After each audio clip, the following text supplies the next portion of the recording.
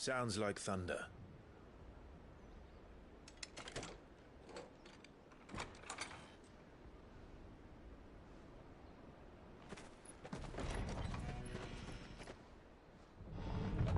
You're late.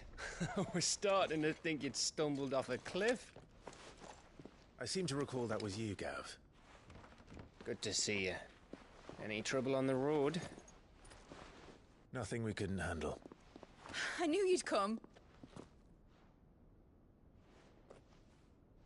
Is that who I think it is? Yes. Allow me to introduce my brother, Joshua. Clive's told me all about you. Or even listening most of the time.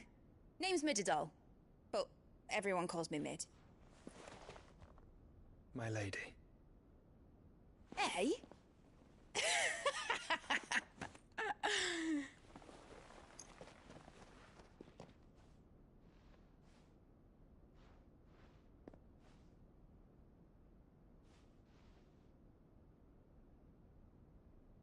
My boy. Uncle Byron. It's really you. I never thought I'd see the day.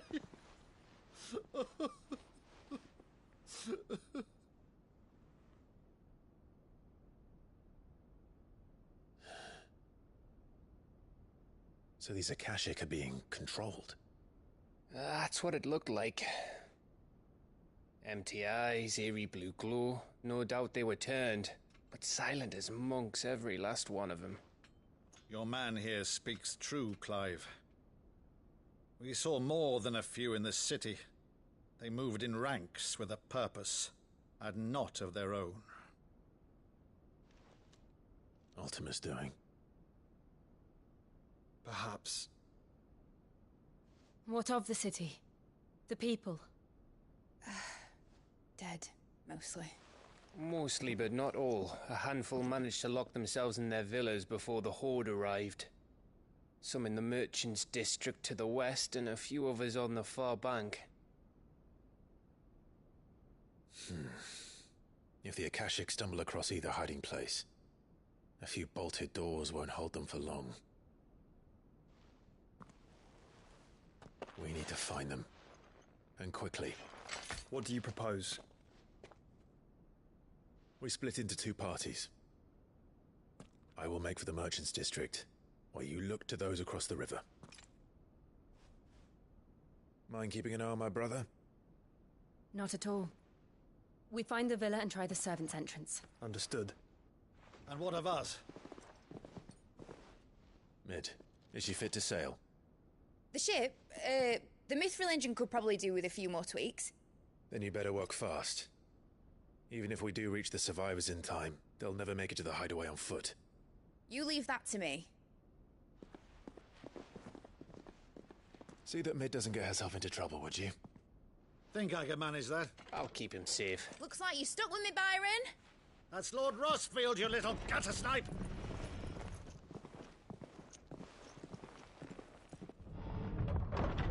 Shall we then? And you keep Clive safe. Be careful. Both of you. You too.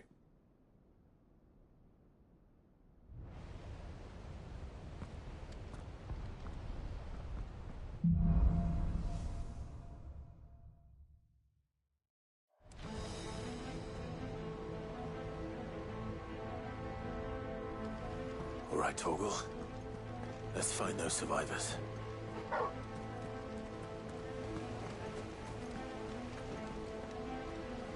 They don't stand a chance against those things.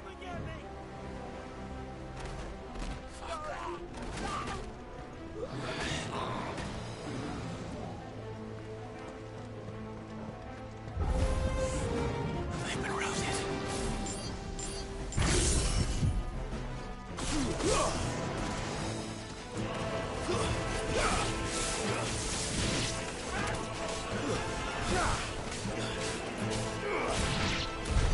They're wearing Waluda armor.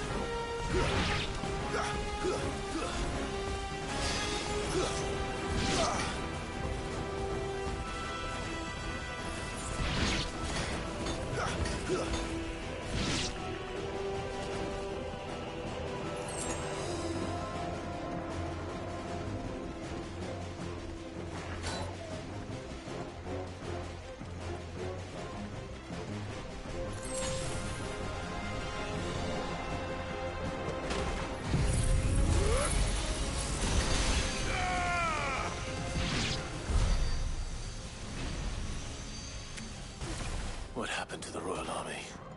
There's nothing but monsters here.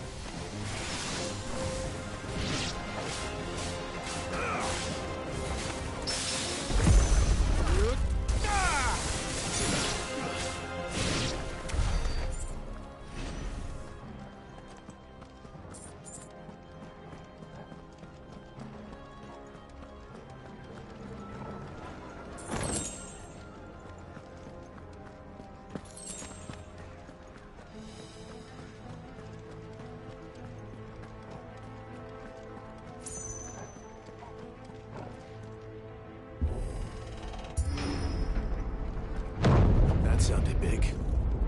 Joshua and Jill must be busy.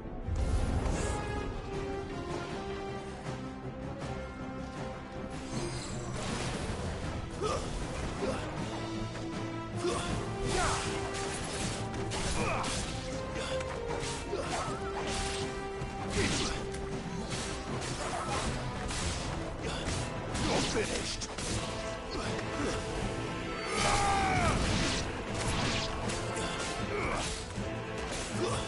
Stay down.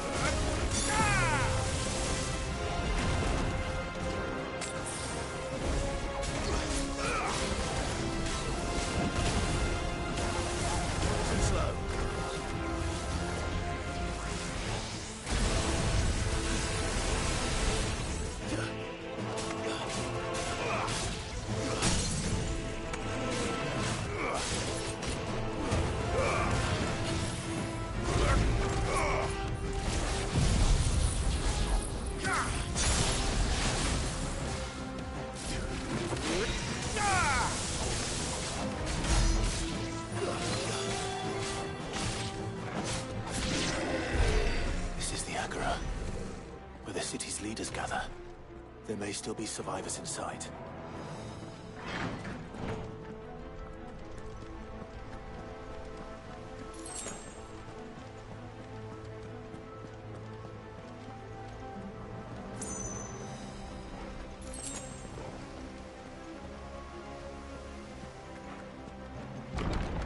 Where are they?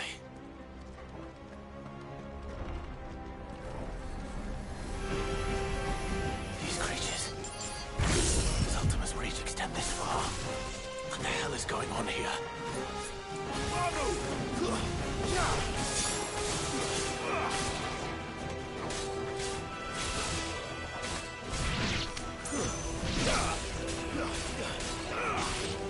It's over.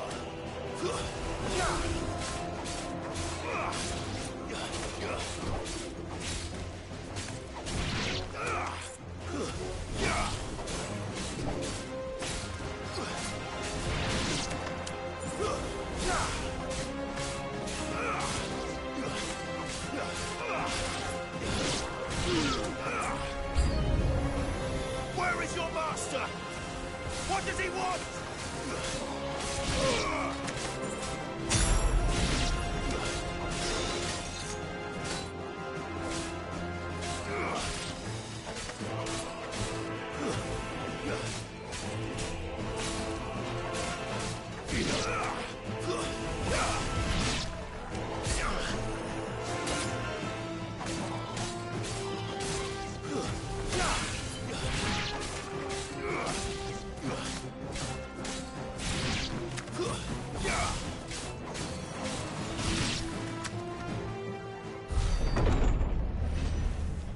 You've caused quite the commotion. But then I would expect no less from you, Muthos. You again. I don't believe we've been introduced. You were in my family's crypt.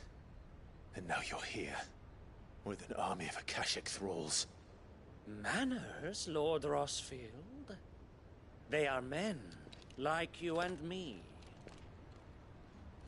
Albeit ones unburdened by the wills that drive our kind to madness.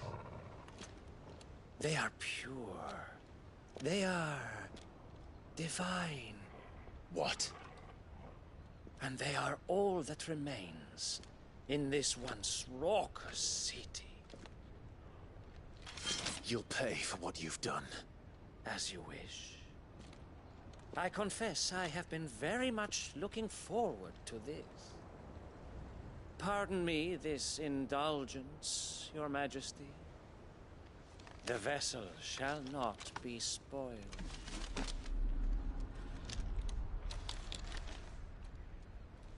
I am Statesman of House Harvard, and you will yield. Or not.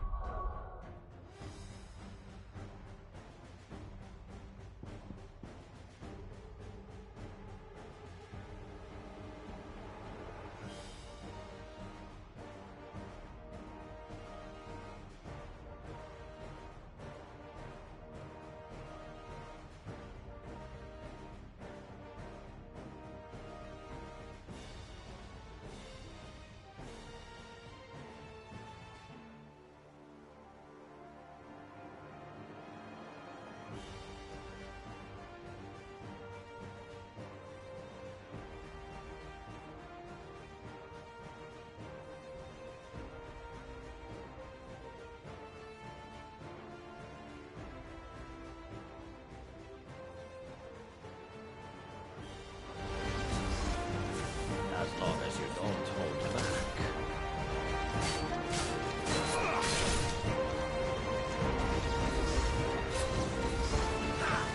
Too slow.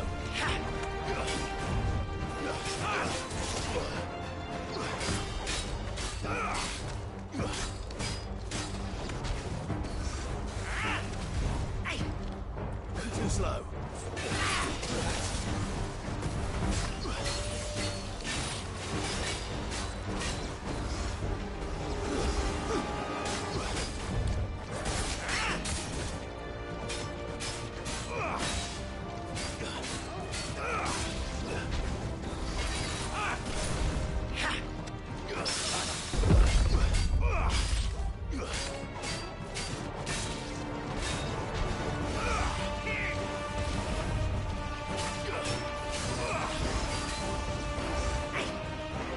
Too slow.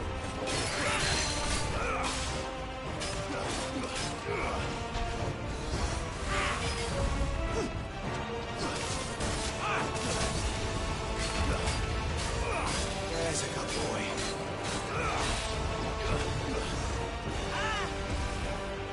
Nice try.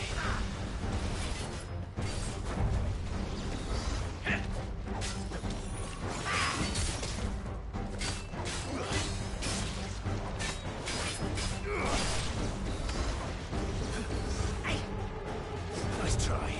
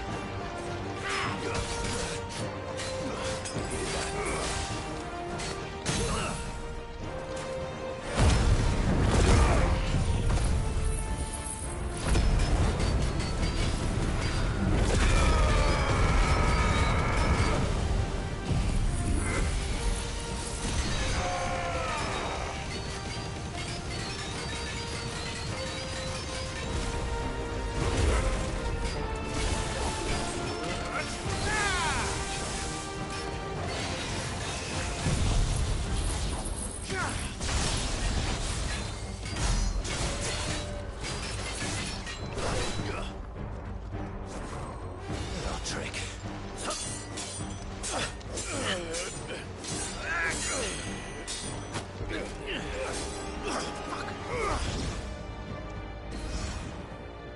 You will forgive me if my performance seems uninspired. It is just that I expected so much more from our chosen one. Perhaps this will kindle your flame? What now? A gift from my liege lord's armory. Gungnir. Watch closely, Mythos.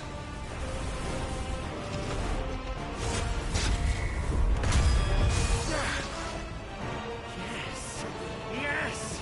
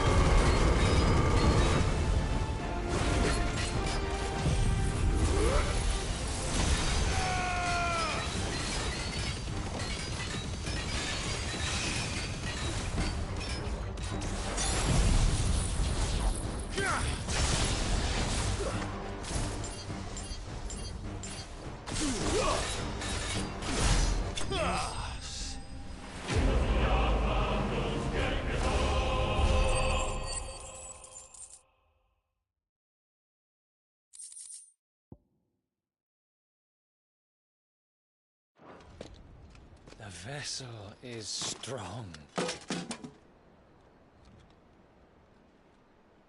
My liege.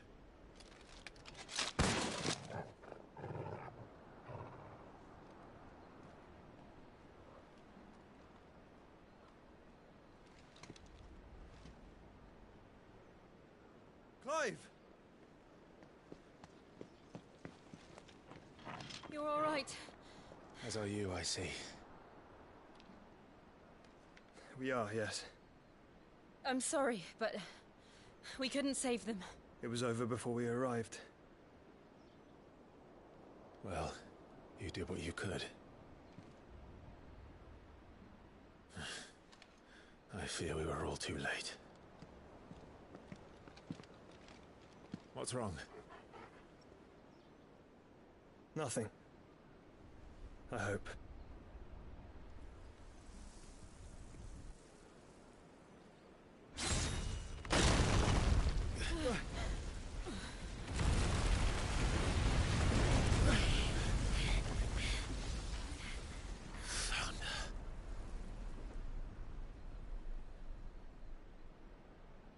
Leaving so soon, Mythos?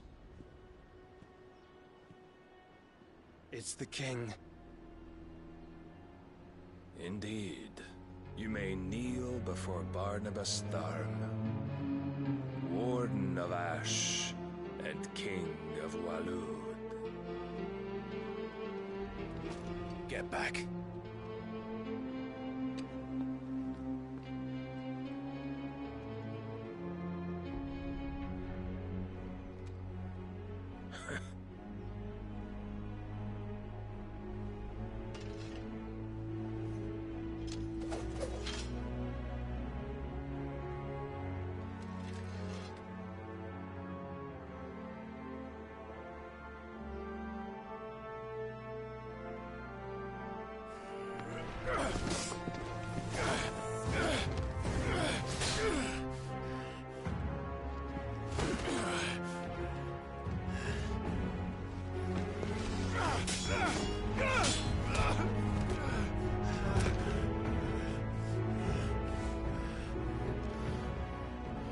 Wild and impetuous.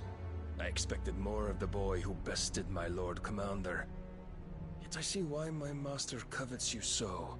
The power within you, Mythos. The potential.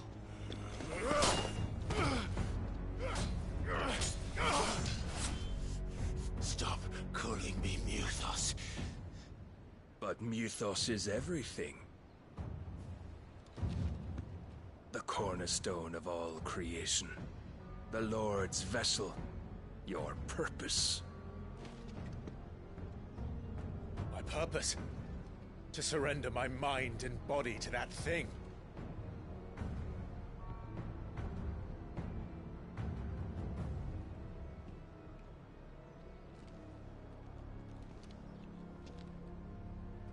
No, Your Majesty. My purpose is my own. I made a promise to my friends, to my people. And nothing is going to stand in my way. You would allow this delusion of free will to bar your path to greatness? Truly, your volition is a cancer. One that must be excised.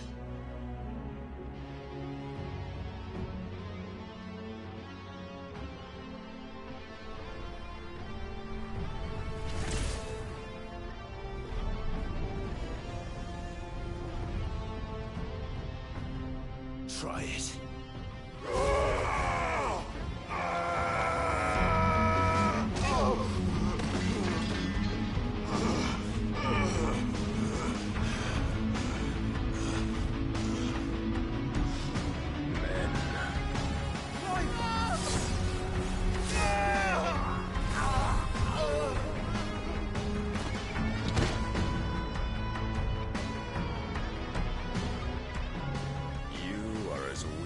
All the rest. Joshua!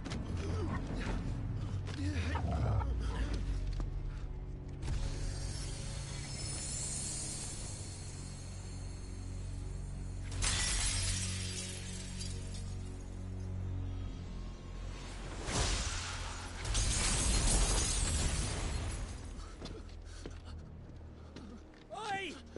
Oi! This way! Hurry!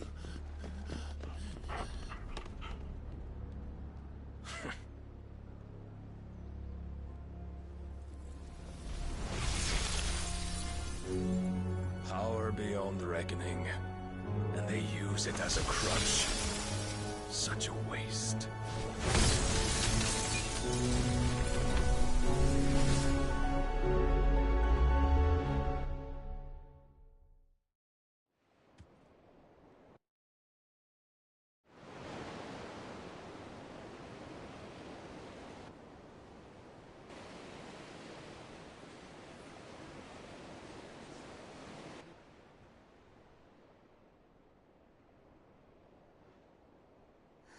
Will he be alright?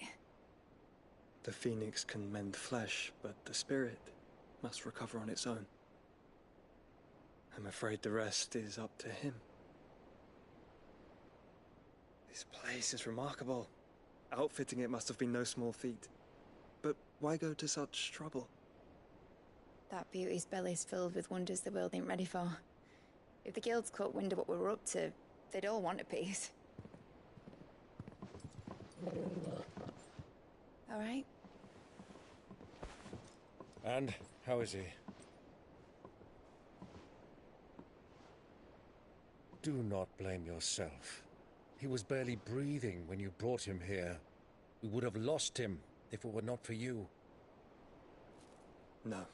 Barnabas may have severed nigh every sinew in my brother's body. But he made certain the wounds were not fatal. Nigh every sinew? Allow me, your lordship. Don't know what I was thinking, putting you to the trouble like that. 'Tis no trouble carrying comestibles to my ailing nephew. I know, but you've already done so much for us. Pouring your gil into the hideaway and now the ship. I don't want to take the piss. You risked your life. And for what? Some girl you hardly know. Why'd you do it? You not mad or something? I wouldn't go that far. Clive! You're awake, my boy. Oh. All I want to do is help. And the world won't save itself. It was Sid. Your father, who taught me that. Sounds like him. Don't you dare do that again. What of the Royalists? Fucked up. The lot of them, along with the galleon. With the king on board, no doubt. The Iron Hair wouldn't sail without him. Clive. Jill didn't come back. What do you mean? She kept the king busy while the others dragged you out. It's all right, Mid. Jill is fine. The ether of her icon endures. And as long as it does, we can be certain she is alive.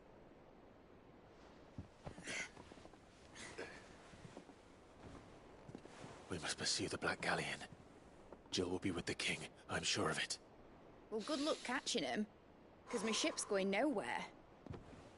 It's the Mithril engine. She's got a kick like a wild chocobo and a mind to tear the hull in half.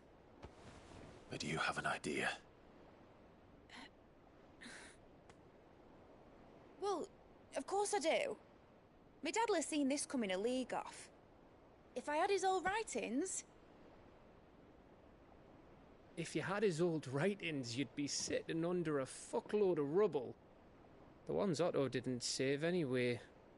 I suppose he might still have a few pages in his stores. We'll have to hope it's enough. Do what you can to ready the ship. I'll speak with Otto. In your condition, you really are mad. Perhaps. But the world really won't save itself.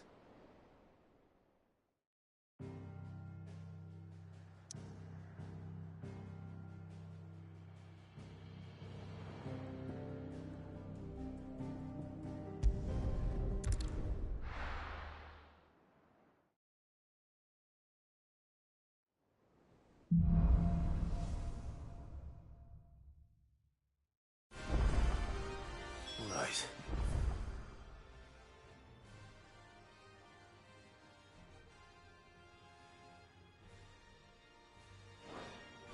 Gav said that Otto might know something.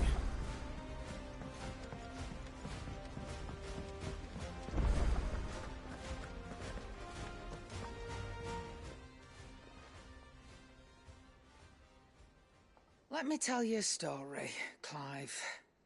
All right. Them rumours wet legs were spreading. Might be they weren't just tales plucked out of thin air. You see, there were a time when I weren't too particular about who I sold steel to, so long as they paid me the right price. Some women lust after blood, others after flesh, but me, I were always one for gold. And to satisfy that lust, I sold to opposing armies, stabbed my every client in the back, made myself the most hated woman in the twins. But then one day I met a man who made me a different kind of offer. Said he'd give me access to a realm-wide community of like-minded individuals in constant need of steel and sundries. On the condition I sold to him and his alone. Was that the first time you met Sid? Aye. And I fell right into his damn trap.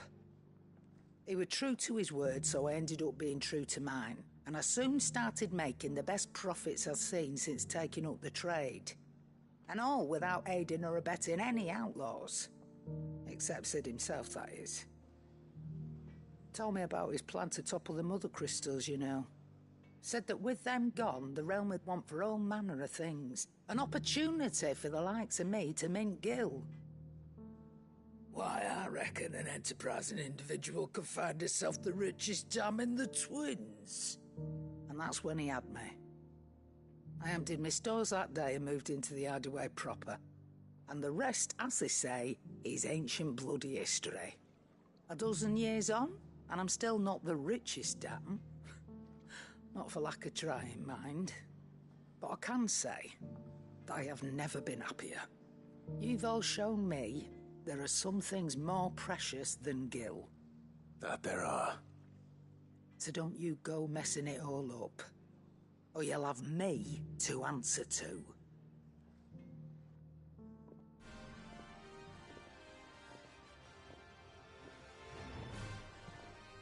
Still alive, are ya? If you're gonna buy something, be quick about it.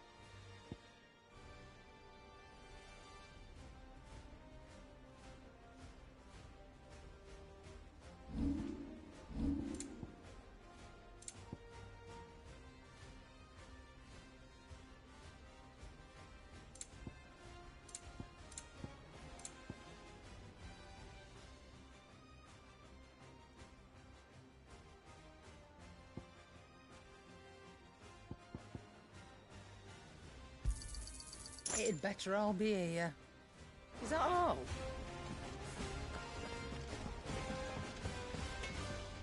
Trouble with your gear, or something for you, dear?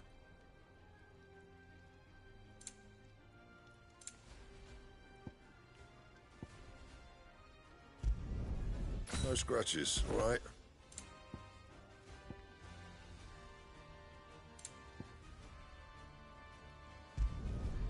Not bad, if I do say so myself.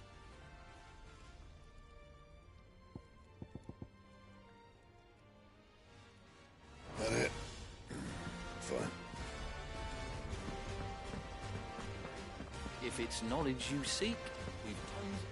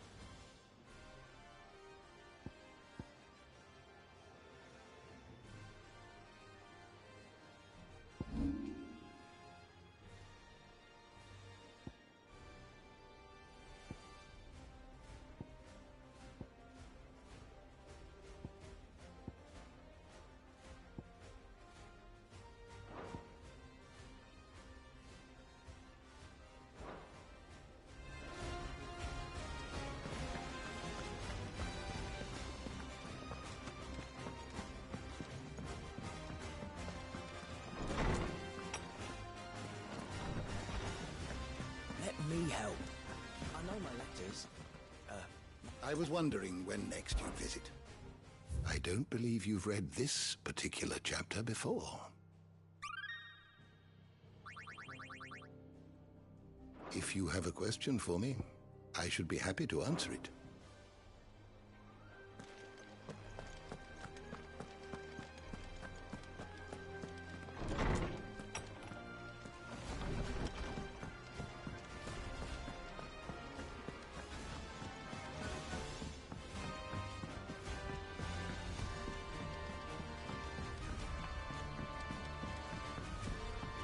Paul said it was an army of Akasha.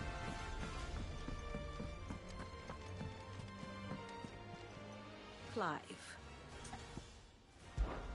What is it that you wish to learn? Study it well, Clive. Of course. Very good.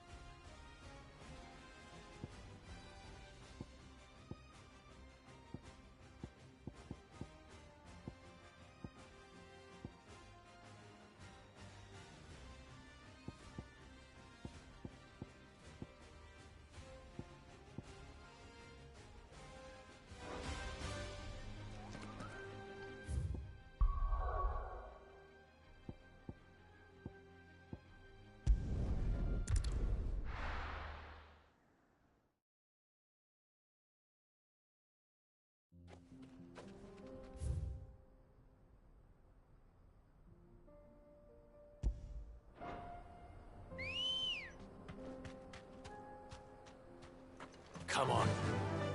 Yeah!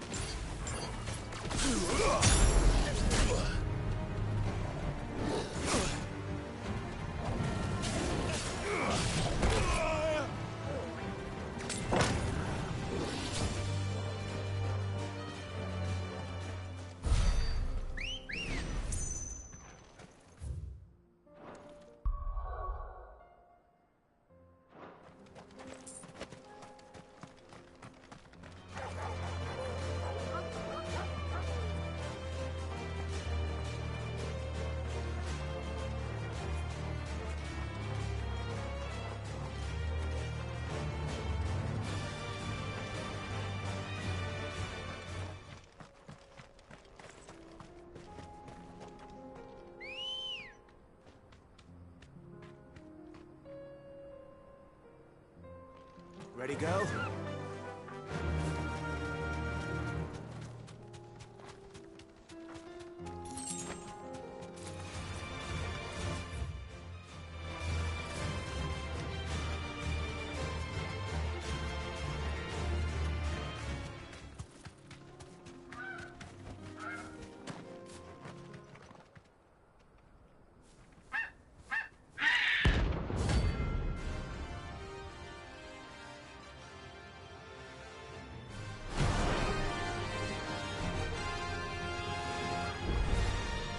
That's like no chocobo I've ever seen. Something tells me it won't be easily broken.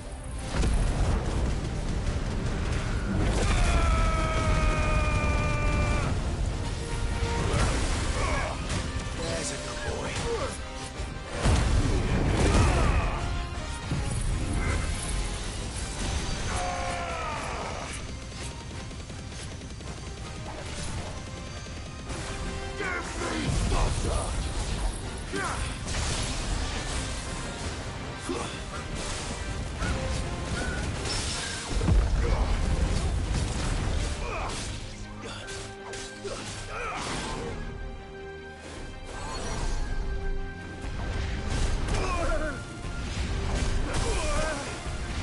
I failed.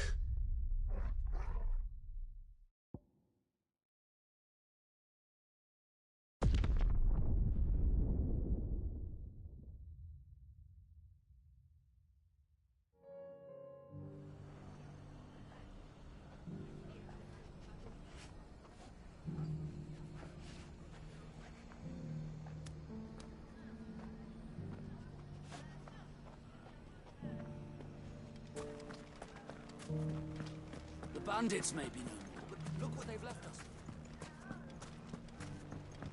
Mummy. The gentleman of the town guard.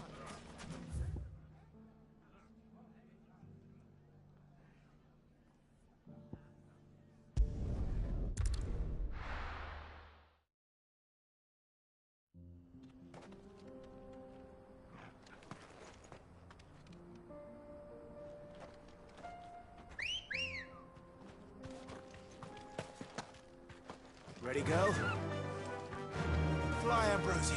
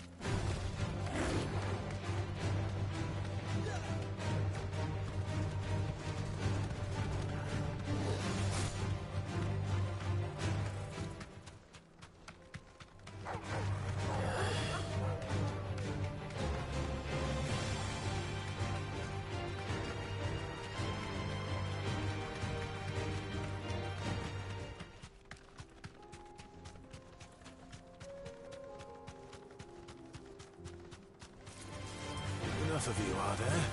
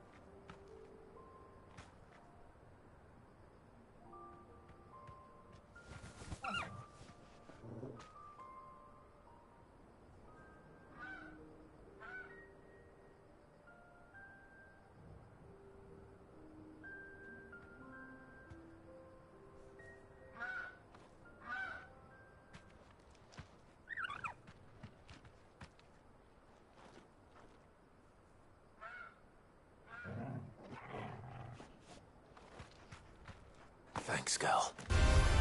There's no turning back.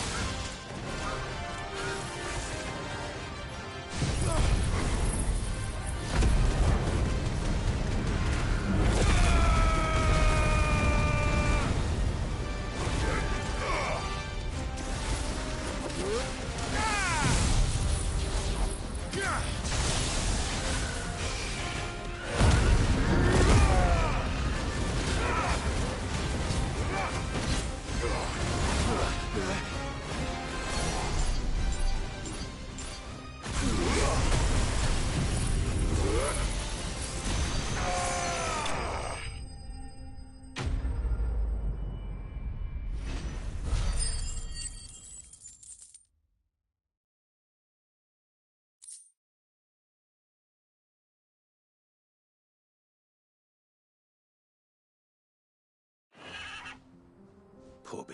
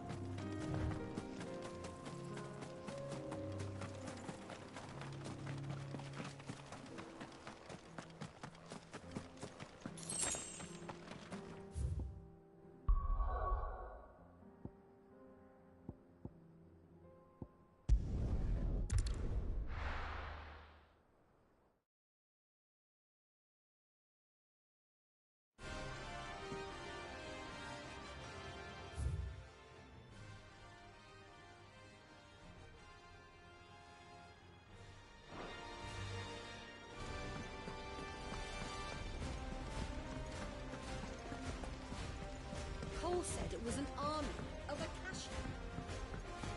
How are we supposed to do our duty when the hills are Clive? But if you're here, where the hell is everyone else? Don't tell me. They're all right. But it's a long story.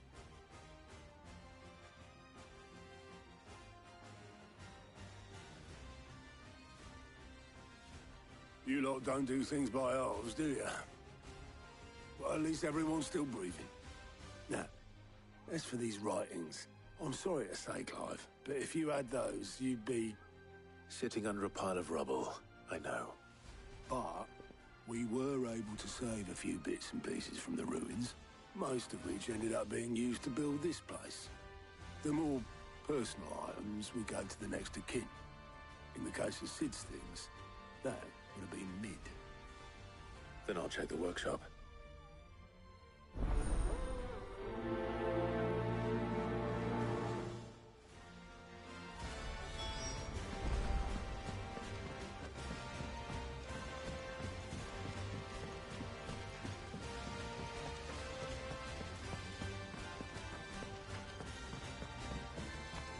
If Amber and the Lazarus are gone, do you think Mid's ship will ever sail?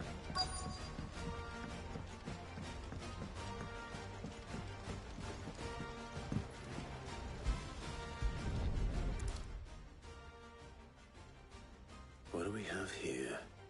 Oh. Sid's pipes. Something tells me Mid won't be needing these.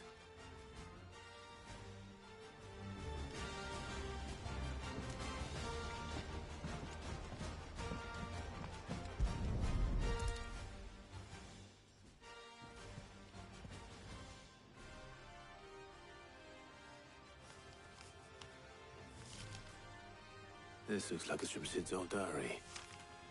But you'll already have read it. I'd better keep looking.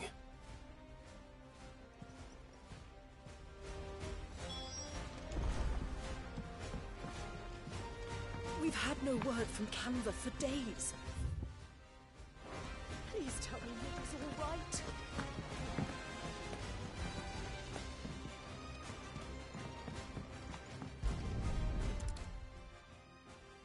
I remember seeing this doll in Sid's cellar. I wonder if it was Mid's.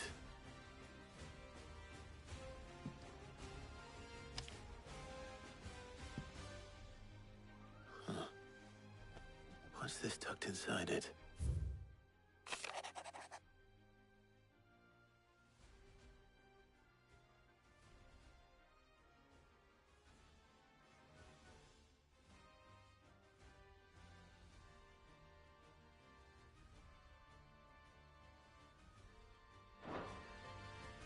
Sid's best invention. Huh. That sounds promising. So Sid hid something in Mid's first opus. What would that be? Perhaps Otto might know.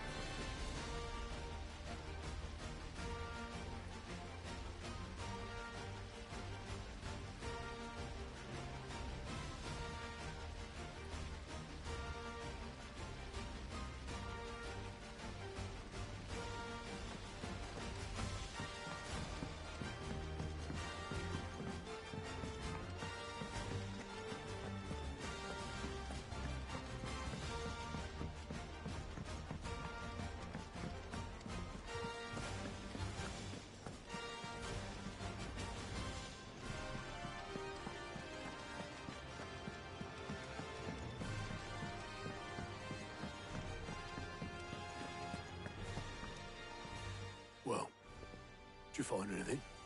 Possibly. You wouldn't happen to know what Mid's first opus was? Opus? That girl's as tone deaf as a banshee. Unless you mean the orchestrion. She couldn't have been more than, what, 11, 12 when she cobbled that thing together? It surprised us all. Not least her dad. You should have seen how proud he was of the little scamp. What's that battered old box have to do with anything? I think Sid may have hidden something inside it. Wouldn't surprise me. Those two and their bloody treasure hunts. Half the things in the hideaway were hidden one time or another.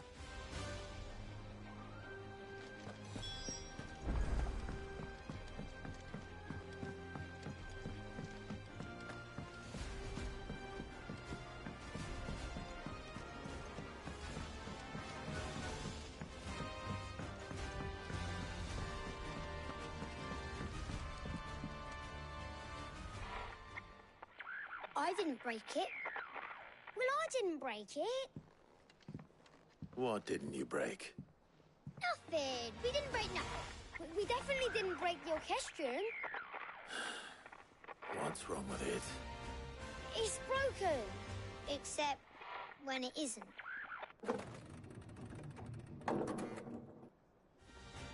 See?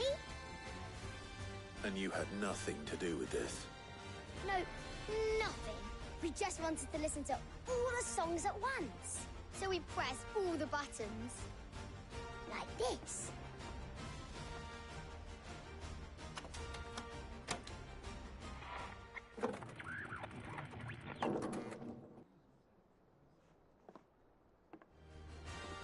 See?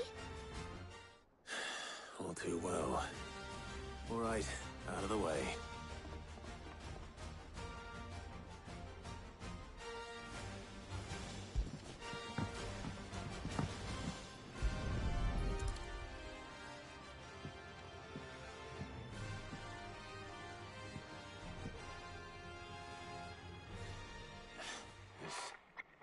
Something caught on one of the gears. Did you break it? Can you fix it? No, I mean, yeah, yes. There. How about now? You fixed it! Sid fixed it! He more than fixed it! Yeah, new music! Huh. Never heard this one before. They started playing when I removed this. Whatever it is.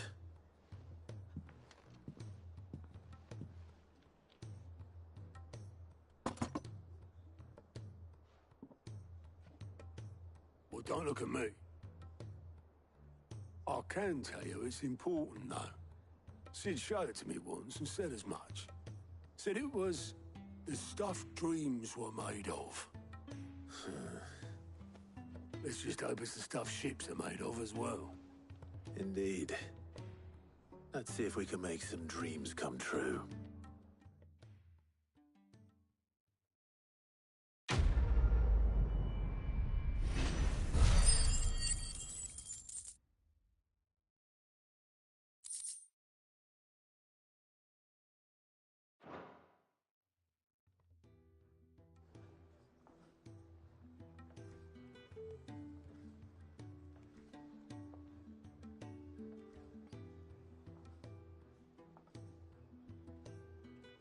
Just the two I was looking for.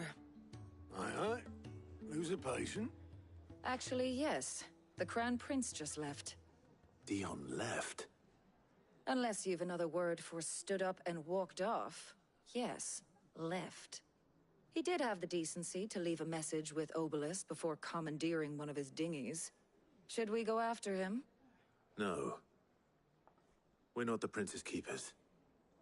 He's free to do as he sees fit. I'd rather he did so in bed. His wounds are nowhere near healed. Much like yours, I suspect. Otto told me what happened in Canver. What is it with this realm's princes and their aversion to rest? Ask me when I get back. Though I may be sometime. Then at least try to stay safe. And if that fails, try to stay alive, eh?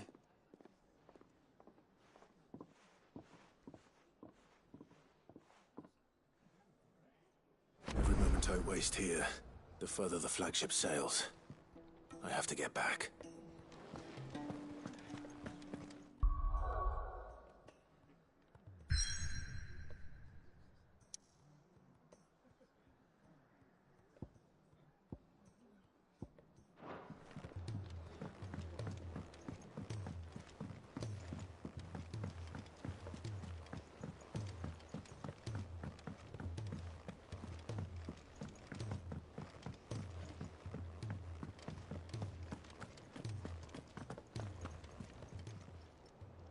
may I help you today, Clive?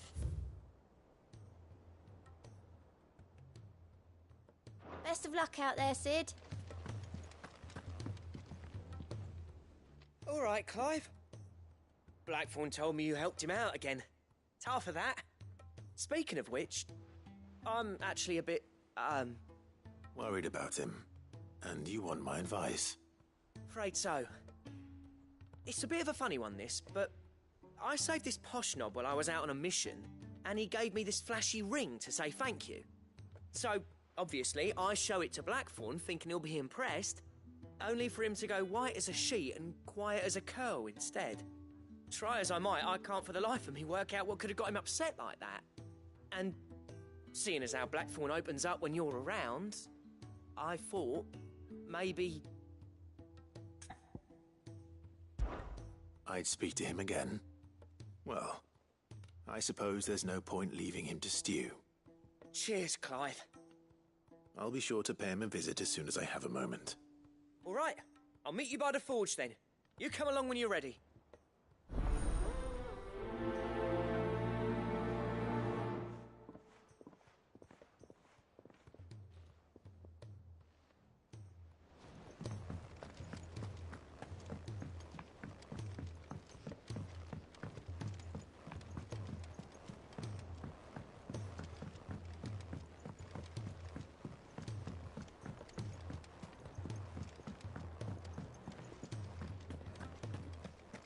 If it's knowledge you seek.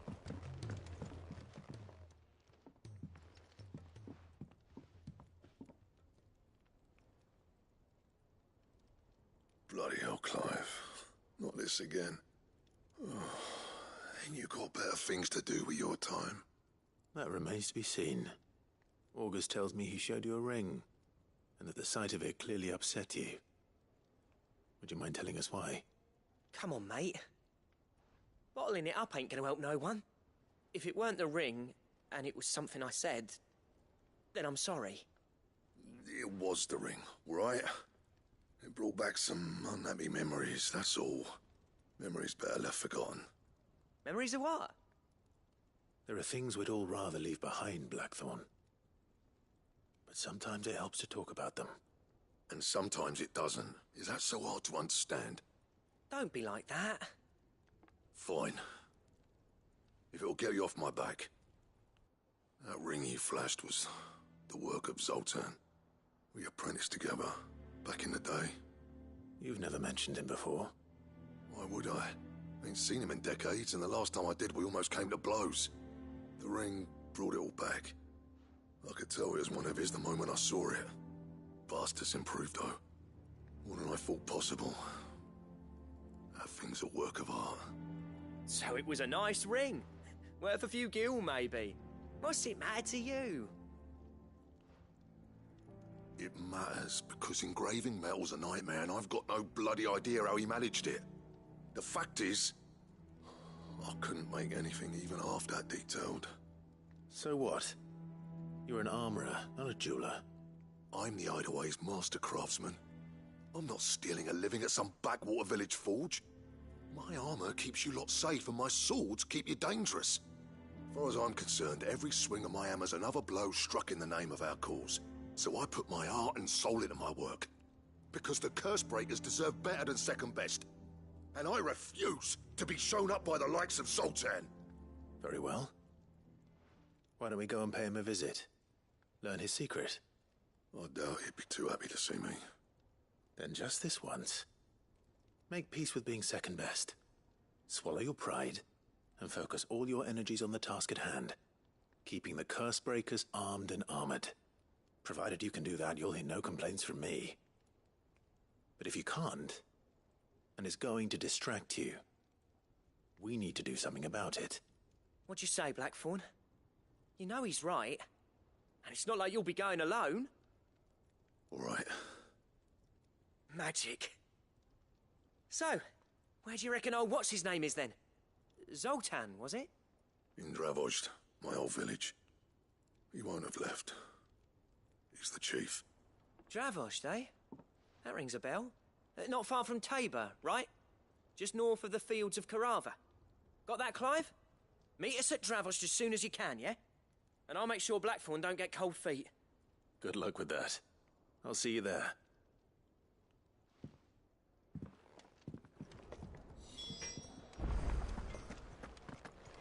If it's knowledge you seek, we've tomes aplenty to guide you in your search.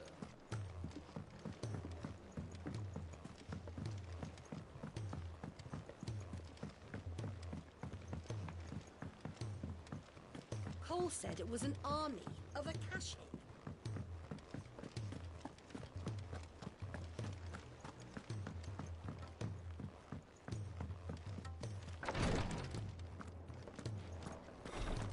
She can't get... Glory to Griga. There you are. And not a moment too soon. What's happened? Taya's busy working herself into an early grave. Since the arrival of her latest patient, she's refused to stop, even for a moment. I've tried offering to see to him in her stead, but she won't hear of it. Clive, she hasn't left the infirmary in days. She's pushing herself too hard. And if she doesn't rest soon, will you talk to her? Order her to her chambers if that's what it takes. Because if she keeps this up, I fear the hideaway will be without its best physica before too long. I know better than to order Taya to do anything, but I'll speak to her. Thank you. I pray you have better luck than I did.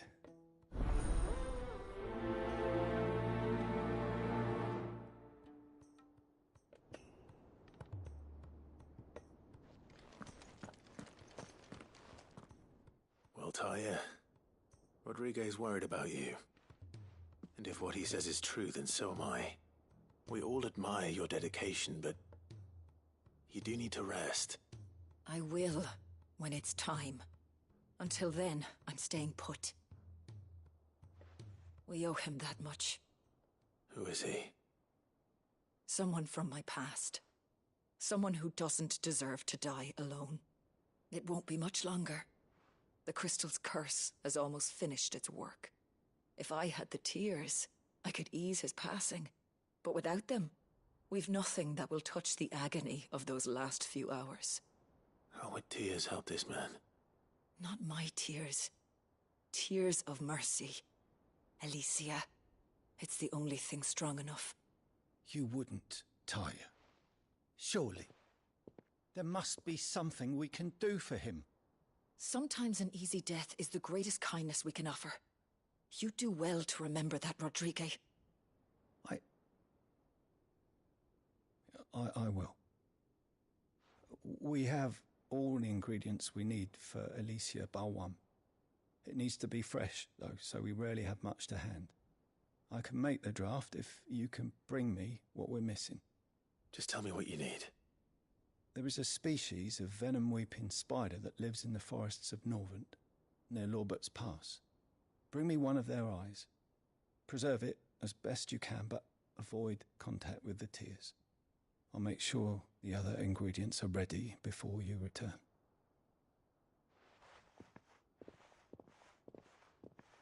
Thank you, Clive. I won't forget this.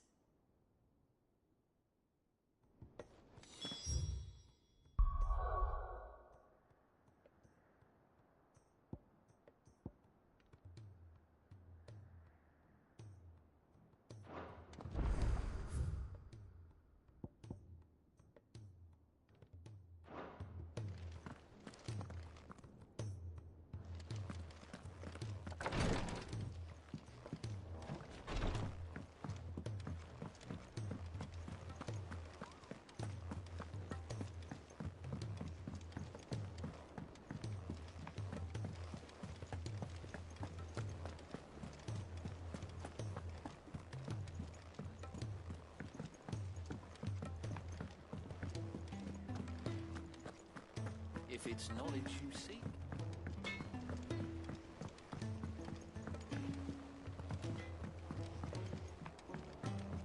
He's a surly soul.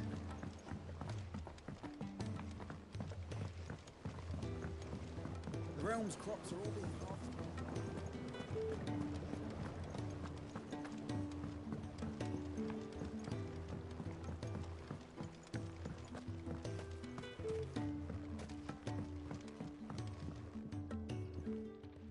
Sid, do you recall the flowers I had you bring back to the yard?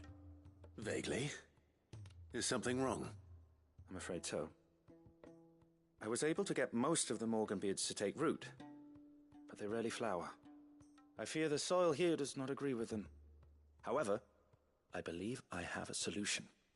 I can't wait to hear it. I'm going to marry the Morganbeards with Morbles. I know, but hear me out. Morbles are possessed of a highly choleric temperament. The fire which drives them appears to be maintained by an abundance of nutrient-rich ether drawn from their environs. I believe that by grafting a Morble vine to a Morganbeard, the appendage's wealth of vigor-inducing nutrients might well stimulate the flower to bloom. The endeavor, I assure you, is scientifically sound. I simply need a vine to prove the theory. And all you need is a single vine from an ordinary Morble. That is correct. A single vine.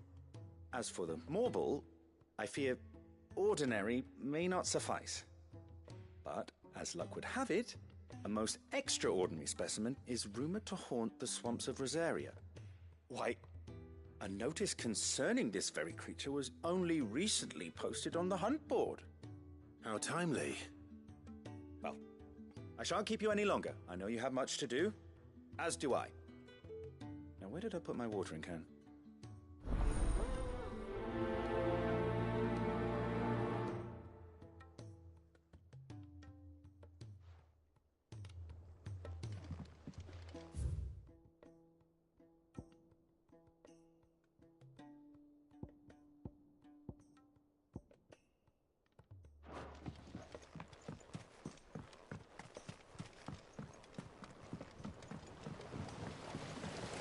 Trader from across the sea.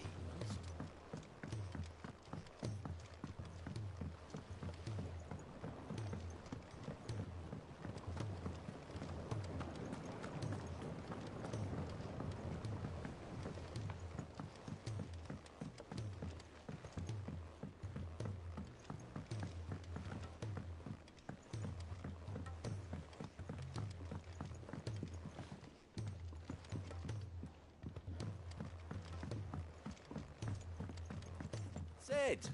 Heard you were in Canva fetching young Ned.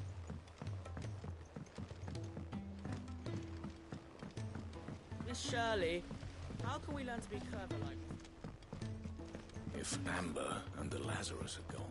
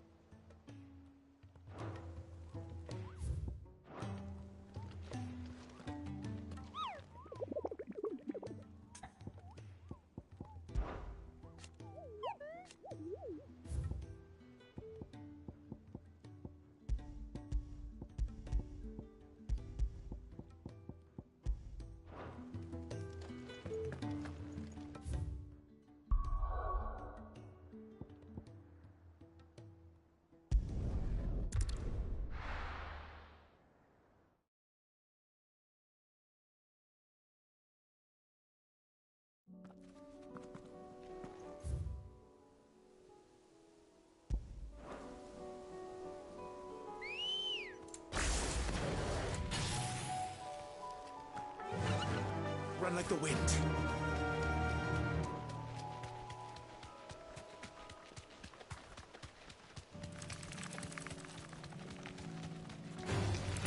All right.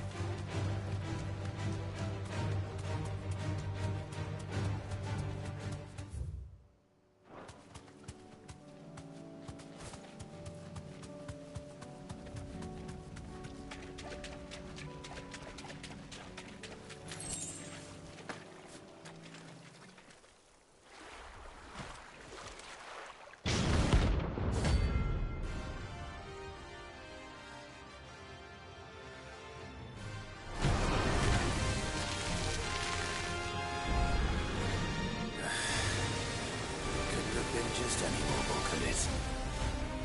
All right then.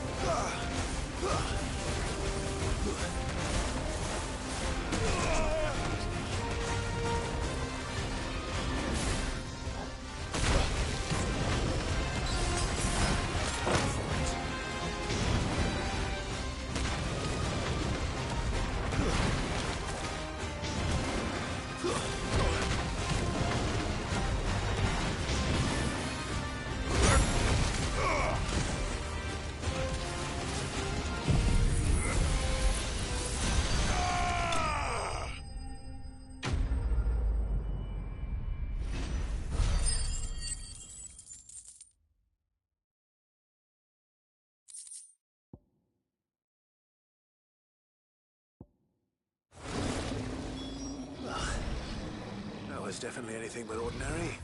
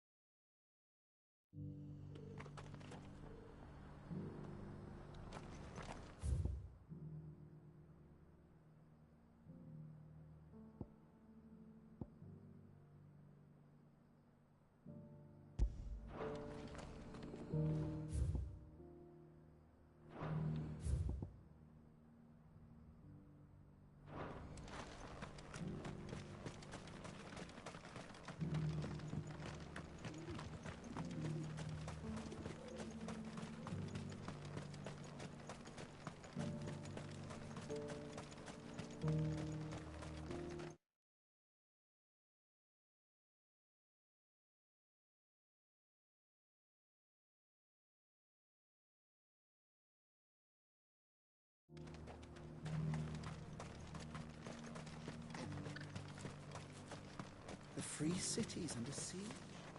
Who'd have thought it?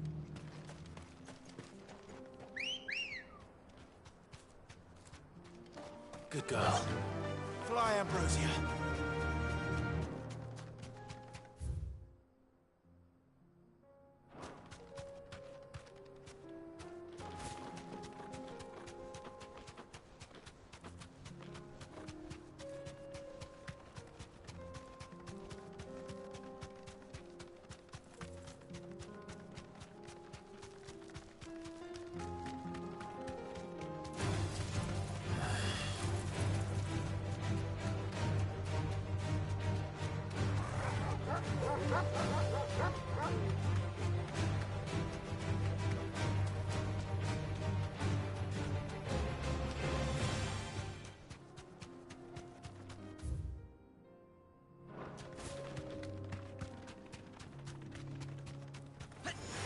This one fetch a few good.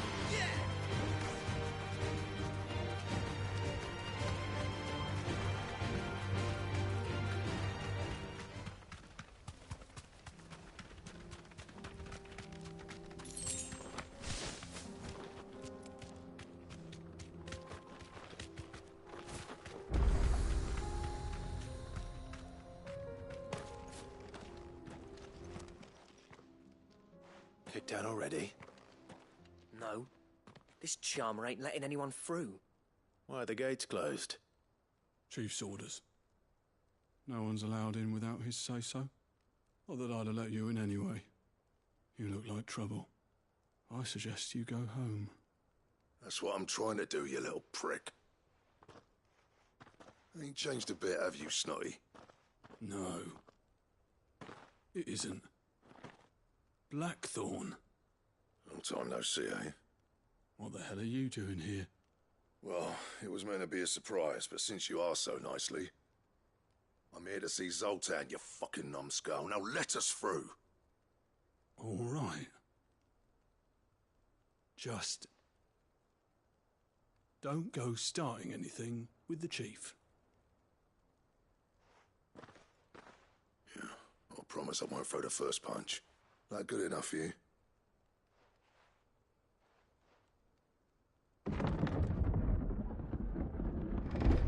one then. Much obliged.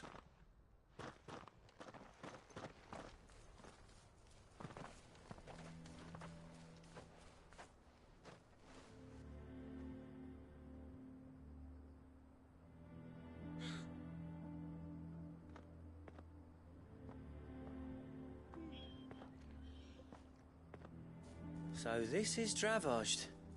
Not much going on, is there? It's a smithing town. When I was a lad, you'd have to shout to be heard over the sound of hammer on anvil.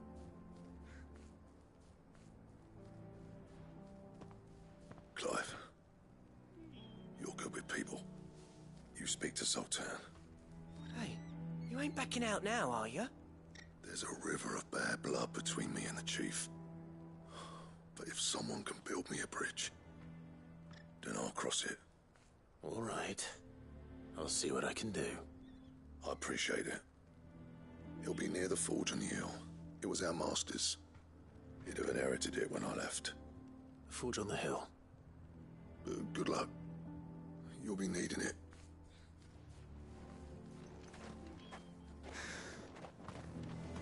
But if we can't fire the forges, how are we going to earn our keep?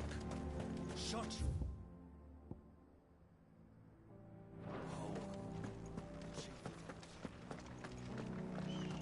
Mama?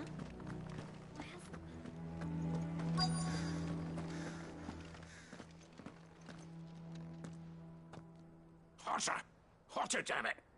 Those miserable flames wouldn't melt butter, let alone iron. Pardon the intrusion. I'm looking for the chief. That'd be me. It's a pleasure to meet you. I'll bet it is. Keep the gates closed, I tell him. Well done, Snotty. You're not welcome here. Get out. Before things turn nasty. Blackthorn's here. What did you say? He's traveled a long way to see you. Yes, has he? He's waiting. Down by the gates. Then I suggest you take him with you when you leave. Didn't you apprentice together? So what if we did? Fuck! We're getting nowhere. These bearers' flames are next to bloody useless. We're never going to be able to fire up the forges unless we can find some new crystals. I'm a busy man, as you can see, so do me a favor and piss off. Oh, and if you're struggling to find your way out, ask Blackthorn. That prick knows exactly where the exit is. He's not wanted here, and neither are you. All right. I'm going.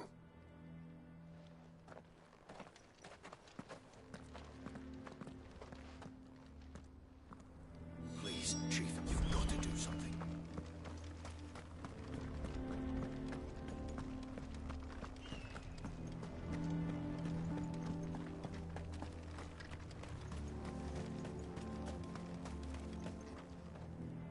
Let me guess.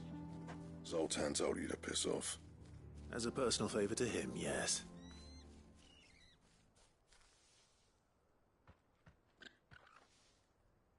Well, at least he didn't beat about the bush.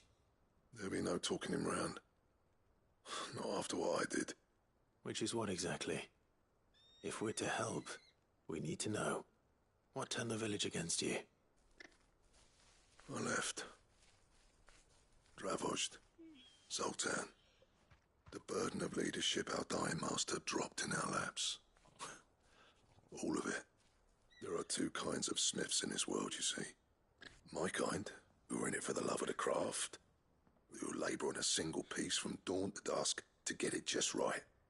And the other kind, who are in it for different reasons. People like Zoltan, whose work is quick and cheap. The kind of smiths who shit out a few hundred blades, reap the profit, and divvy it out among themselves. There wasn't a single day we weren't at each other's throats. And bit by bit, people started taking sides. You would have torn Dravozd in half had it gone on. So, I left. You didn't have to do that. Zoltan's a better chief than I would have been. His way of doing things kept food on people's tables, Dravosh prospered without me and my lofty ideals getting in the road. Until the crystals run out at any rate. Without magic to fire the furnaces, this place is as good as dead. It depends on how you look at it, though. There's got to be other ways of making fire. We manage it in the Deadlands. Thanks to Sid's ingenuity, yeah. He saw all of this coming. Knew crystals were the problem, not the solution. And spent years coming up with ways of doing without. You know what I mean, though, right? Where there's a will, there's a way. What I'm trying to say is that it's not your fault. You couldn't have predicted this. It doesn't matter whose fault it is. I don't want to be the greatest smith alive just because I happen to be the last. Clive. Dravosh won't last long without its furnaces. So, do you think it's time we shared Sid's bellows with the world? The way I see it, it's your decision to make. Hold on, Blackthorn. Sid made those things for us. They give us an edge over the rest. And you'd be throwing it away. All right. Do it. This place was your home. I won't abandon it to its fate. Sid's creations were never meant to be hoarded. It was only ever a matter of time before we shared them. Let this be another step on the road to freeing Valisthea from the prison of the Crystal's blessing. Dravosh will show the world that it's possible. Wouldn't you agree, August? When you put it that way, of course. It's like hearing Sid speak from beyond the grave. Thank you, Clive. Shall I go and fetch the plans, then? I know I'm off by heart. I'll be needing some help, though. Building a furnace isn't exactly a one-man job. Do us a favour and round up anyone strong enough to lug a brick or two, would you, August? All right, then. And I've got a job for you too, Clive. Finding me some salamander skin. I need leather for the bellows and nothing else will withstand the heat. Luckily for us, salamanders feed out in the fields of Karava. Time for a spot of hunting, then.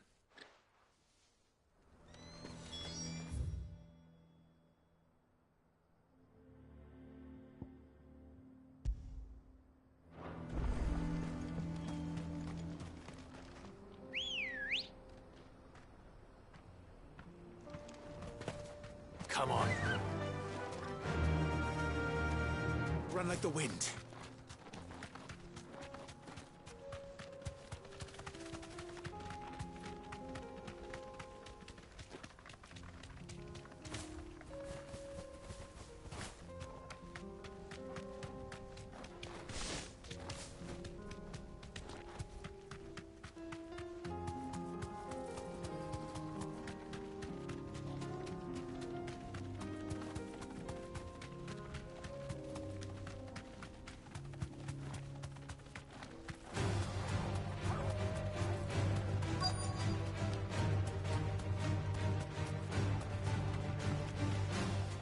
Let's make this quick, shall we?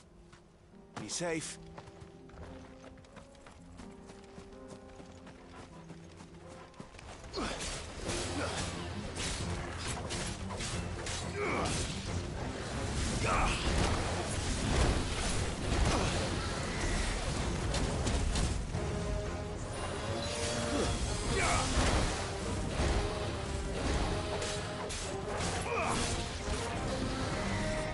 Nice try.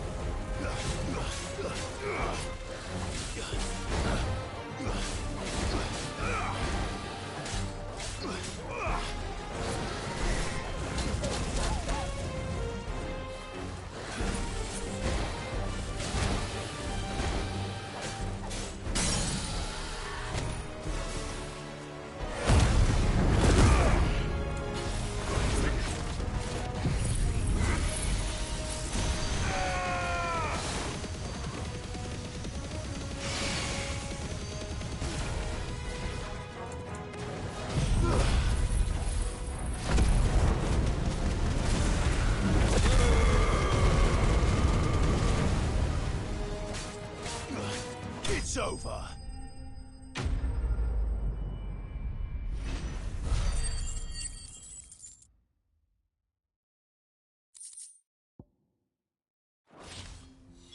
I dare say that would be enough for a decent set of... Fellows?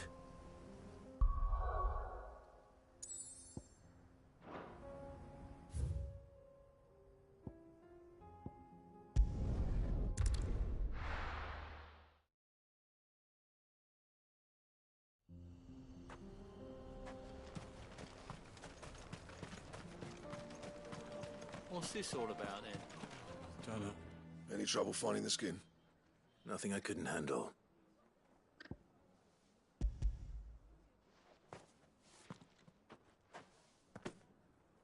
There should be plenty. Right then, time to put these louds to work. If everyone pulls their weight, we'll be finished in no time.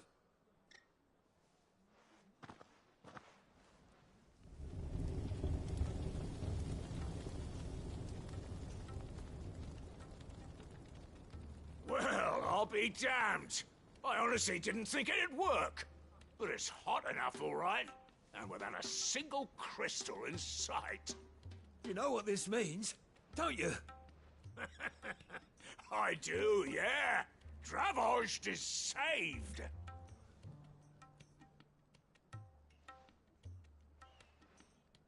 Sorry about earlier.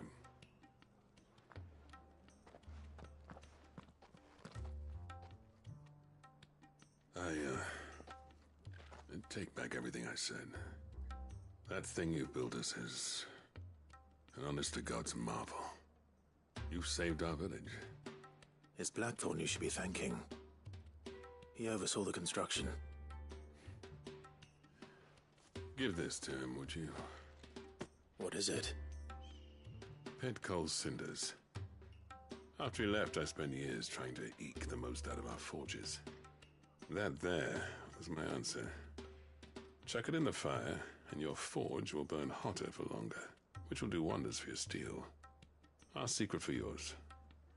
Only fair.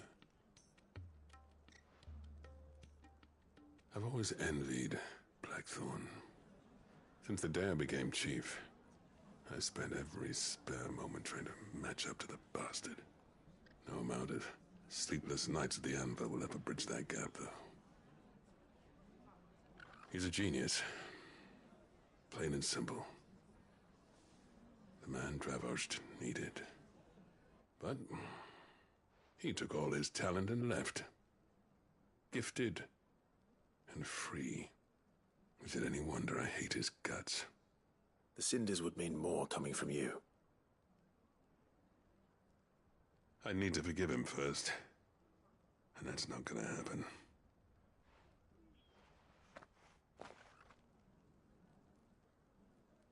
Well, you know what they say. Oriflamme weren't built in a day and all that. These things take time. Especially when they involve two geezers who hold grudges tighter than their hammers. But what matters is, Blackthorn's got that twinkle back in his eye. And I'd call that a job well done. So would I. I reckon he's going to be at it a while yet, though, so why don't you head off without us? I'll see that the old git gets home safe and sound. See that you both do. I'll save the cinders till then. All right. It'll be a nice little surprise for him.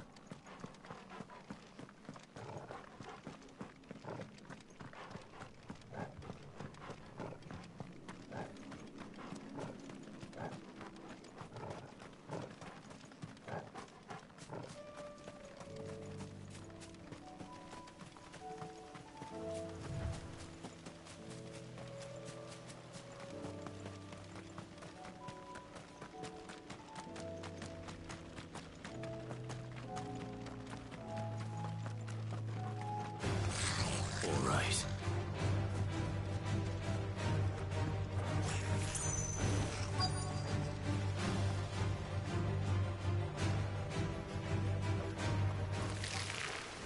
Rodrigo could have mentioned his spiders would be the size of curls. Give me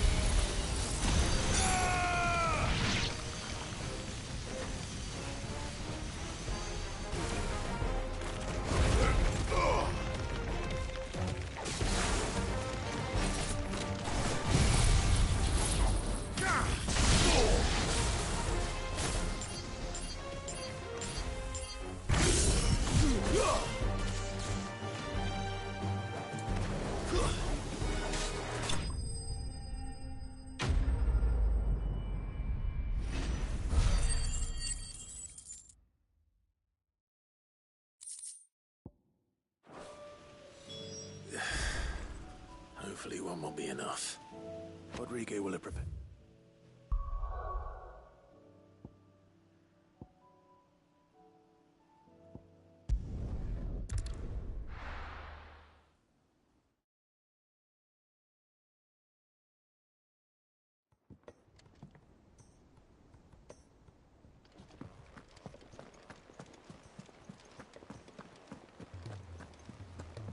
Cole said it was an army of Akashi.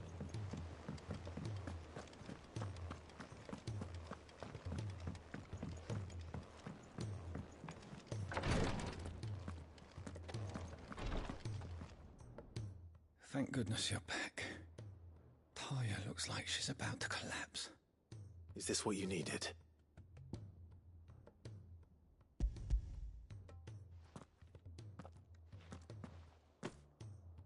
Yes, it is.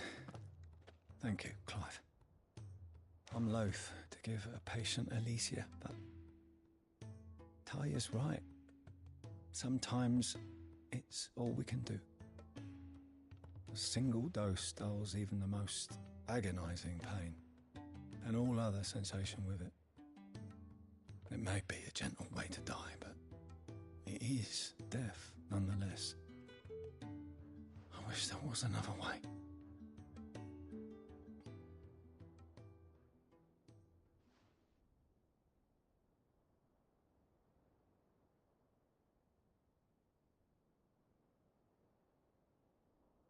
How are you feeling? light mid-here. Drifting on waves. Good. Just relax. Let the waves carry you to a better place. Thank you, Taya. I'm so proud of you.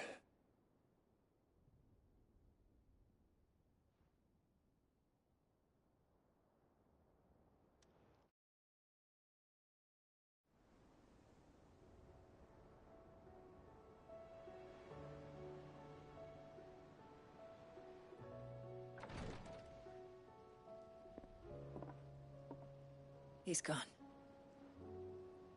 Thank you, Rodrigo. And you, Clive? I'll see that he's properly laid to rest.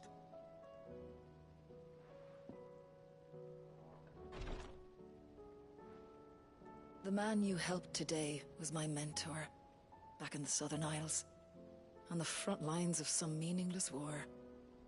I was still a child when they shipped me to their triage tents, to treat the wounded with my gift. But in such blighted lands, I was next to useless. Until he taught me the true physicker's art, that is. An art we would be lost without. Tears of mercy were his gift to the bearers of the world. A respite from the agony of the curse's end. And a kindness Sid would have approved of. You know as well as I what life is like for a bearer soldier. Marched from one battle to the next, never knowing which might be your last. A commander may care nothing for the bearer spent in his service.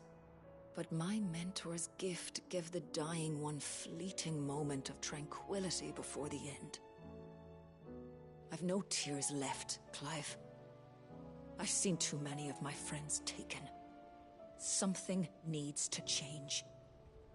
And we need to be the ones to change it. And we will. I promise. I hope so.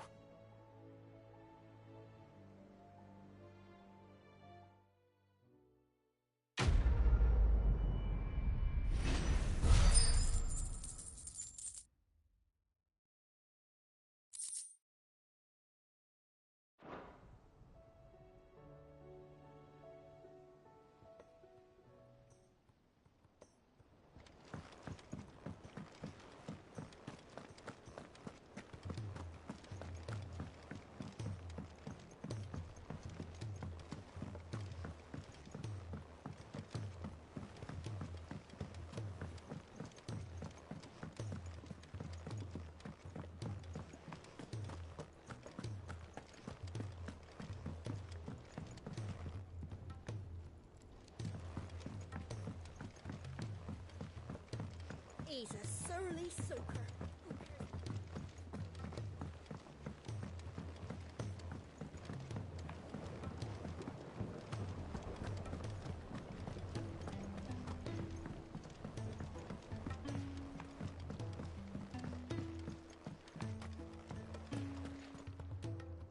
Sid, I can't help but notice that your satchel is twitching in a most violent manner. Here. It's your problem now. What an amazing specimen. The flesh positively throbs with vitality. If I can successfully graft this to the Morganbeards... When I successfully graft this to the Morganbeards, I suspect the results will be immediate. I shall begin at once.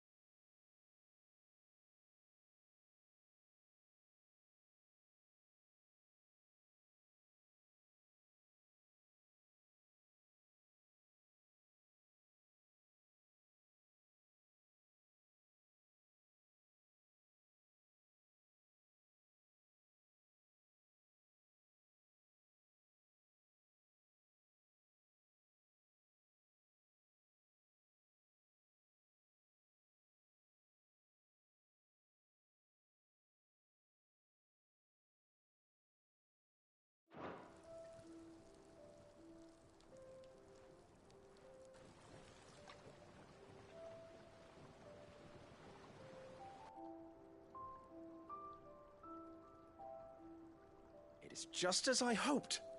Witness how the Morganbeards have taken to the blighted soil. How they bloom with heretofore unseen vigor. Why, I dare say such a vine graft would yield similar results when applied to other specimens as well. I'm glad I could be of assistance. You've not only helped us, Sid, you've saved us. Do you recall the extract with which I provided you before? I took a moment to distill some more, but this time with the petals from the invigorated Morganbeards. And would you believe? Its potency has nearly doubled. You must accept this vial as thanks for your assistance. The rest, I shall give to Taya.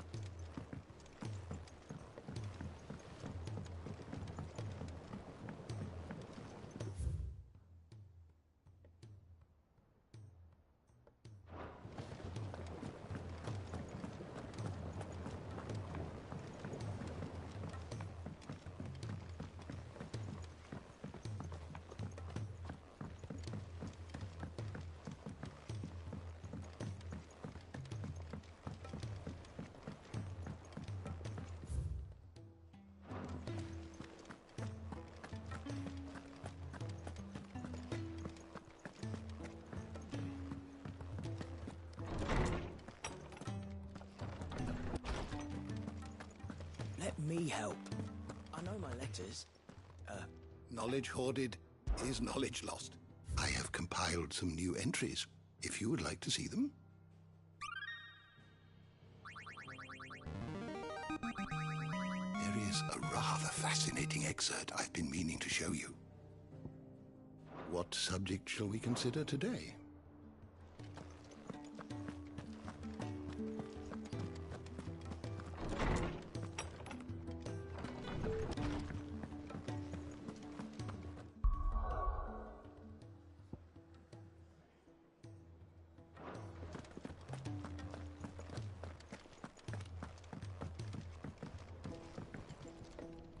Gentlemen, I see you both made it home in one piece.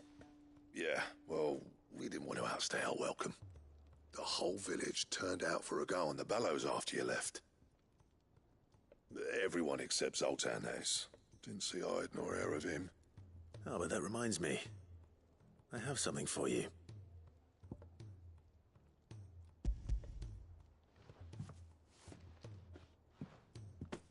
Pit gold cinder? How'd you come by this?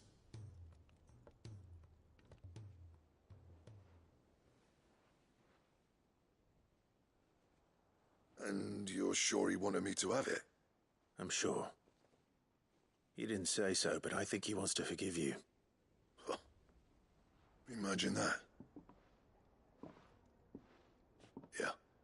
You know I could never leave this place, don't you? Every time you put on mail, you and the curse breakers are trusting me with your lives. There's no greater honor for a smith than that. I'm not about to go crawling back to Zoltan for forgiveness, but I will make good use of his cinder. And if that helps save even a single life, then he'll have my gratitude. What was it you said he called me? Huh? A genius? And he spent sleepless night trying to copy me, did he? Sounds like I better get to work. I've got a reputation to uphold. It's good to see you back on form, Blackthorn.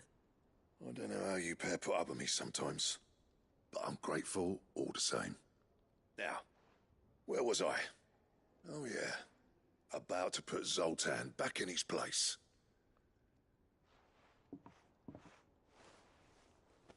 Ain't got the art to tell him how similar they are. Stubborn bastards. A little healthy competition should be good for him. You're not wrong. Still, it's a shame him and Zoltan couldn't let bygones be bygones. No use grumbling about it now, though. Blackthorn's happy. Or as near to happy as he gets.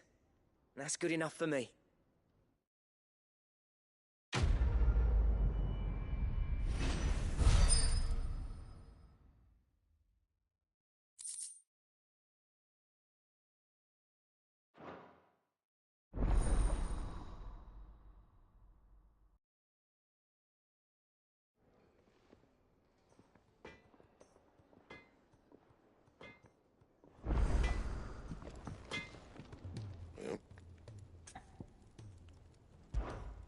So, will it be?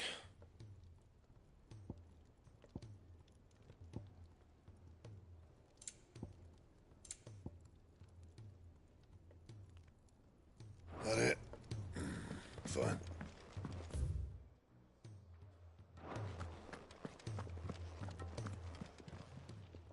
Clive. If you're gonna buy something, be quick about it.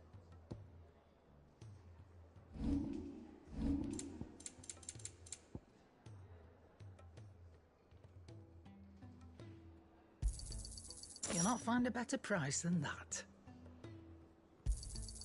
It'd better all be here. You'll not find a better price than that.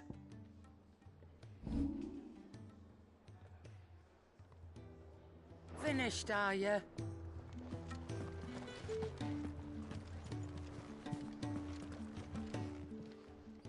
Aye, it's a dangerous world out there.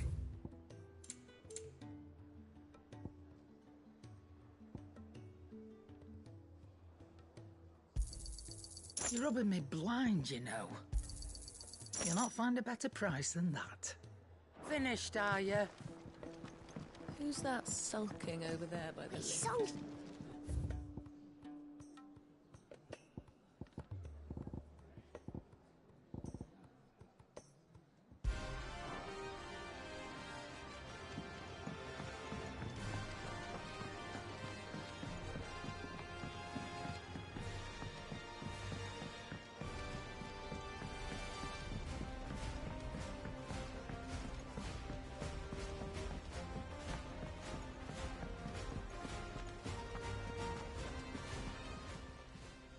Welcome to the Patron's Whisper. Come to claim your just desserts?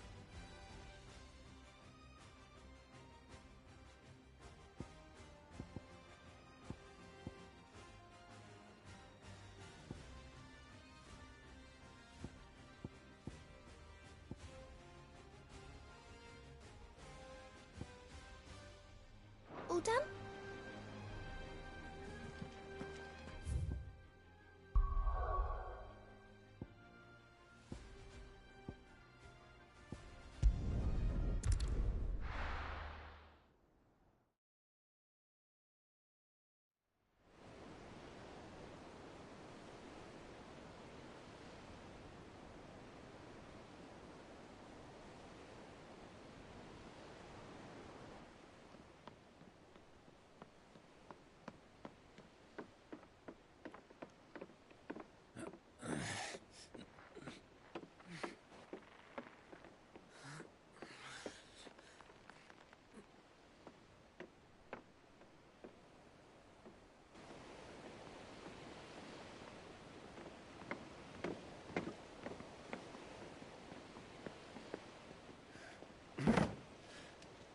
I were right, Clive.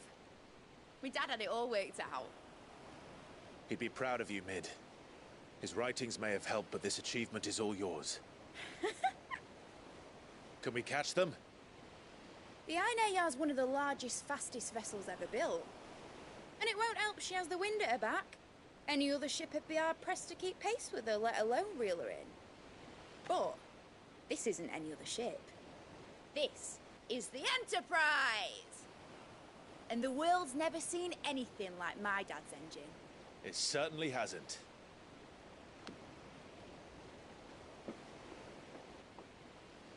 Clive, what do you know of Barnabas Thumb? Only what the bards sing. That he sailed to Ash from southern lands. That it was his mastery of the blade which won him the throne. And that his sword, Odin's sword, can sever the very threads of creation. But don't lose any sleep over a last tilt. We'll do what we must to survive. What we must? The light! I thought this cove was meant to be hidden.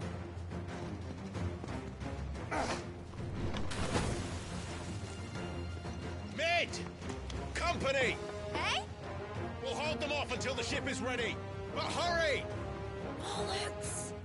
All hands! Man your stations!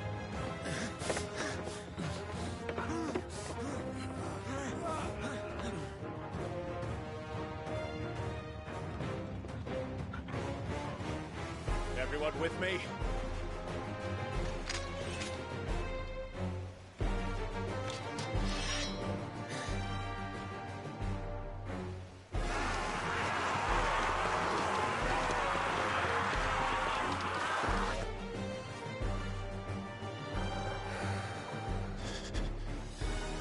Here they come!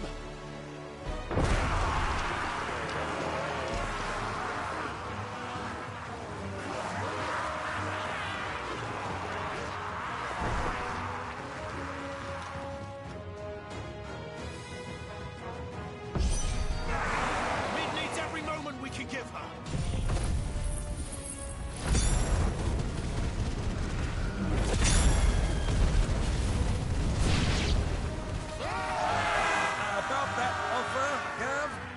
How are we doing, Mid? I thought you said that ship was fast!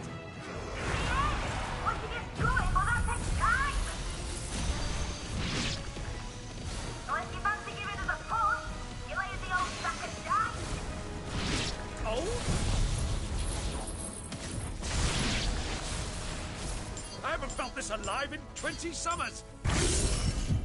Come on, then! Which of you lot fancies meeting Ogre Killer next? Sounds like the clappers, you curds. We go to pay and I'll be damned if I'm going first.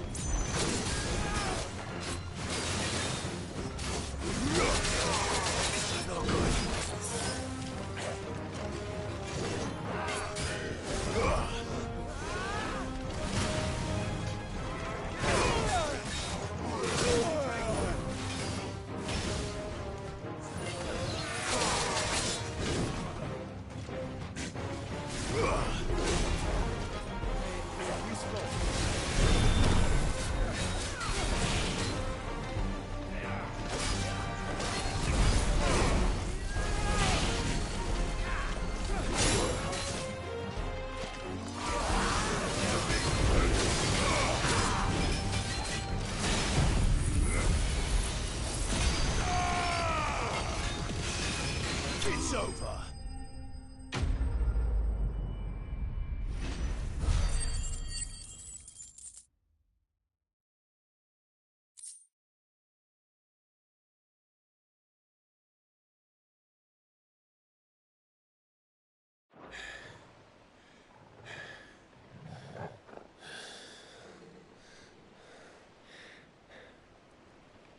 That was easy enough.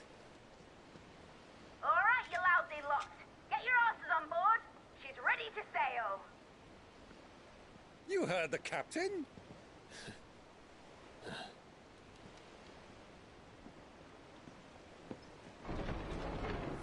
Clive.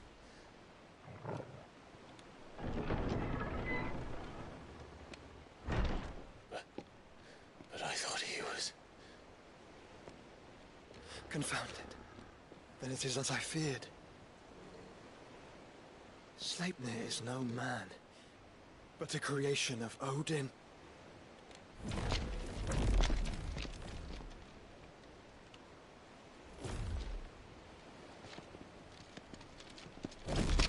Phoenix's fiery fundament. Have you no normal enemies?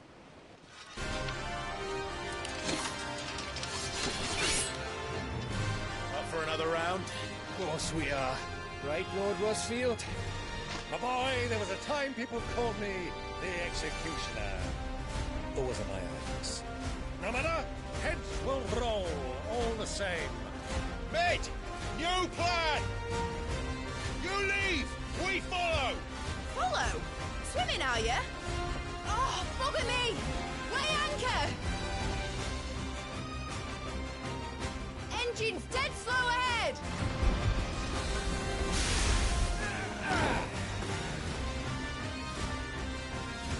Have care, my friends.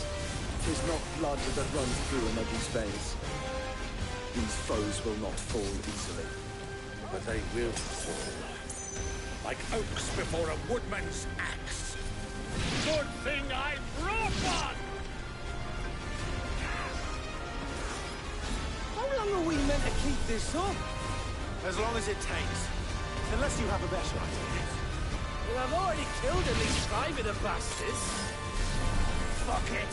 Let's do the lot!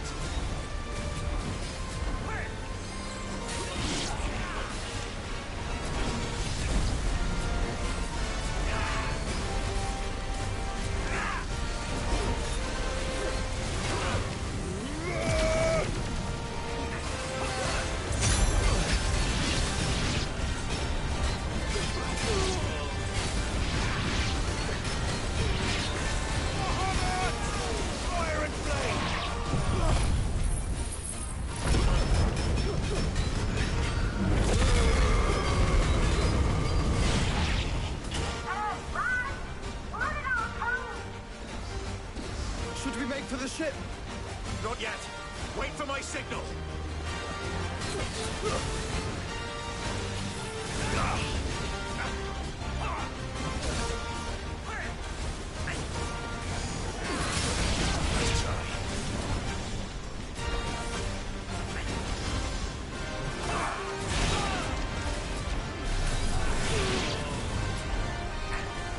In your own time, Clive!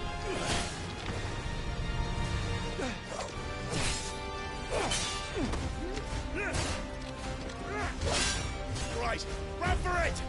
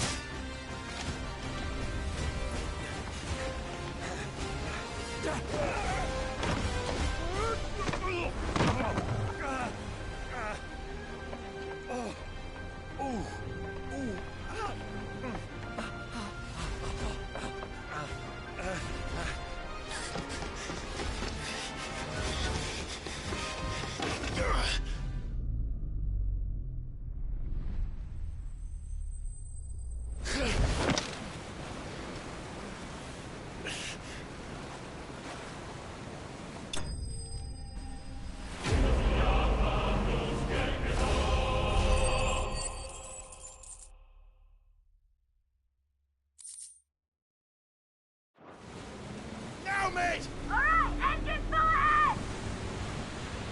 And hold on tight!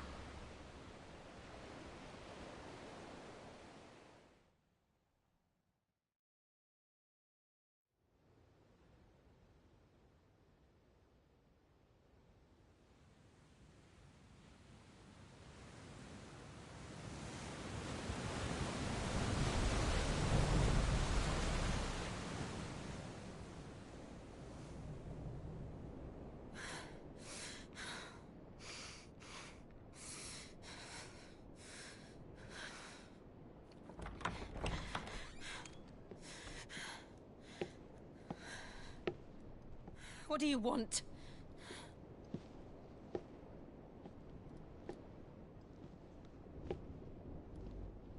That's quite a mess you've made. And wholly unnecessary. You are my offering to Mythos. I would not see you damaged.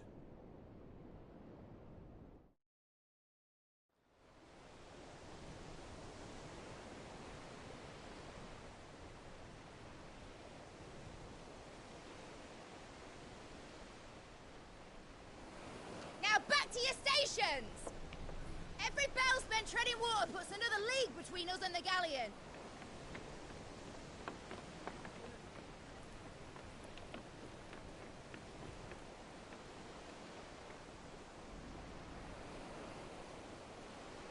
I don't suppose Mid has a spare engine? Since you rose from the grave, my fortunes have plummeted. Are you absolutely certain of this quest of yours, Clive? The foes you face are as terrible as they are numerous. Aye, and they'd have us live and die on their terms, which should answer your question. Ah! You have that same stubborn look as your father did when he set his mind to something. On the battlefield, I am but a single axe. A deadly one, mind, but a single one nonetheless. Yet what you require is 1,000, and I believe my old friend in Brandalar can provide them.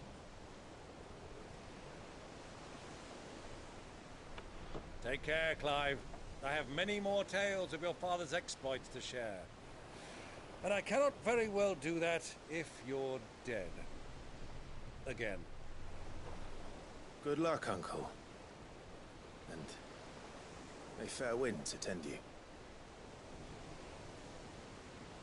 As for you, Joshua, take care. I shall do my best, Uncle. Farewell, my nephews. When next you see me, it shall be with an army at my back. Oh, ooh, yeah. Ooh.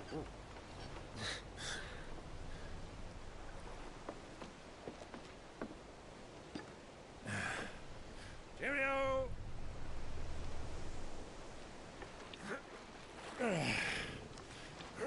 Oh, yeah. Do keep up, my boy.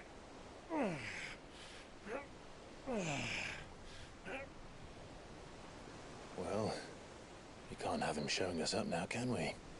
We would never hear the end of it.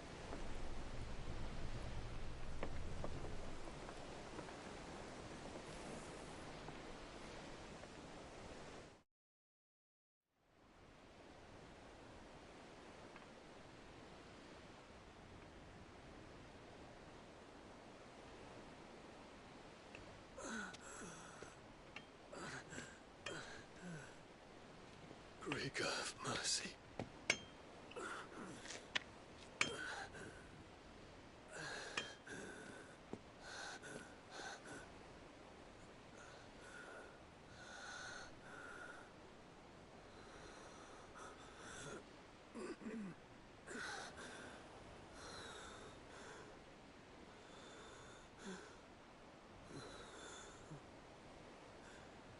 All this.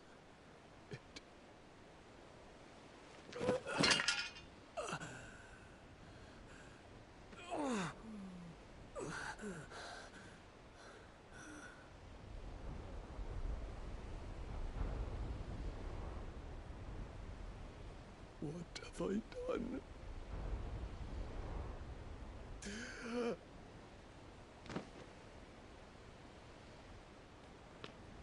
My lord.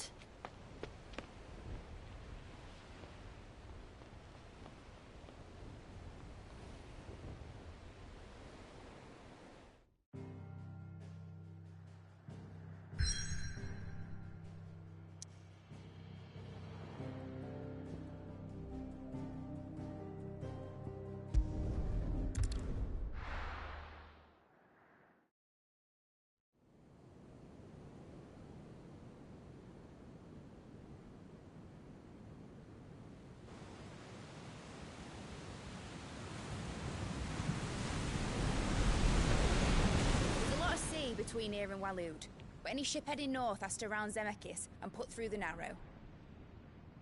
Maintain our current bearing north-northeast, and we'll catch the Black Galleon before she vanishes again. What's to prevent her from circling around Ash from the south? With these winds in those waters, it'd taken forever and a fortnight to reach Stonehere. Mid knows what she's talking about, Clive. Better than any of us lot, anyway. I say we do as she tells. Sails on the horizon. She's ours.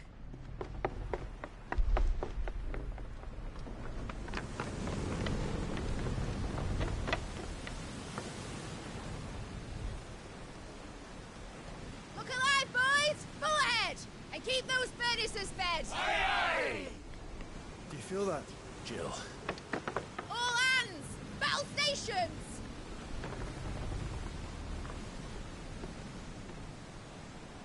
Let's see what this girl can do.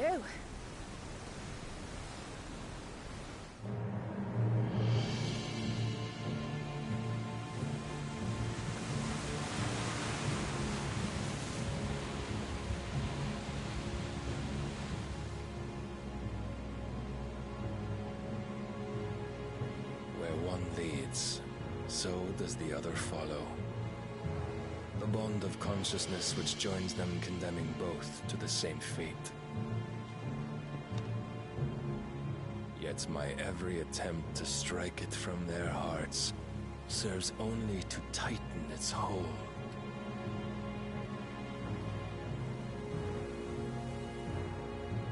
Fascinating.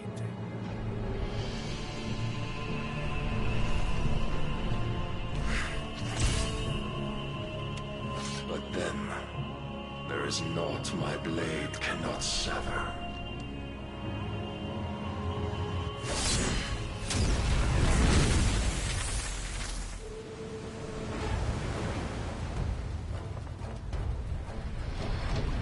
Great Grigos, gosh!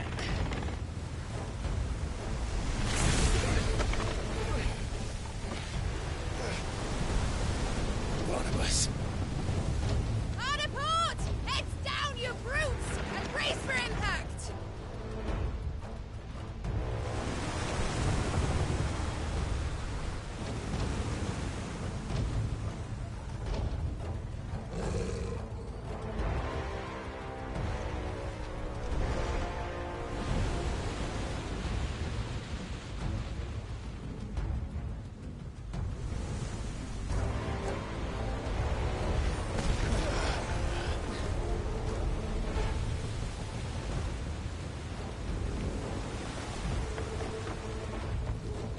It's now or never. I'll find her.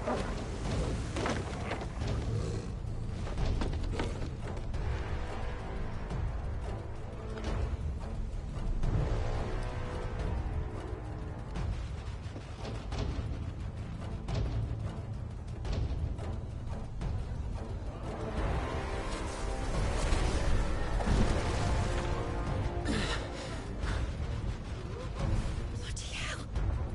How to stop it!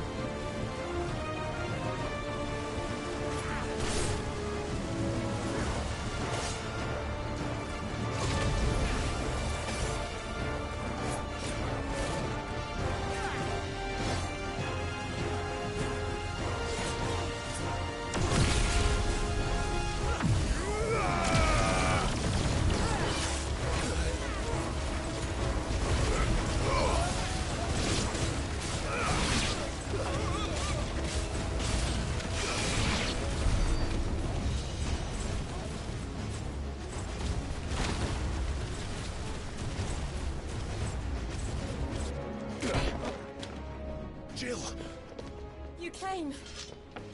Get back!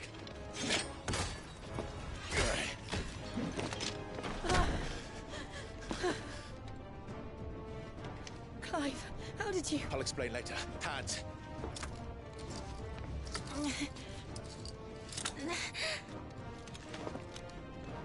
Can you walk? Out of here I can.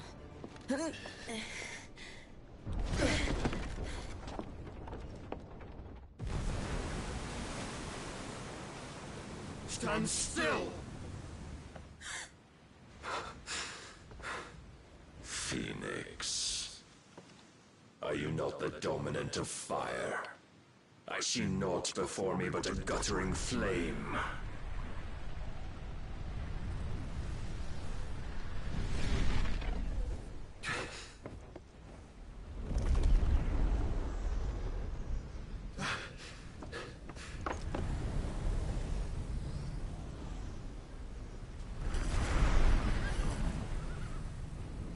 Odin.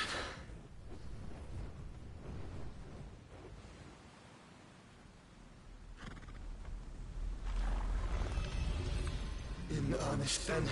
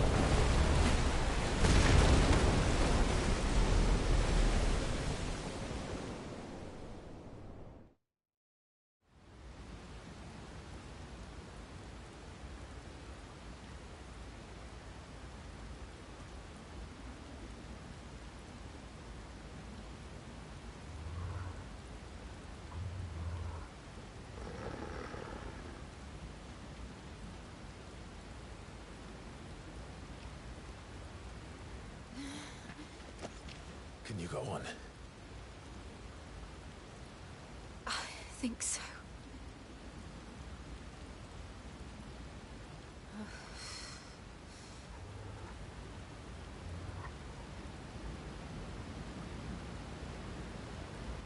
But to where?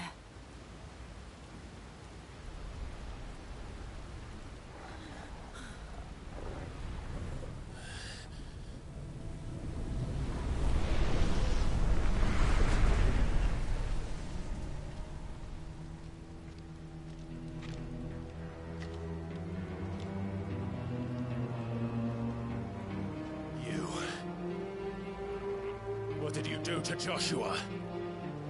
The Phoenix? Oh, I expect he will survive. This consciousness in which you coil your feeble souls is grown thick with desperation.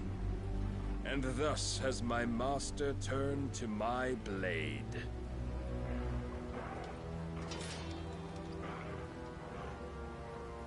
The world will soon be painted in black. And all that live shall gather in death's autumn wake. Not if we remove the cause of this misery. Not if we destroy the last of the Mother Crystals and restore balance to the world. Come. Do you truly think it's so simple?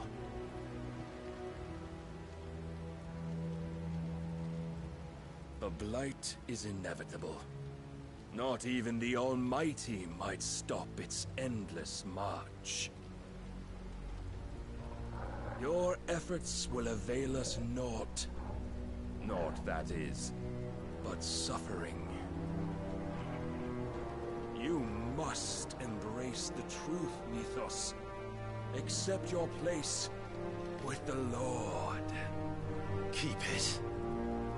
As long as there's a chance, there's a choice. Ever led astray by your blind resolve.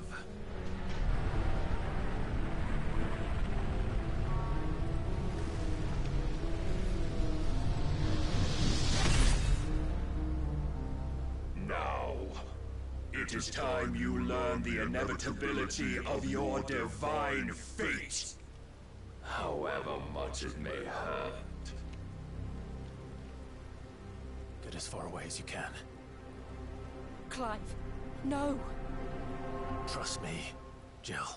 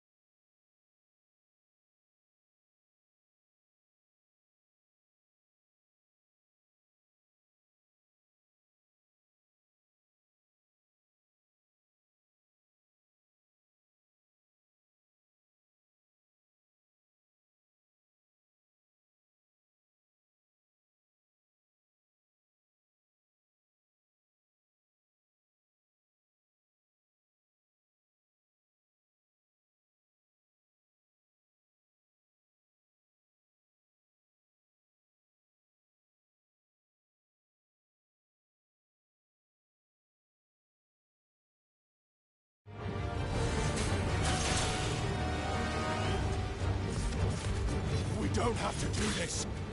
Oh, but we do. If only to remind you of your duty. Defend yourself. Thanks, boy. In the short time since our last meeting, you have grown much.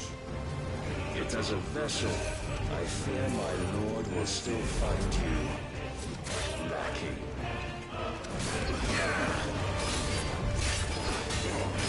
Come.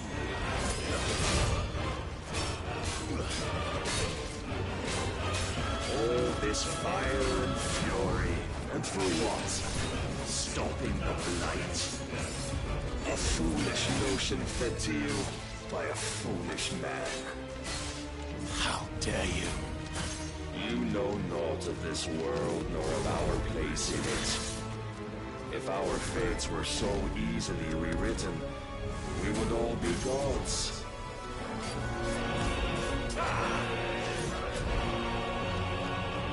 Rise, Ff16.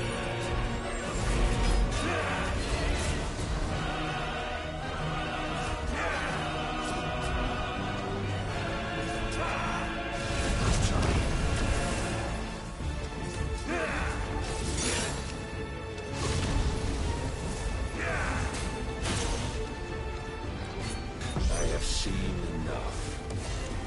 If reason cannot sway you, there are other means of persuasion that might.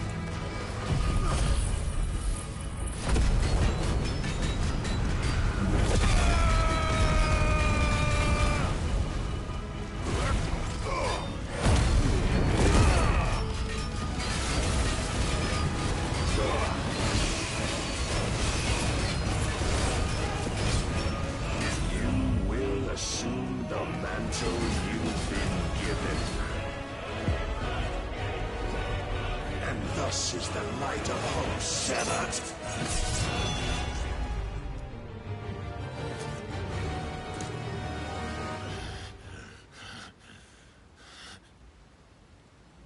You would yield so soon.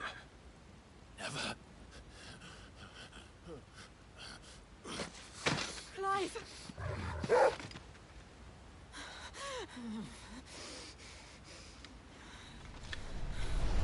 Do you not see? Your iron will weighs you down, dragging you ever further from your purpose. And what is my purpose? Mythos. Who are we? What are the dominants?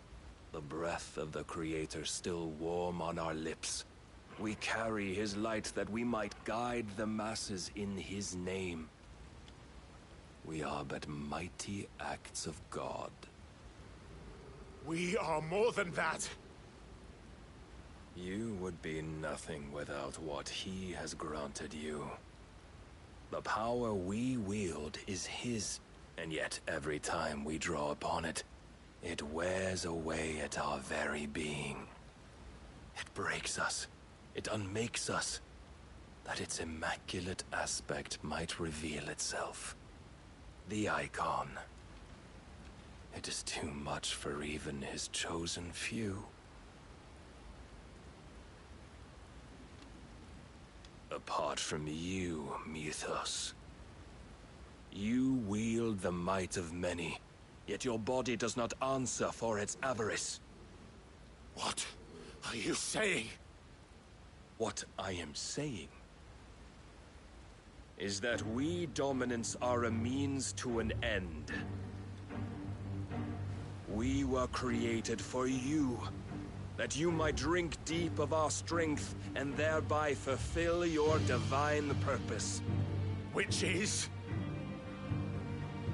To feed. As you would know, Could you only look beyond the walls of your prison of self-regard? As long as you choose to ignore this, you shall never penetrate my defenses. Still, you may take solace in the fact that you are not alone in your plight.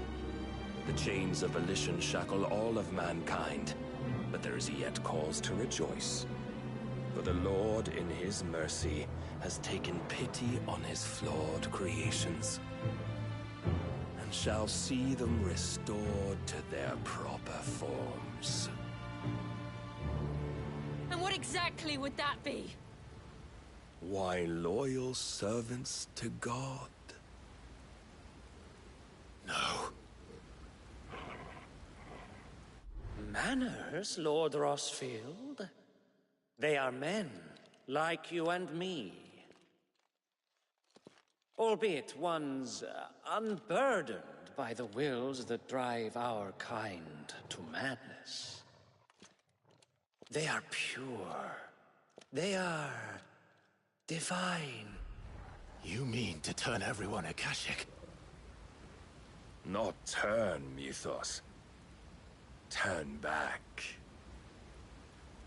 For too long has mankind been led astray by their clamorous wills. It is time they return to a world of quiet equality, where they might once more know salvation. Salvation? And abandon everything we hold dear? We don't need your salvation. We'll save ourselves, and we'll do it on our own terms. Not yours, and not your gods. With every defiant expression of your will, the tighter the chains of consciousness become. But perhaps that fact may be put to use.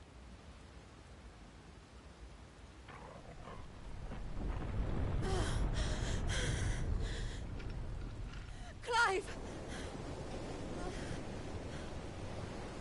The faster it binds you to the remaining dominance, the stronger your hunger will become. Until it leads you back to the only answer there ever was. Mayhap not by the path my master intended, but back all the same.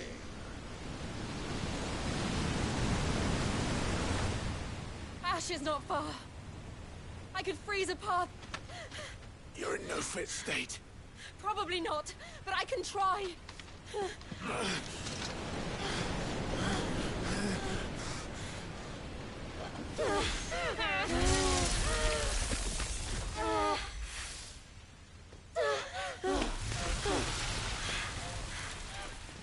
Don't look back!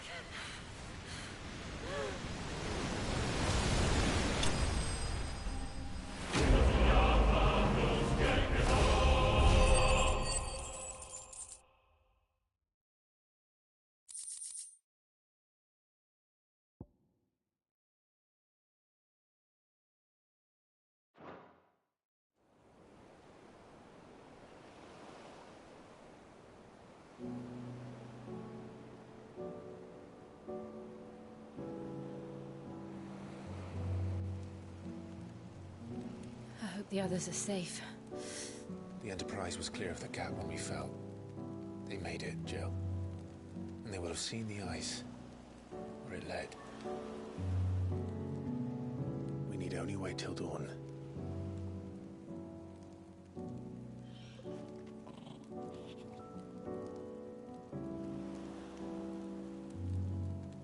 This is the second time Barnabas has bested me. I'm powerless against him. And maybe there really is nothing else for it but to give yourself to his master.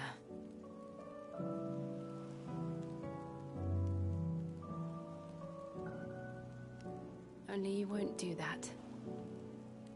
The Clive I know would never do that. So you believe. But do you really know me? If what Barnabas said was true, then I'm more monster than man. Each time I summon the flames from within, I burn away the things that make me who I am. Do you, though? Think of what you've used that power for, of all the people you've saved. It doesn't matter how or by whom it was granted, only how you choose to use it. And you've chosen to use it for good, haven't you? I've also used it to kill. What if that's my purpose? What if it's all I'm good for?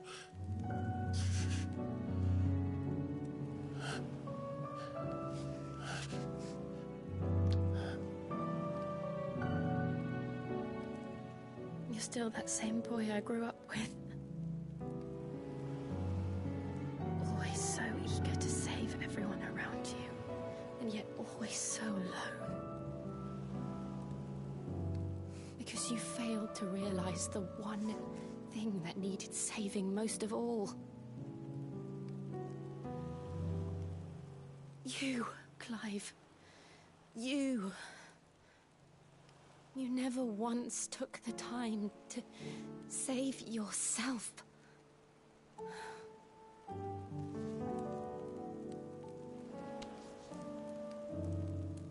Myself? I think I might be beyond saving. No one is beyond saving, provided they want to be saved. You fight to survive.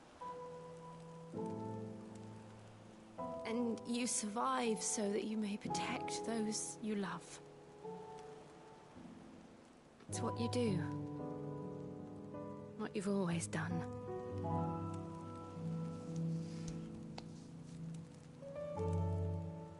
And I know you're not about to change.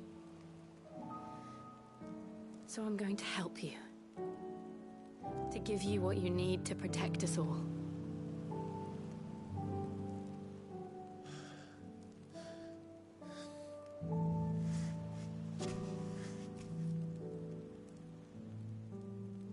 Jill.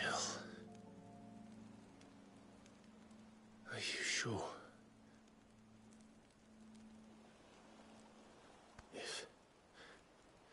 If this is what you want, then...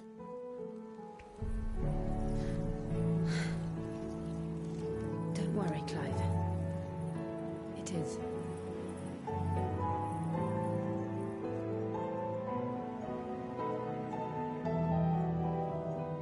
This burden, I'll give you the strength to bear it alone. But I'm not alone.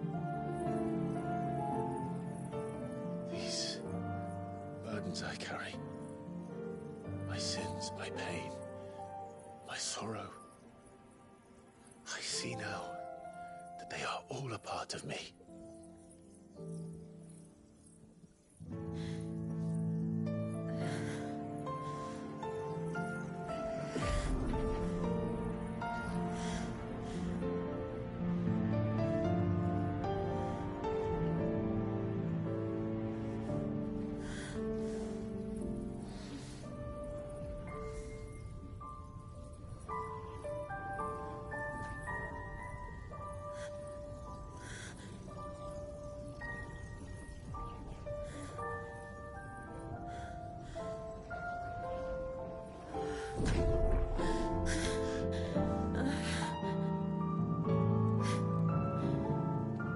If I'm to continue on, having pledged my life to those I love, then I will gladly bear your burdens too, until my last breath. Clive.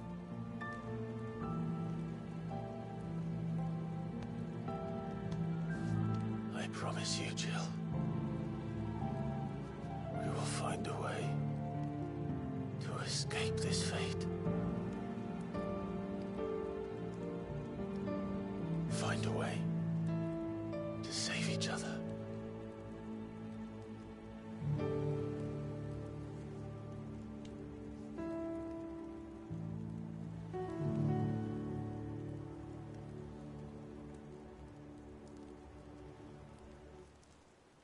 we might one day look upon the moon again, together.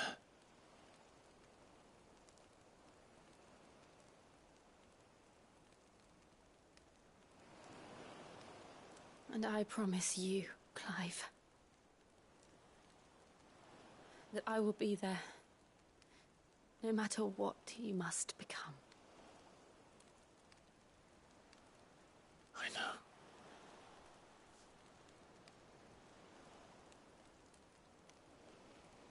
I never thought a smile could bring me so much joy.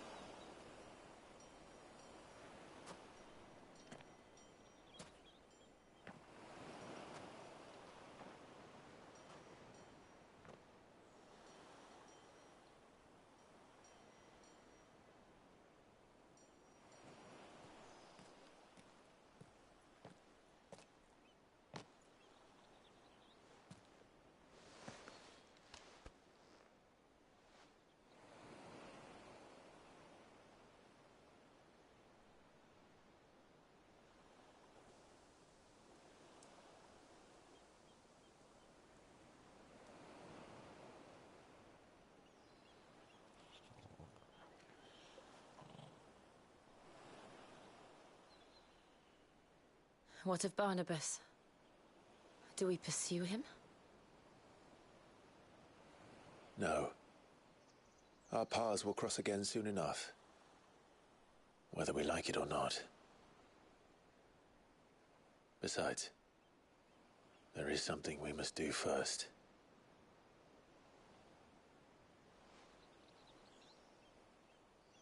Of course. Drake's spine. The last Mother Crystal. The Einherja is at the bottom of the sea. Waloed won't dare move on Storm without her. But they know we're coming now. We'll need a plan. And a damn good one at that. Then let's go home and find one. Ash will have to wait.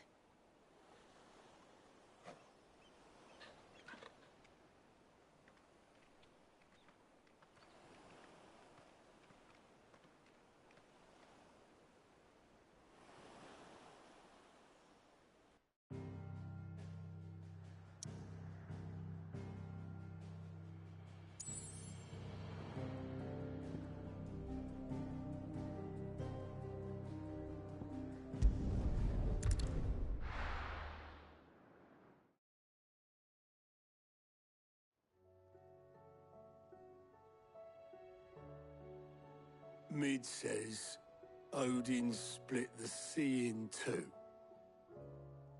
She's always been partial to a tall tale. But there's tall, and then there's tall. I struggle to believe it myself. I see your uncle isn't with you. He stayed with the Enterprise. After our brush with the Einherja, she was in urgent need of repair. And my uncle knows a shipwright in Randalar. We're to join him there when we're ready to sail for Ash. You sure that's wise? Last I heard, the place was still overrun with Akashic. Show me a city where that isn't true. Ultima's plague is spreading. We're running out of time, aren't we? We've done our best to shore up that hideaway. I doubt a few planks will stop what's coming. Still, we'll keep at it. Every little helps, I suppose. Let's hope so.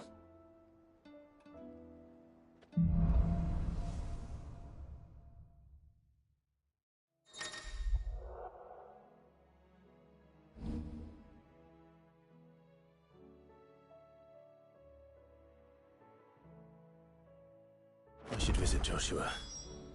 Assuming...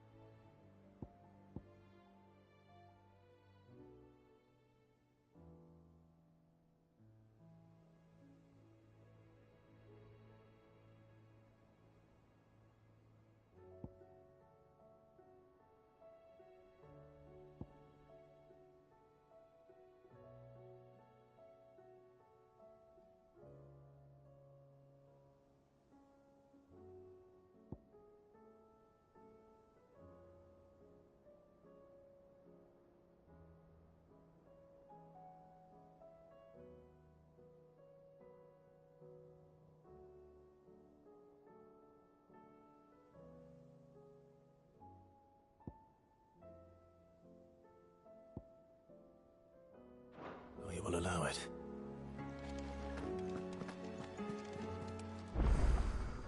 Clive! Quick look.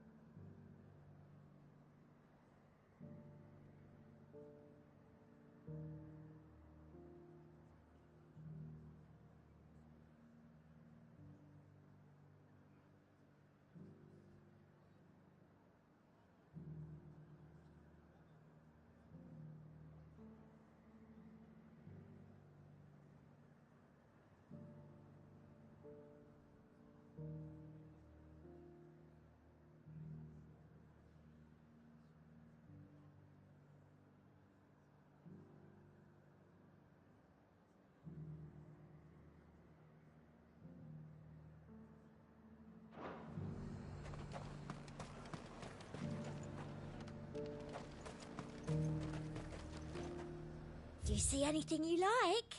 I'll be here if you need me.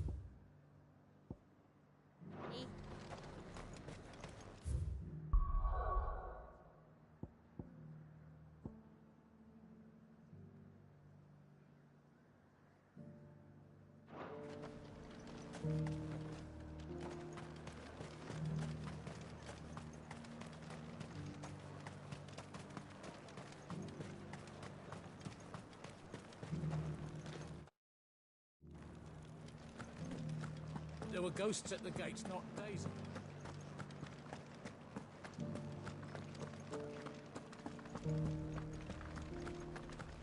Those things I said before.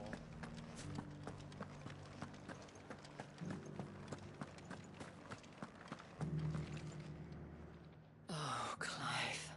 What am I to do? My wards and I may soon be without a home. What's happened? The High Cardinal has descended from his lofty throne and taken up residence here in Northreach. The High Cardinal? Leader of the Council of Elders, second only to his Radiance at the head of the Imperial government. Not that any of those things still exist. Now he goes by his noble title, the Duke of Oriflamme. And what does he want with Northreach? He wants to transform it into a military stronghold.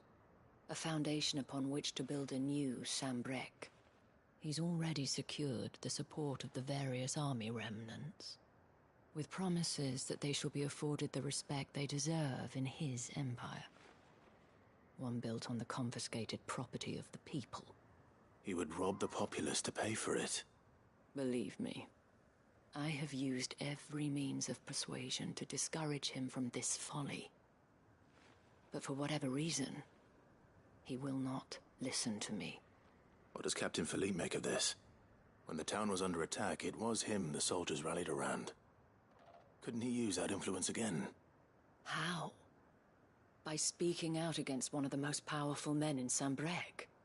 A man whose stated aim is to revive the empire Philippe's comrades swore to serve, and to improve the soldiers' lot within it. The captain can offer them a regular supply of gruel, and an occasional trip to the Vale to help them forget the terrors they face each day. The Duke offers them a vision of strength and safety. No. Any attempt to incite mutiny would cost Philippe the support of his men, if it did not cost him his life. But given the mood around town, mutiny may yet be unavoidable. The people have little appetite for further deprivation, least of all when it serves only to elevate others. Who could blame them? Clive, would you appeal to the Duke on my behalf? For your services to Northreach, you have the respect of the soldiers, and they will take you to His Eminence if you ask them. And unlike Philippe, no bonds of loyalty prevent you from speaking your mind to the man. Well, will you try?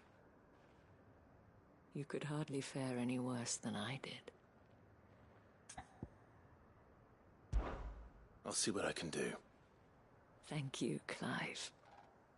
Tell me then, where will I find this Duke of Oriflamme? In the garrison? Overseeing the troops, yes. All right.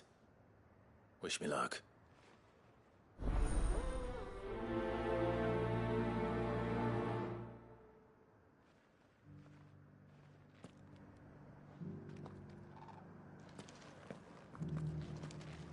I may have met this Duke before, at the Remembrance Ceremony.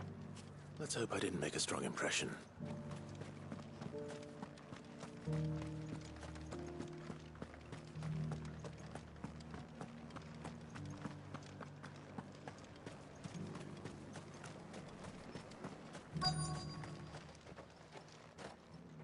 Halt! Oh, sorry about that. You're the dame's man, aren't you? You got some business with the captain? No, actually. With the Duke. I was hoping I might be able to speak with him. We're under orders not to let any civilians pass. But you should be all right. His Eminence has heard all about you and your heroics. Wait here. I'll go and ask.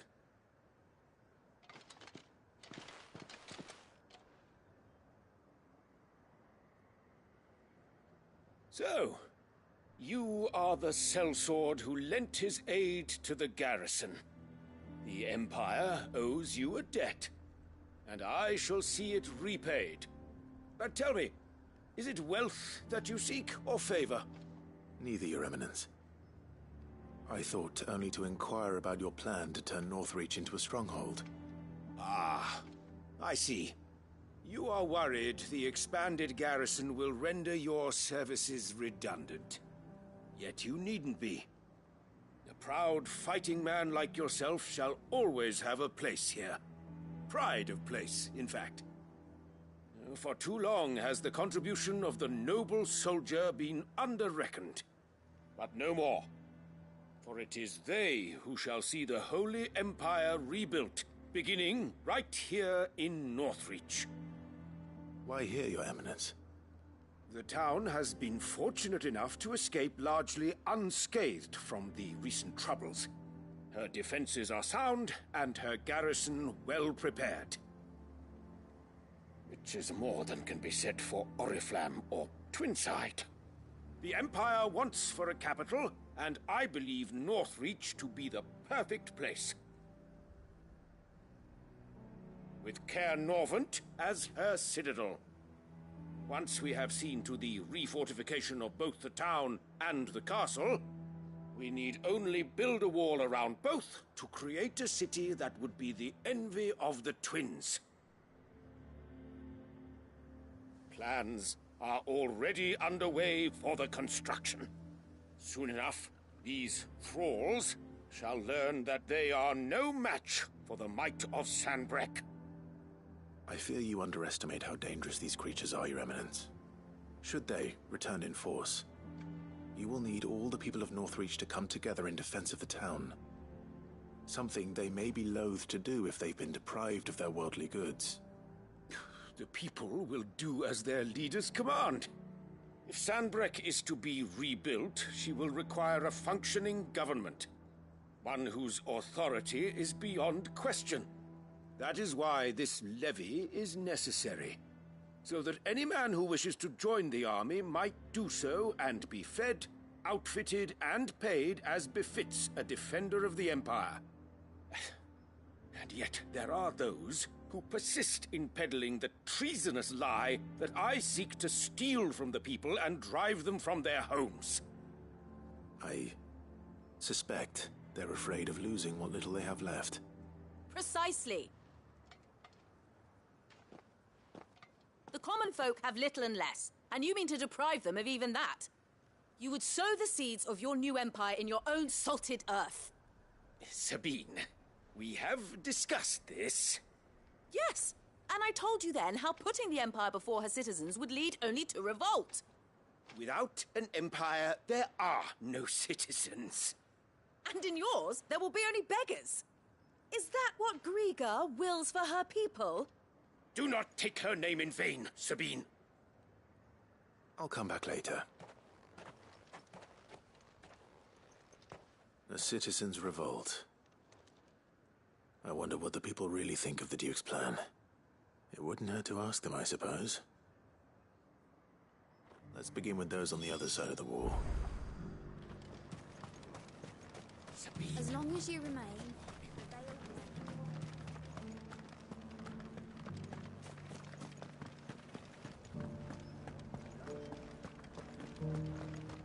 You needn't fret. The creatures.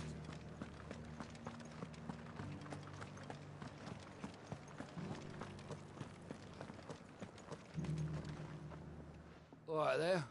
What is it you're after, sir? Just your opinion, actually. I wondered what you thought of the Duke of Oriflamme. Oh, him. Not much. None of us traders do. It's thanks to nobles like him that we had to set up shop this side of the wall in the first place. Couldn't have the rabble getting any closer to the holy capital, could they? And now he's trying to drive us out completely, threatening to take everything we got from us if we don't clear off.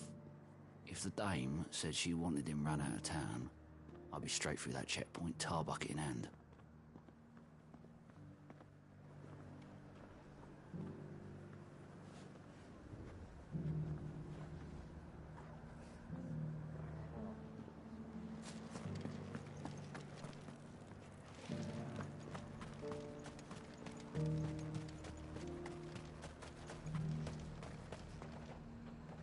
I've been hearing a lot of talk about a certain Duke. Nothing good, I'll wager. Going around acting like he owns the place. And with hardly a word to the dame. This is her town, not his. I take it you'd rather she was in charge. As far as I'm concerned, she still is.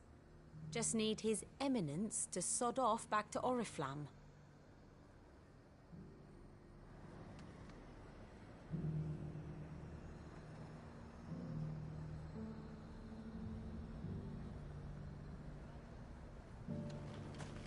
Why?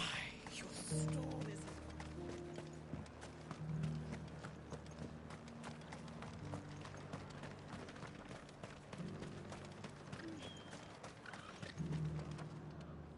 A question, if you don't mind. What do you think of the Duke of Oriflamme? Don't get me started. You build a life for yourself somewhere, only for some noble to turn up and tell you got to hand it all over to him. If he thinks his name and his chains give him the right to empty our purses, he's in for a rude awakening. We'll do whatever it takes to keep what's ours. Whatever it takes. Well, the people seem united enough. What about the soldiers? I heard the dame got an eye concert with the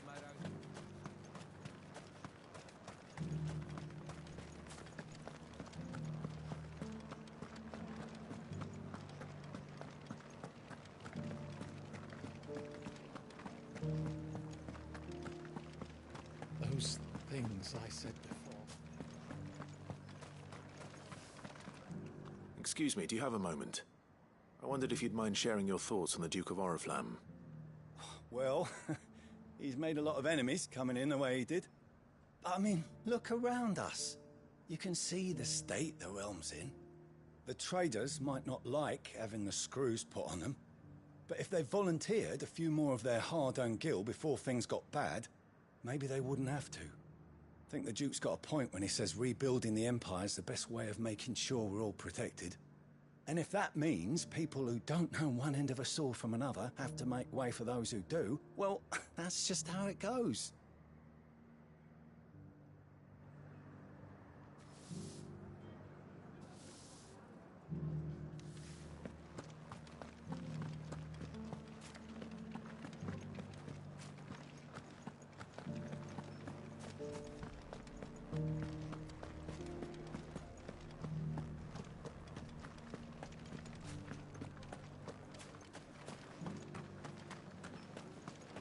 I left everything in the capital.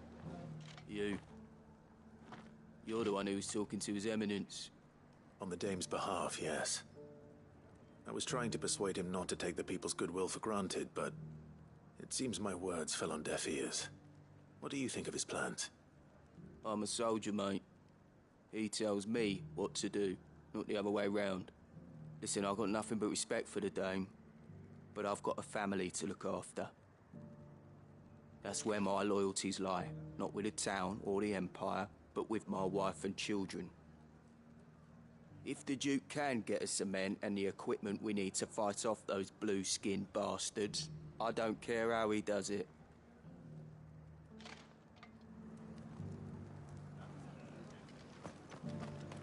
As long as you remain, the veil will...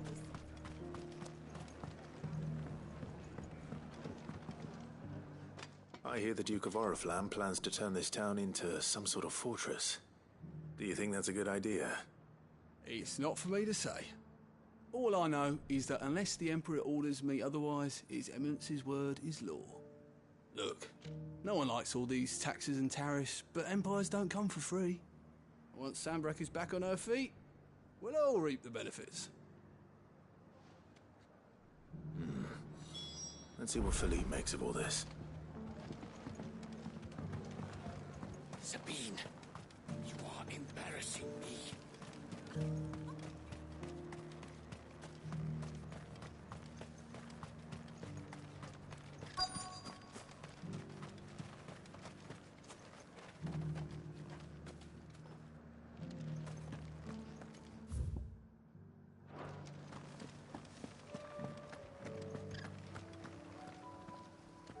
Captain, do you have a moment? For you? Certainly. Clive, wasn't it? Thank you for last time. How can I help you? I wanted to ask you about the Duke of Oriflamme. Do you intend to go along with his plan? But to tell you the truth, I'm in two minds. It's my sworn duty as a captain of the Imperial Army to obey his orders. But I can't say I agree with him. Philippe, I remember you saying that you became a soldier to protect the people you loved. The Dame included. That's right, I did. Well, she doesn't agree with the Duke's orders either. She thinks they could tear Northreach apart.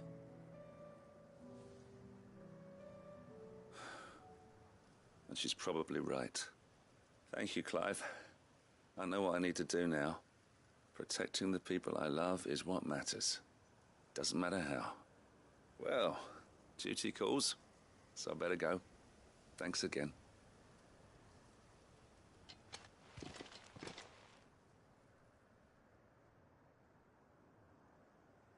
It seems Philippe wants to do the right thing at least. I expect Isabel will be pleased to hear that, if nothing else.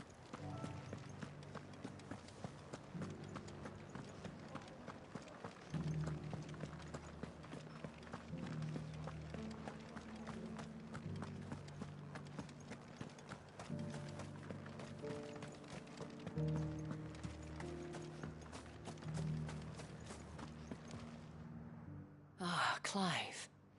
How did you fare? Were you able to speak with the Duke? I was, but...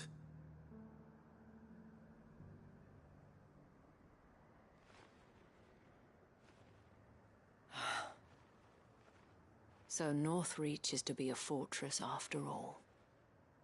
Well, it will certainly help to hold back the thralls. There's no denying that.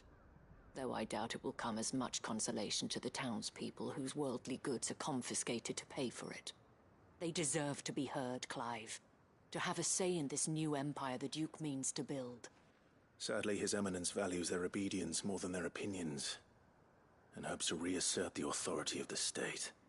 I fear he sees the people as mere pawns on his chessboard to be sacrificed for the greater good. Needless to say, they themselves are of a different opinion, and would rather their destinies were in your hands. The soldiers, meanwhile, are content to follow their orders. And not just because of the Duke's rank, but because of his vision. I thought as much. Had I sworn to protect Sambrek, I dare say I too would want nothing more than to see it rise from the ashes. Thank you for trying. But the battle is lost. I don't know about that. What happened to your uniform? I handed it in, along with my resignation. Told the lads I wished them well, but that I owe it to those I love to call it a day. But why? Because I realize what really matters to me. Not following some nobleman's orders for the sake of it, but protecting what I care about. Protecting Northreach. I honestly don't know when those monsters will return, but I'm certain they're not finished with us yet. And when they do come back, we need to be ready for them. We need to stand together, all of us. And with you to lead us, milady, I reckon we can do it. It was you who finally convinced me, Clive. There's no point following orders if they go against everything you believe. Indeed. All of us, standing together. That has always been Northreach's best hope, and one which still lies within our grasp. We have only to turn our attentions to the true enemy. Thank you, Philippe, for showing me what I must do. Anything for you, milady. Speaking of standing together, would you mind if I borrowed a few of the lads from the Vale to help keep watch around the town? I fear His Eminence has loftier tasks in mind for the guard. Not at all. Be my guest. Wouldn't be the first time.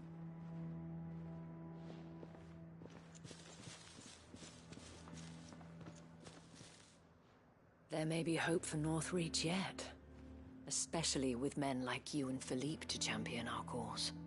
I, for my part, shall continue to work upon the Duke, in the stubborn belief that I might still tempt him into joining hands. But I suspect I shall have to call upon your aid again. Until then, Clive. Until then...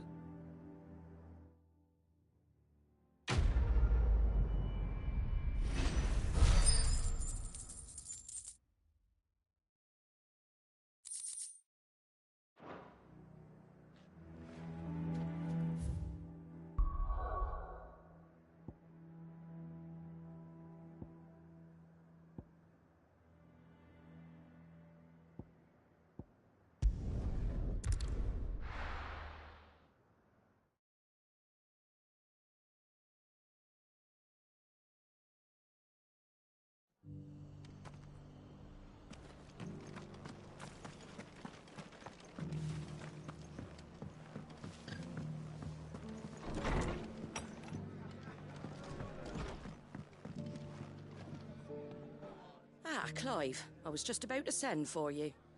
I'd like you to take something to Sir Wade up in Eastpool. Seeds for planting.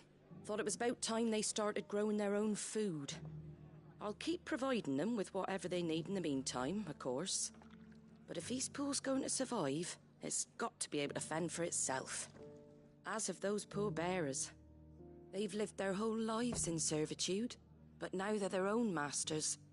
Small wonder they ain't got the foggiest how to provide for themselves.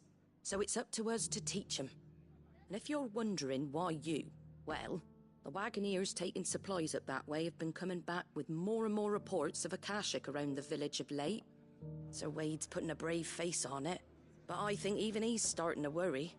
And if he's likely to share those concerns with anyone, it's you. All right. Thanks. Wouldn't ask if I didn't have to. There. That should be enough to keep him in Gazal Greens for a few years at least. Gazal Greens. Not the most mouth-watering crop, I'll admit. But they're hardy, they grow fast, and they fill a hole. Better that than something that'll wither away at first frost. And chocobos love 'em too, which is no small thing. When I say all of us need to pull together to get Eastpool back on its feet, I mean all of us. They ain't exactly succulent, but cook 'em right, and they're just about bearable. I'll take your word for it. Anyway, Sir Wade'll know what to do with them. And if he don't, well, I'll go up there and show him myself. I'm sure you will.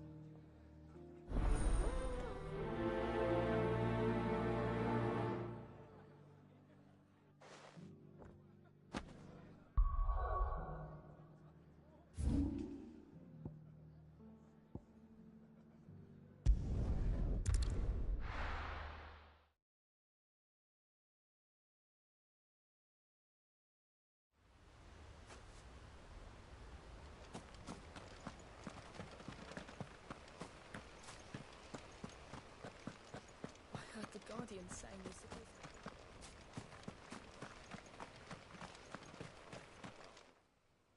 Ah, Lord Rossfield.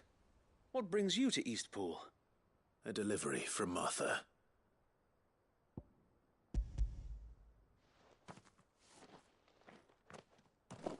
These are Gazal green seeds. Martha's keen to cut the apron strings, then, is she? I jest, of course. You see, I had thought we might be able to revive the old wheat fields, but they'd long since gone to seed, only without the seeds. Martha was hoping he might be able to show the bearers how to plant and tend these, so that they'll be able to fend for themselves. That's not a bad idea. These bearers had only recently escaped their bonds before we brought them here. They know little of freedom, of providing for themselves and their loved ones. Unless we teach them how to live like free men, I fear that all we have achieved in bringing them here is to exchange one master for another. Not that myself and the Guardians have been the best example to them so far, subsisting almost entirely on Martha's charity as we do.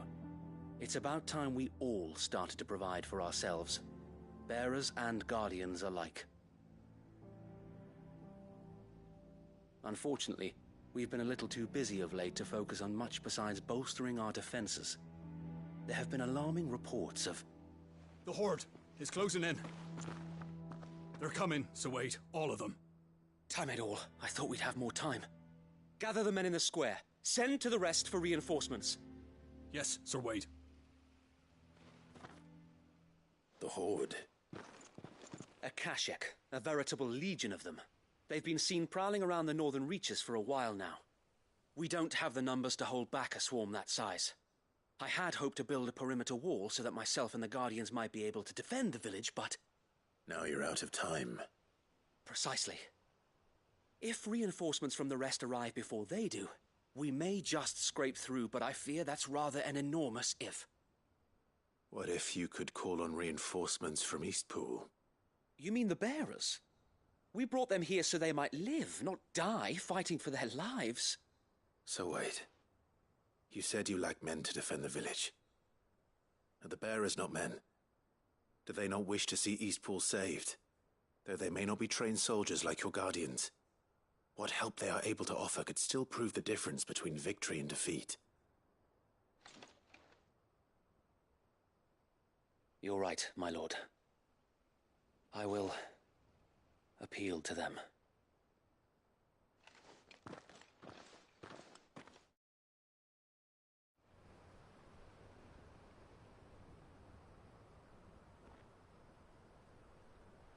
My friends, I humbly beg your aid.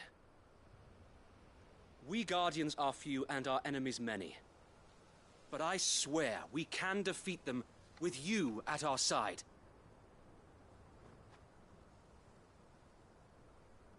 would send us to the slaughter. To serve as bait for those fiends so that you and your men might be spared. And to think we trusted you. Say what you will. A home is not worth dying for. But it is worth fighting for. Sir Wade fights to give you lot a chance. Just like I do. Just like Sid does. We all wanted to give you a home where you could be free. And you got one, didn't you? This place, Eastpool. This is your village. Your home.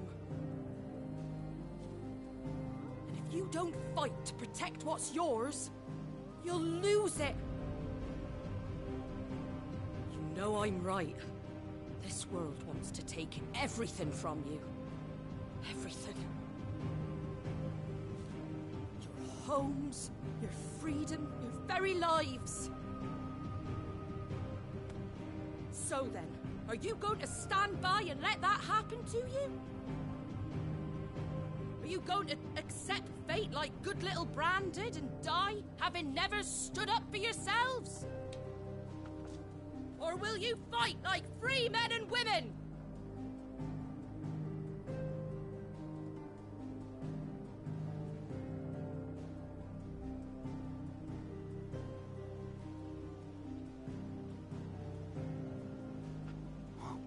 What are you doing? All right. Give me a sword. I never dreamt I'd have a home of my own. And now that I have, I don't want to lose it.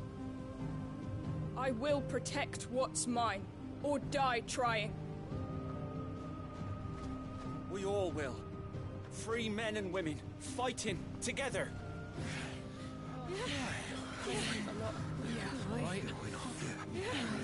For Eastpool! For Eastpool!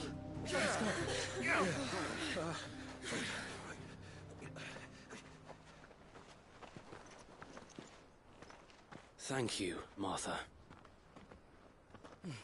Don't mention it. Just promise me one thing. That you'll show them how freeborn fight. Gladly.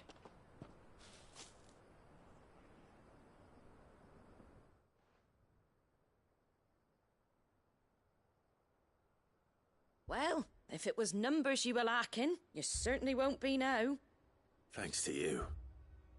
Me? Oh, I just love the sound of my own voice. Lord Rossfield, my lady, we're ready. So what's the plan of action?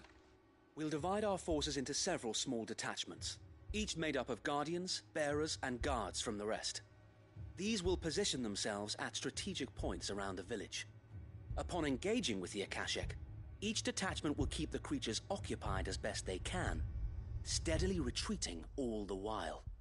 You're going to lure them into the village? I am. We will have neither the time nor the resources to treat the wounded, so injuries must be avoided at all costs. Instead, we will focus purely on defense at first. By coordinating our withdrawal through the use of messengers drawn from among the bearers, we will aim to have the swarm converge at a point of our choosing. With luck, that point will be the village square, the perfect place for our most able warriors to surround them and fall upon them, and for you and I to finish them off. A sound plan, but one that'll require a leader with a cool head and strong nerves to coordinate the retreat.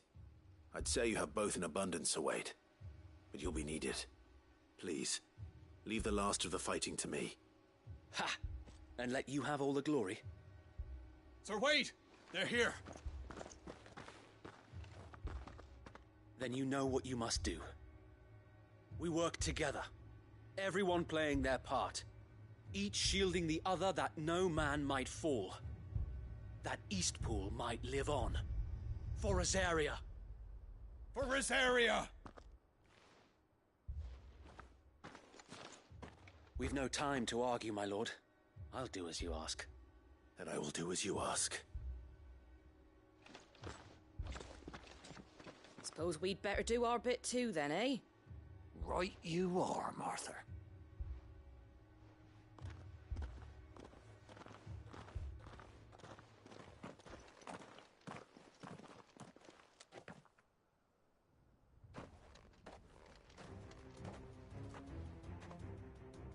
The calm before the storm.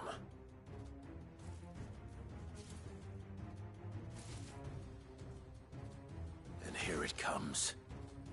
I will not let this village fall.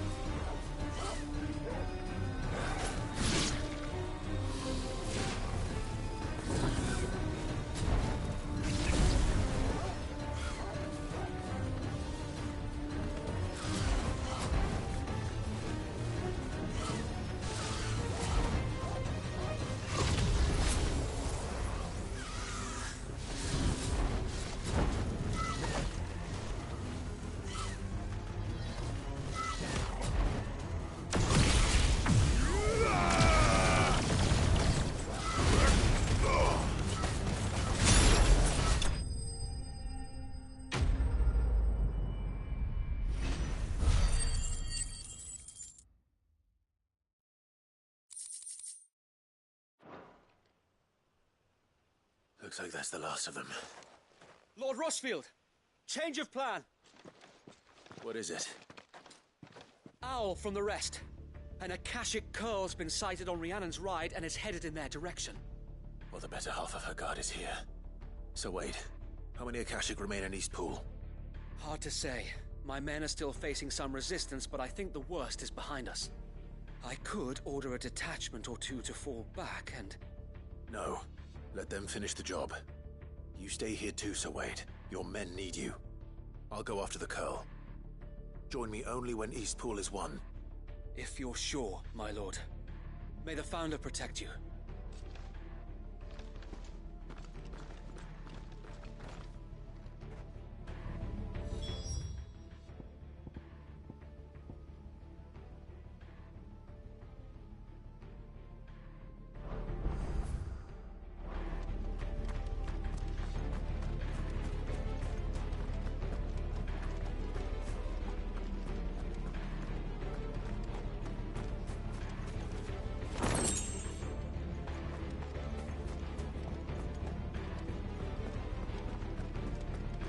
next one's mine.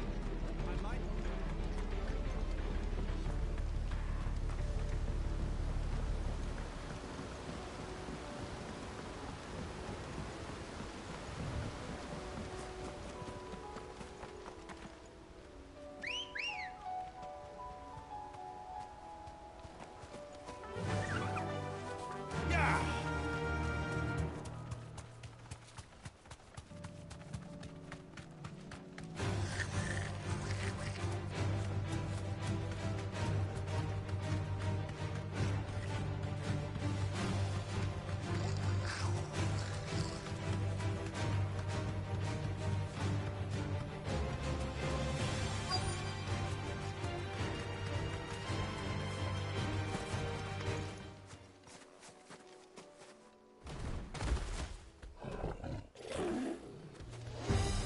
There it is.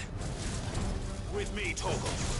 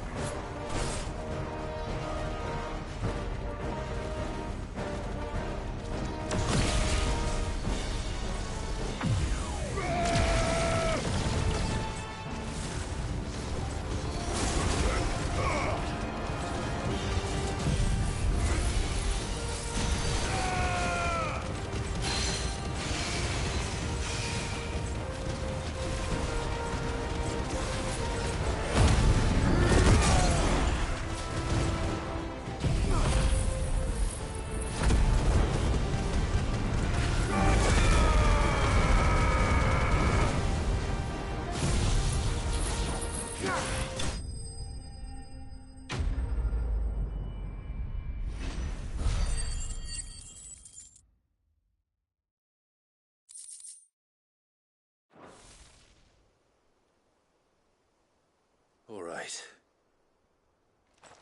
Back to Eastpool.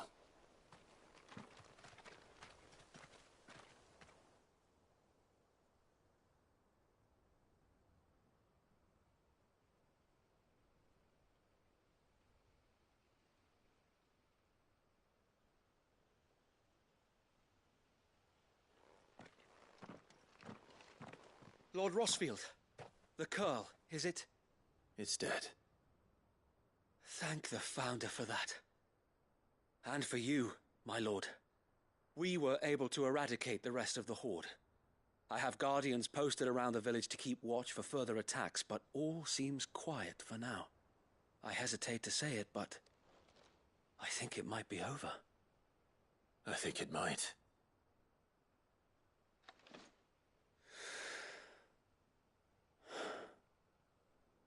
We did it. We saved Eastpool.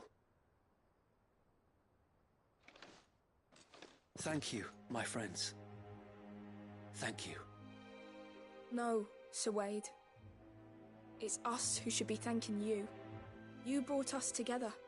Showed us what it means to fight for what you hold dear. We never had nothing to call our own before. We didn't know what it meant to protect it, but now we do. We really do. Forgive us, Sir Wade. You and your people saved us, and still we doubted you. But there's no doubt in my mind anymore. We're free men now, so we have to start acting like it. We have to fight to protect what's ours, to protect Eastpool. And we shall. We all shall. Together. This is our home. And if anyone or anything tries to take it away, they'll have us to answer to. Come on then. Let's get to work. This village isn't gonna rebuild itself.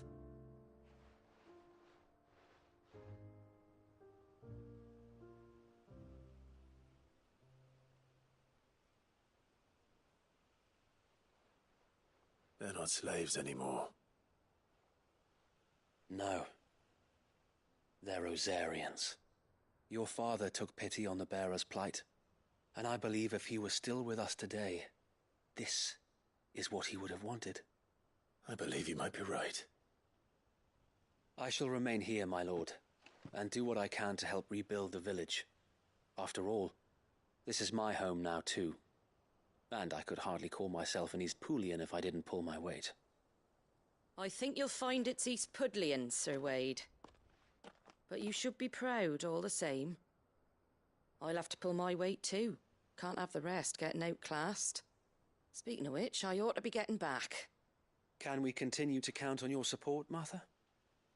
Of course, and I'll be counting on yours too. Us Rosarians have got to stick together, haven't we? Indeed we have.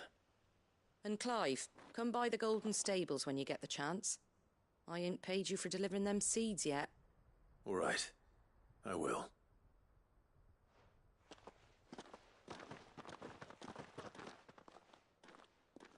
Lord Rossfield, do you remember our very first mission together? Clearing the goblins from the Stillwind marshes? How could I forget?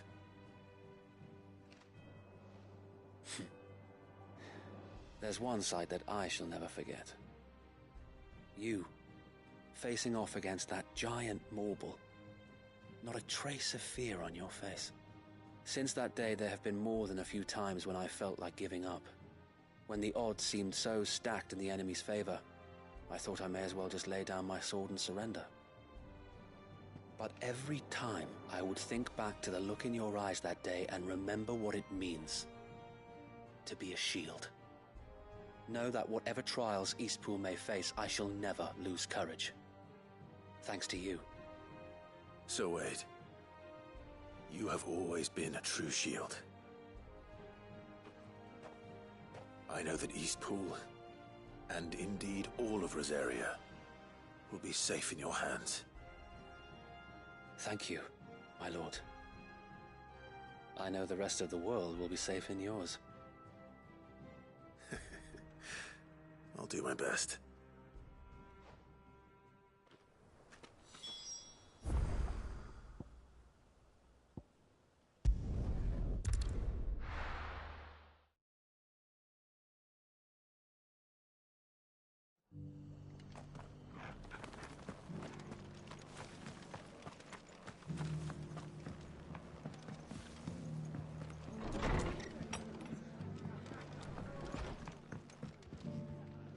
The hero returns. It's lucky you came by when you did, eh? Not only did my seeds get delivered, but you went and saved Eastpool and all. I just did what I could. And it's only right that you get rewarded for it. Take it before I change my mind. Thank you, Martha. So, Eastpool's finally back on its feet again. And a home to free bearers. Who'd have thought we'd see the day, eh? Well, it was your idea. I know that, but I never stopped to think what it would mean. Bearers in charge of themselves, thinking for themselves, working for themselves. Like your hideaway, but not even hidden away. Though I suppose the rest ain't much different nowadays. You know, bearers living free like that reminds me of when I first met Sid. Loath as I am to recall that particular day. I take it you didn't always see eye to eye. What happened? Well, if you really want to know, I started doing what I do long before I met Sid. In fact, that's how I met him. Or at least how he came to meet me. He showed up at the stables one day, asking questions about who'd been buying up bearers. Founder knows what he thought I was doing with them. Running a hunt, poking around in their innards. Something awful anyway. Me, I thought he was a new constable. Thought the game was up. But somehow we both managed to work out what each other was about. And before I knew it, the cheeky arse was rattling on at me about how I was doing it all wrong. After all my hard work. Told me I was giving them relief, but not freedom. That my bearers were still dying as slaves. Got right under my skin, it did. Told him if he didn't like it, he could bugger off and report me to the garrison. And do you know what he did? He smiled. And then he laughed. and then I did the same. We made a pact that day, that whenever one of us was in need, the other would always be there for him. And you were? Well, we both wanted the same thing, to make life better for bearers. Just like your dad. Do you know I was born right around the time Elwyn became Archduke? Growing up, I saw how he tried to change things. He certainly didn't lack for ambition, that one. Indeed. But the loftier one's ambitions, the harder they are to achieve. Which is why those of us who follow in their footsteps need to finish what people like Sid and my father started. Suppose you're right, aye. And if we don't manage it, there's always them who come after us. Good thing we've got a few half-decent sorts waiting in the wings, eh? It's almost enough to give you a little bit of hope. Just a little. Anyway, enough nattering. Better get back to work. Let's see about making everyone some dinner, shall we? The least the folks who saved Eastpool deserve is a hot meal. And you and me ain't gonna save the world on an empty stomach neither. That sounds like a wonderful idea.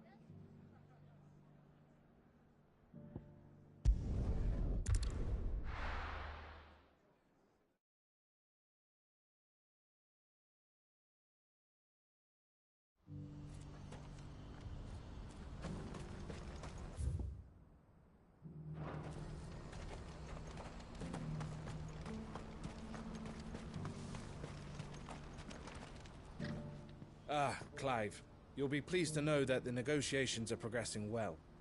That is good news. Yes. Our comrade in Randala has just sent word that the contract should be signed very soon. But I still have much and more to prepare. It's a huge undertaking moving this many bearers at once. You couldn't do me a quick favor, could you? What is it this time? More wild beasts? Nothing like that. I just need you to go over to the caravans and ask El how long we have until the bearers arrive. Find out exactly how much faster I need to get all these supplies moved. All right. I'll go and ask. Thanks, Clive. I owe you one.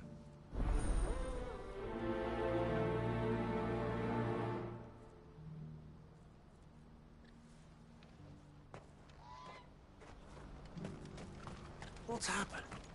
Can't the gate.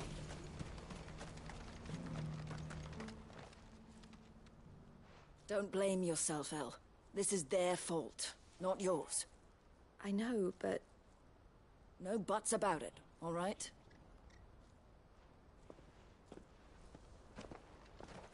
Is something wrong? Vonnie came to give me a message from our intermediary. The talks with the Republican army have fallen through. They've reached an agreement with the Silver Peak Consortium instead. Though prices have fallen of late, we deliberately offered above the going rate to try and deter other bidders. But the Consortium offered double what we did, and the army jumped at the chance. And you had no opportunity to make a counteroffer? None at all. And we were so close. El? What's happened? I saw Vonnie leaving. She didn't look happy. And with good reason.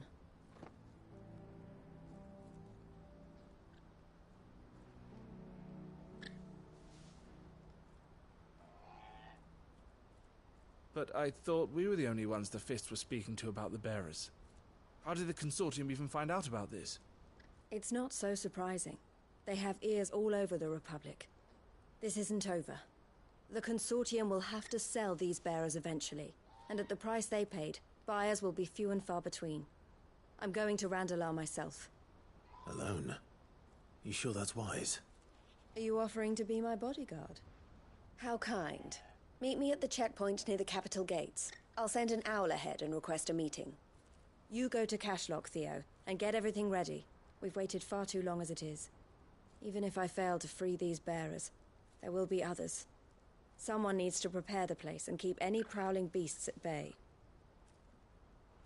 Oh, and that's me, is it? Well, it looks like I'm following orders till she gets back from meeting the Silver Peak Consortium, who've been doing their best to undermine our scheme. She'll never join them after this, surely. No, she said it herself. She still has plans for Cashlock, even if this one falls through. She means to stay with us, then. I can't say I'm not happy to hear it, but... is this what she really wants? You have to trust her. You're right. It's what she wants now. And if Elle's off fighting for the cause, I should do my part too. So I bid you farewell and safe travels, my friend. I'll gather my men and leave for Cashlock. We'll make sure the place is well stocked and defended. You go to Randalar and see if you can stop my sister biting the Consortium's heads off. If she won't consider her prospects, someone has to. I'll do my best.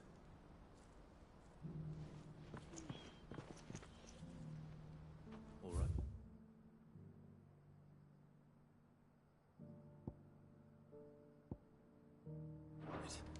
To Randalar, then. Better not keep Eloise waiting.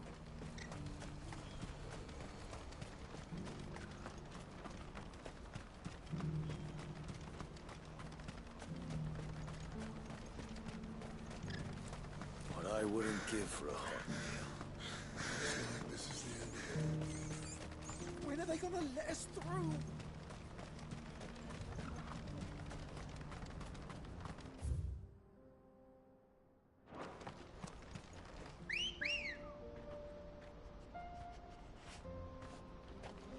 Good girl.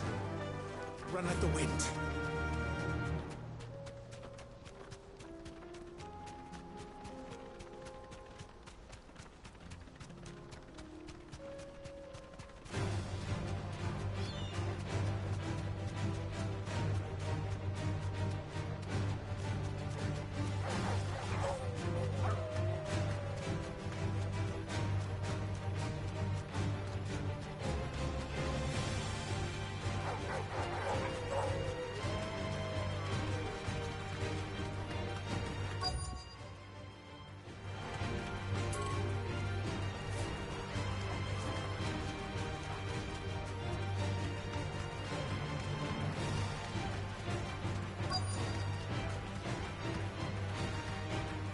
Safe.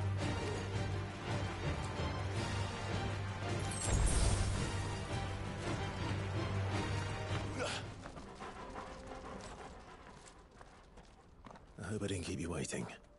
Did you arrange to speak with the Consortium? Here they are now. You wish to consult with me? I did. It's about the bearers you recently purchased from the Fist. We had all but finished making arrangements to buy them ourselves, and then you stepped into the fray. You misunderstand. The Consortium had an interest in purchasing them from the very first. It was only our regard for you that kept us from bidding. But your hesitancy in accepting our offer to you suggested that the regard was not mutual. And so we resumed our business. I did not hesitate. I am simply not inclined to make such decisions without first giving them due consideration. But what is done is done. Come then. How much do you want for them?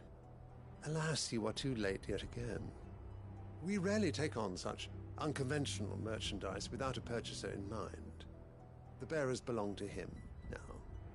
Who is your buyer? A trader from across the water. A most demanding fellow, if it's any consolation. He insisted the bearers be fed, dressed, even given their own bunks for the voyage over. That's what you get when you deal with continental types. I wouldn't know. Oh yes, the culture on the continent is quite different to ours. They pay good money for bearers not fit for the knacker's yard, and treat them like kings. But as long as they pay... That does sound unusual. No matter then. If they've already left our shores, there's little that can be done. Allow me to withdraw my interest. And with it, my interest in joining your organization. My associates will be sorry to hear that.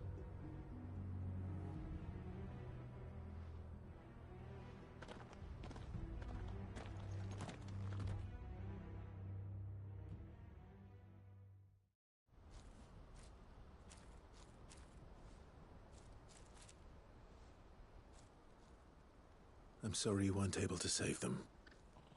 As am I. But I only have myself to blame. He was right, you see. The Silver Peak Consortium did intend to buy those bearers before I did. Their representative hinted at a possible purchase when he came to recruit me. I feigned interest in joining them in the hope he might be encouraged to tell me more. And he did just that. As soon as he left, I sent my own offer to Randalar. So you never... No. I entertained the Consortium's proposal solely so I could learn more about those bearers. But I was a fool to think they wouldn't find out. I knew exactly who I was dealing with. You tried. I did. And if what he said was true, the bearers are to be well treated. Which is something, at least. But they deserved more. I wanted so badly to see them freed.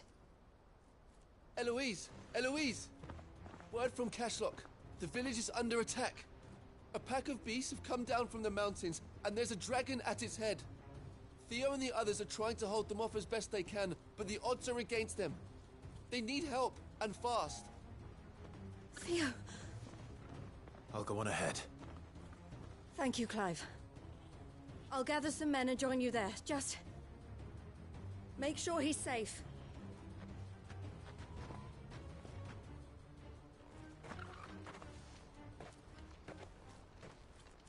Hold on, Theo.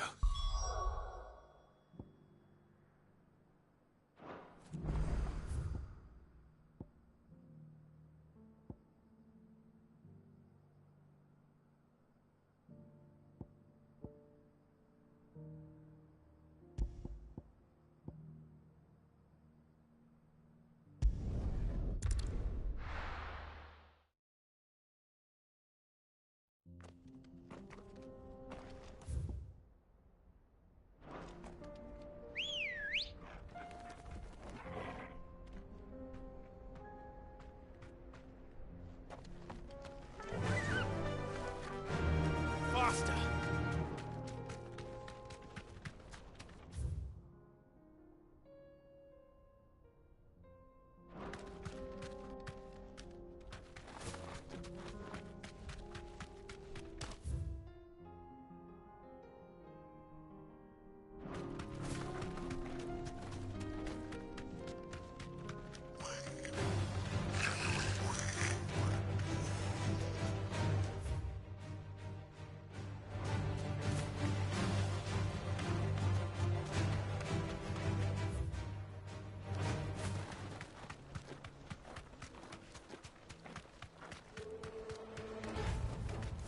That'll do, girl. What's the situation?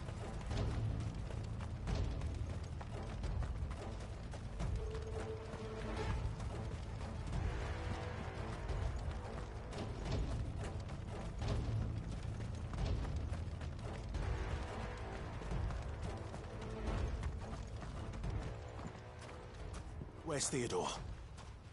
Upriver! He led the dragon that way to keep it from the village, but the whole area's flooded with ether. We just have to pray he makes it out in one piece. I can do better than that. Torgal, with me.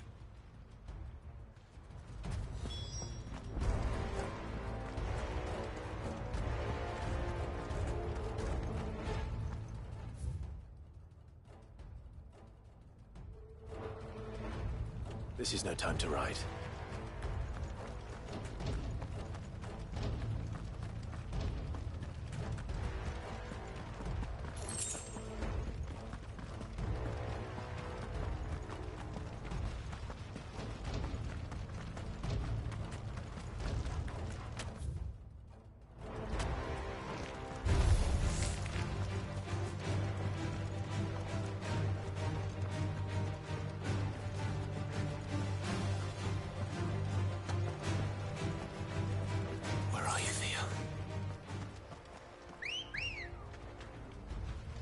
Let's go. Fly, Ambrosia.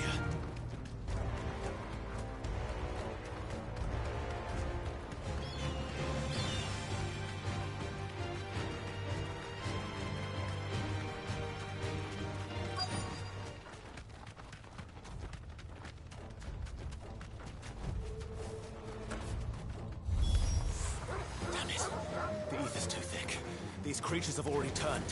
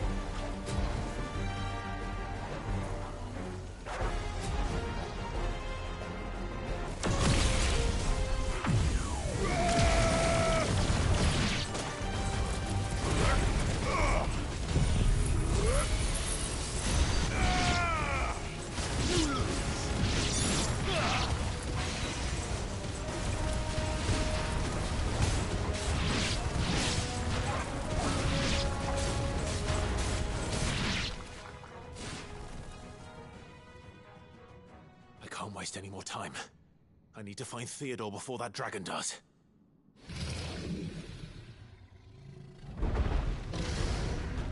Looks like it's found me. This thing's turned as well. This isn't going to be easy.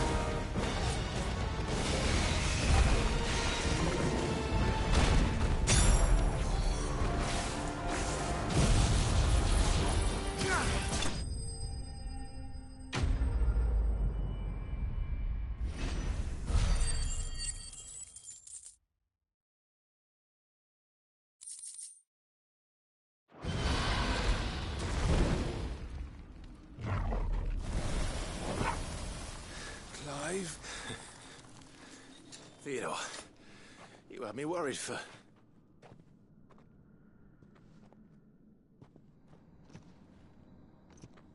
We have to get you out of here.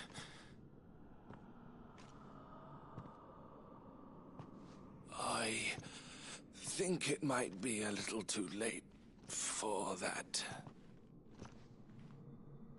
Bearer or no, there's only so much ether a man can take, and that Drake just wouldn't let me leave.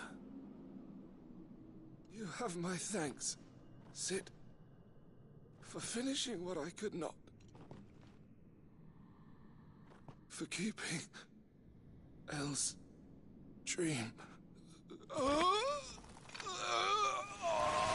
Theodore!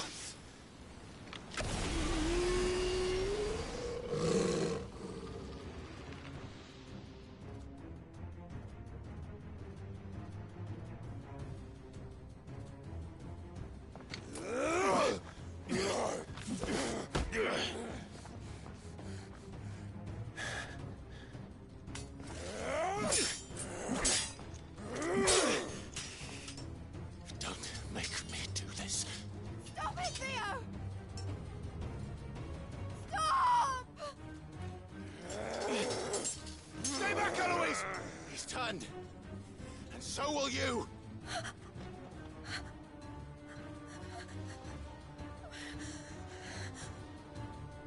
Elle.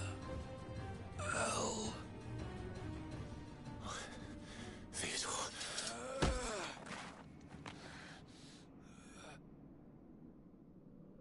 Take care of my sister. Theodore, wait. Goodbye, Elle.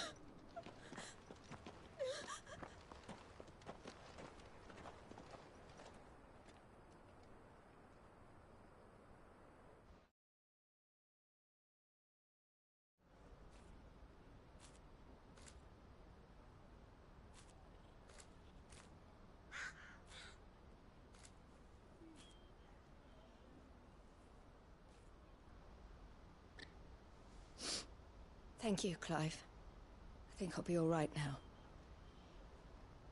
That was true bravery he showed.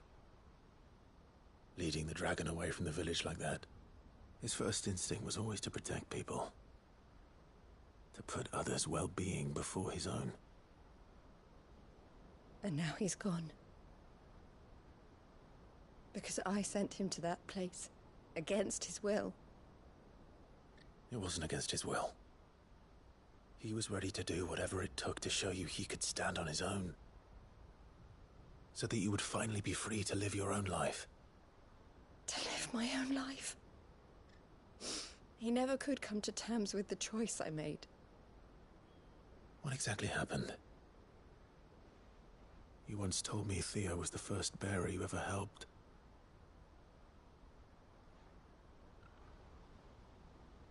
We grew up in Canva. We were born to one of the great trading houses. And I was chosen to inherit the family business. I had my father's head for figures, you see. Theo did not. While I studied the art of commerce, he played at soldiers instead. A late bloomer. In more ways than one. For unlike most bearers, it wasn't until his 15th summer that his powers awakened. My parents tried to drive him out of the house and into the care of the constables. But before they could, I took him into mine. Theo told me something else. He clearly admired your devotion to the cause of freeing others like him from slavery. But he said you deserved a better life than this. He wanted to free you from what he called your bonds, just as you freed him from his. I would be lying if I said I had not wondered from time to time how much easier my life might have been if I had allowed Theo to be taken and devoted myself to the family business instead.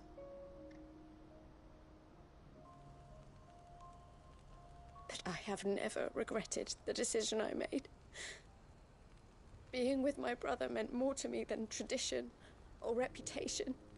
I only had to look at him to remind myself of that night and the choice I made, and the fact that I would make the same choice again in a heartbeat.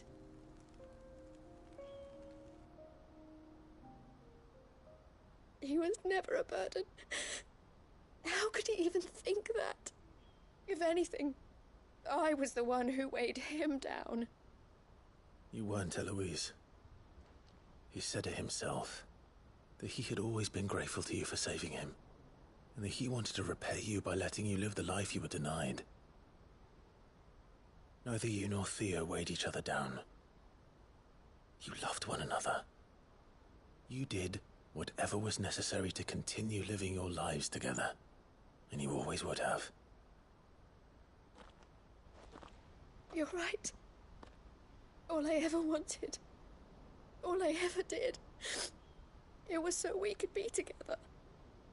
Oh, Theo, why did you have to...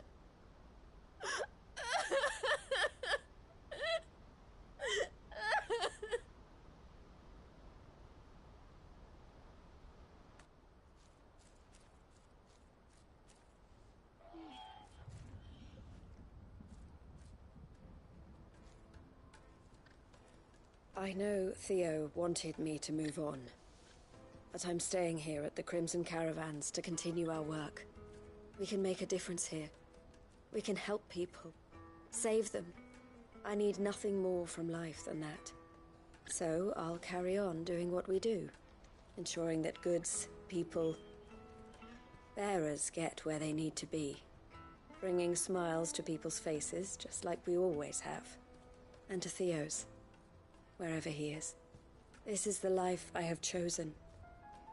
The life I will always choose. I've made a choice of my own, to continue helping you however I can.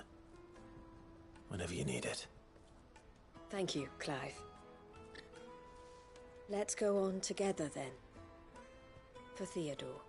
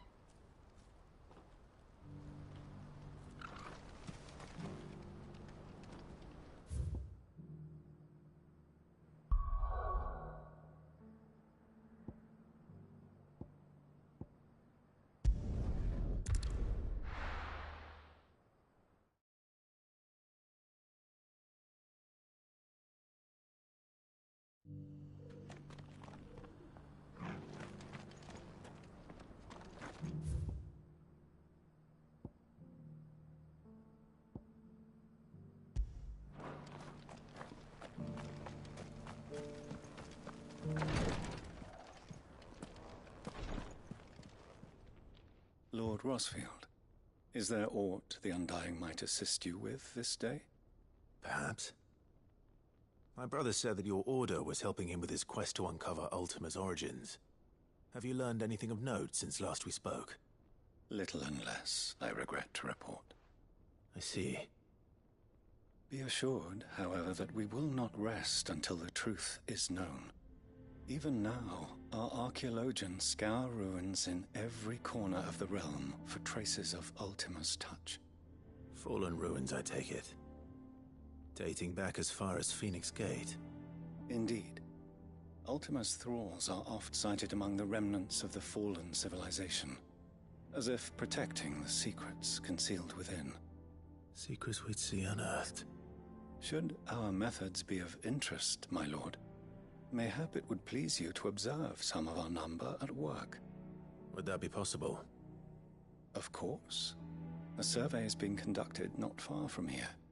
Perchance you are familiar with Kretov, a small hamlet built around a fallen airship.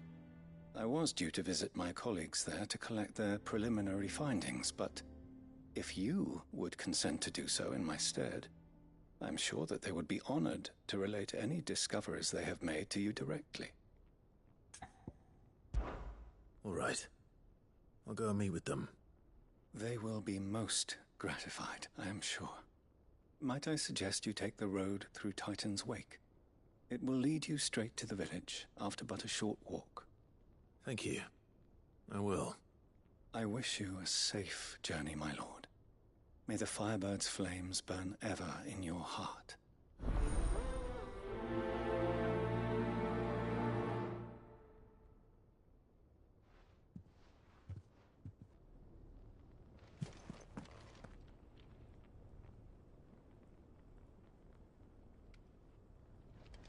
A village built around an airship.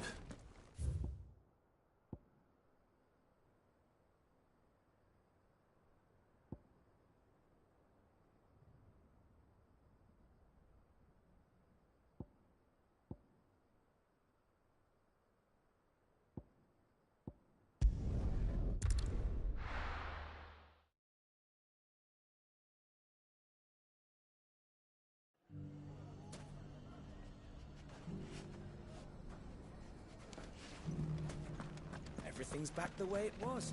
Fresh silks from the Mustard and mandrake. If there's one thing we've learned over the past few moons... When the Fang fella took my livelihood with it.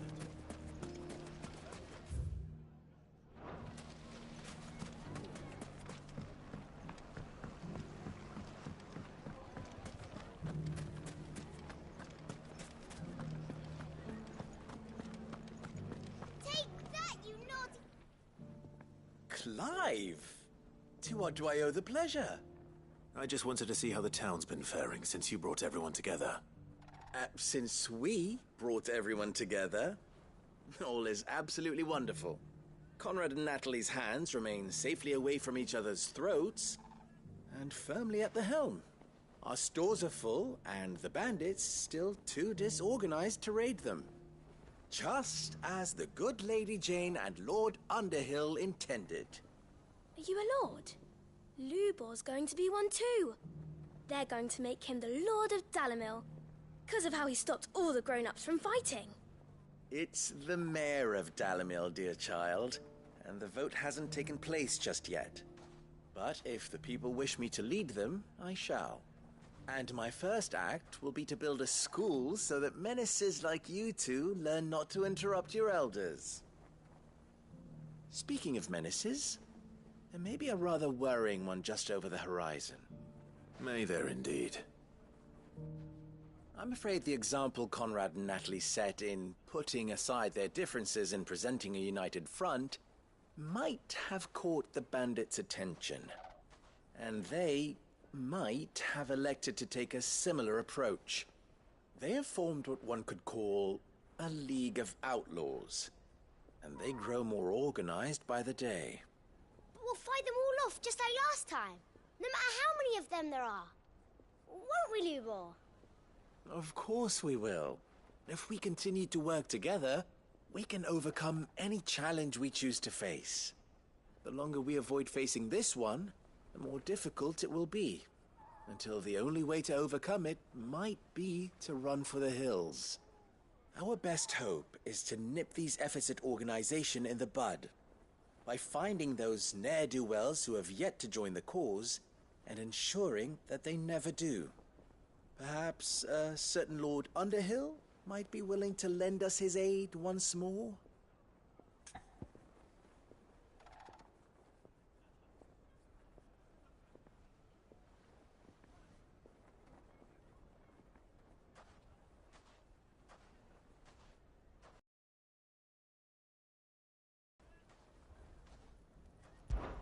How could I refuse? Thank you, my lord. Victor will fill you in on the particulars. I have him stationed by the desert gate, receiving and collating reports from my scouts. Such an amenable soul. He reminds me of you. I'll go and speak with him.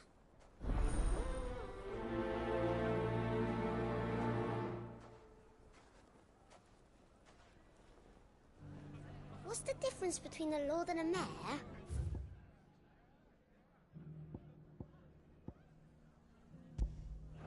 That's easy. The League of Outlaws. Sounds like we have some competition.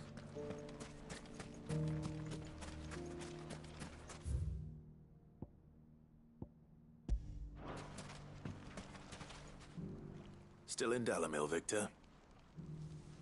Ah, Sid. I thought you'd have returned to Cosnis by now. I did. Then I came back. I've developed something of a fondness for the place. And having worked so hard to see it saved from one fate, it would seem remiss to abandon it to another. A sentiment Master Lubor certainly isn't shy about exploiting. Hence my doing his bidding yet again. You're not the only one. What does he want you to do? He asked for my aid in putting down the bandits. And he said that you might be able to help me find them. Then you've come at just the right time. I was on my way to speak with Conrad about how to organize our forces. There are more camps in the vicinity than we can safely strike at once. But we must strike together, and we must strike soon at as many camps as we can. We can't give this league of theirs time to rally its forces. All right. Which camp shall I take? There's one upriver. Just out there, across the dunes. Leave it with me.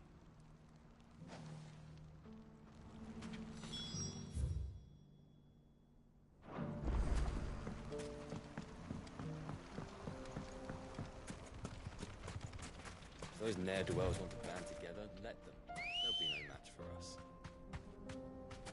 Let's go.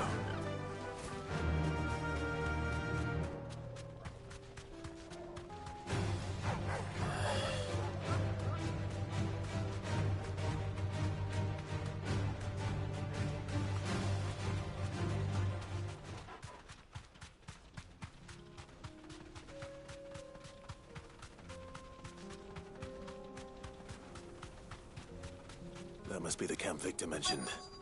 Come on then, Toggle.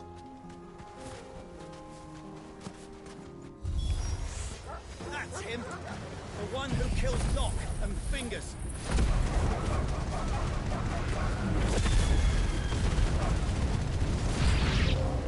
Take his head off!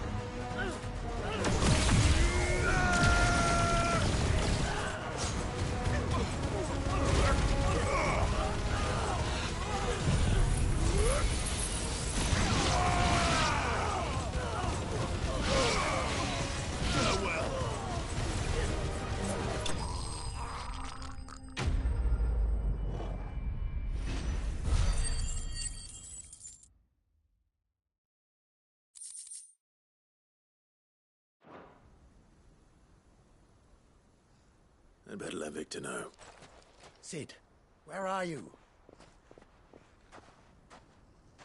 Ah, I see the bandits didn't pose you any trouble. No, but that's not why you're here, is it? No. Something's happened. We need you back in Dalamil. What is it? The whole town's in uproar. They're saying that Lubor is a bearer. What? Seems that one of our parties wasn't as thorough as they should have been. They let one of the bandits escape, and his escape route took him right through Dalamil. Some of the children spotted him, and he was about to silence them. And when Lubor felled him with a bolt of magic, and without a crystal. But that's not possible. It is, if he's a bearer and has been hiding it all these years, which is what people are saying. If he has, well, I wouldn't blame him. No man is branded by choice. Still, all those people see is a man who's lied to them all his life. One who was made a leader of himself when the world believed he should have been a slave. Fuck. I don't know where we go from here, but I know one thing. Lubor needs all the friends he can get right now. You're right.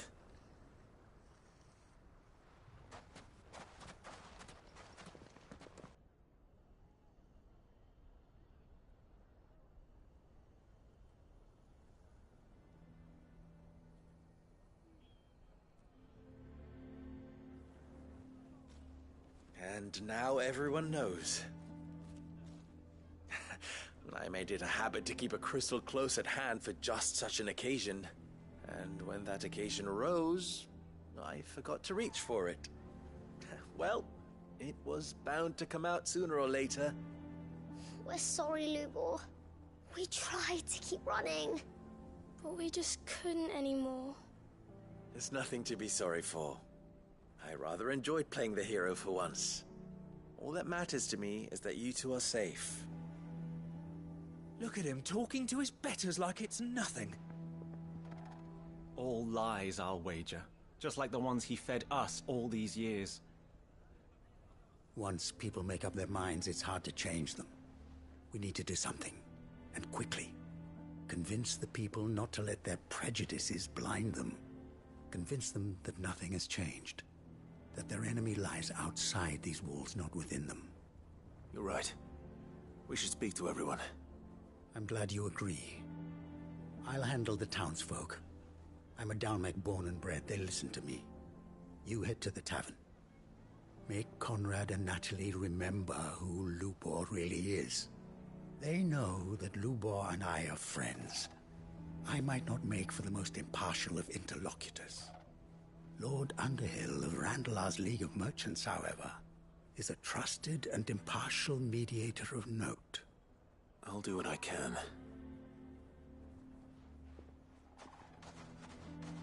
Lubor, stay here with the children. I can't promise anything, but we'll try. And that is all I can ask of you.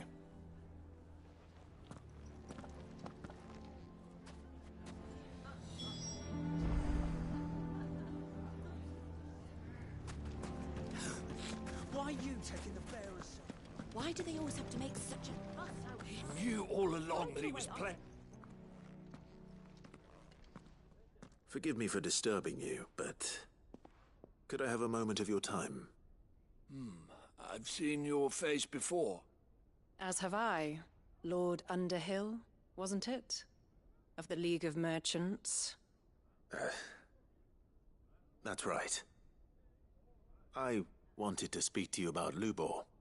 The rumors that he's a bearer. All true, I'm afraid. He'll never be mayor now. Not if I have anything to do with it. But what of his wares? Bearer or no, his steel is highly valued throughout the Republic. In this at least he's done the town a service. Might that not earn him a little leniency? Leniency? He pretended to be one of us when he was laughing behind our backs all the while. I'm sorry, my lord, but he lied to us. He lied to you. He cannot be trusted. So what do you propose? Will you drive him from his home? Close his forge? Perhaps.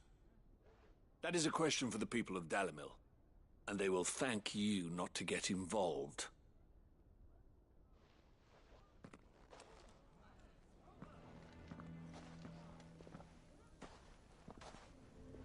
The townsfolk have made their minds up. There was nothing I could do. Nor I. Conrad and Natalie refused to consider anything but their own wounded pride. You never know. Once their anger is cooled, they might see things differently. For now, we should report back to Lubor. All right.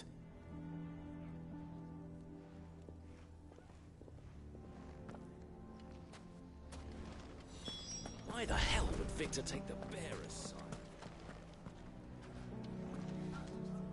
I assume the situation is hopeless? There's still hope. But...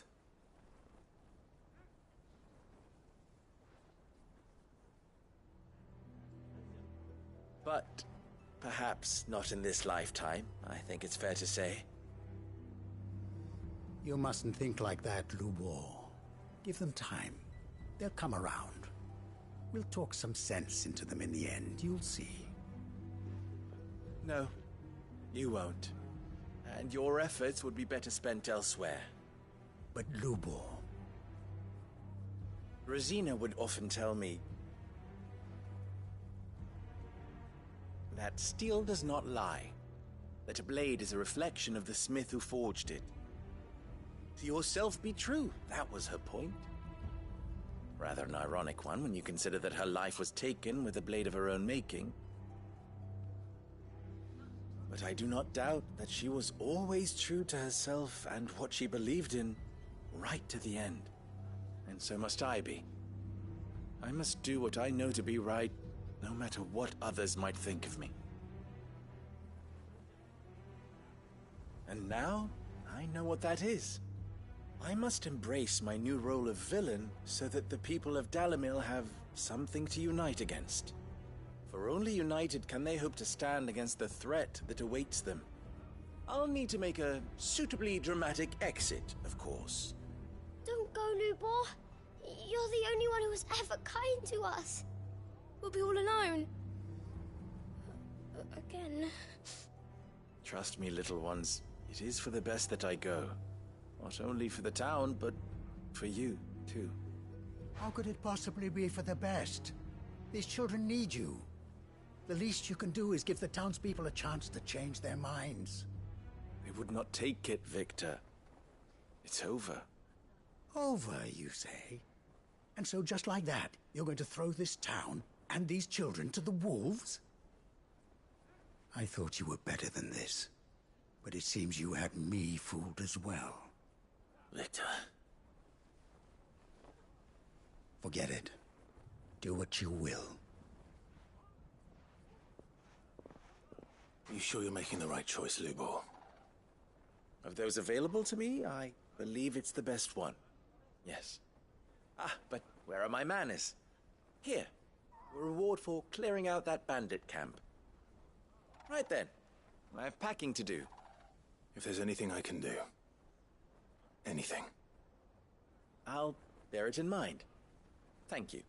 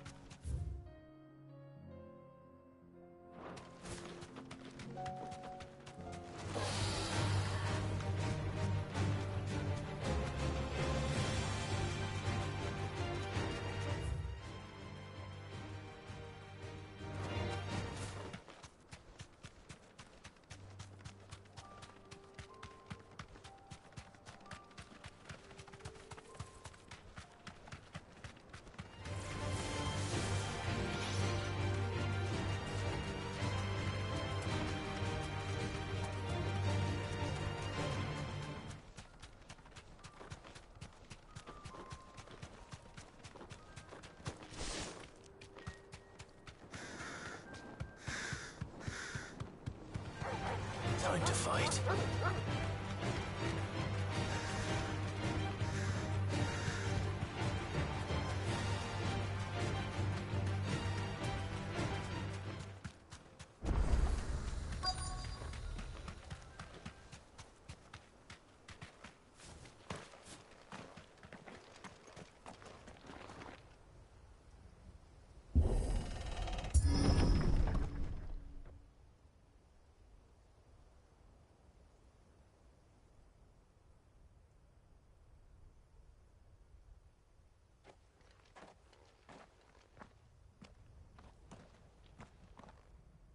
Oh no.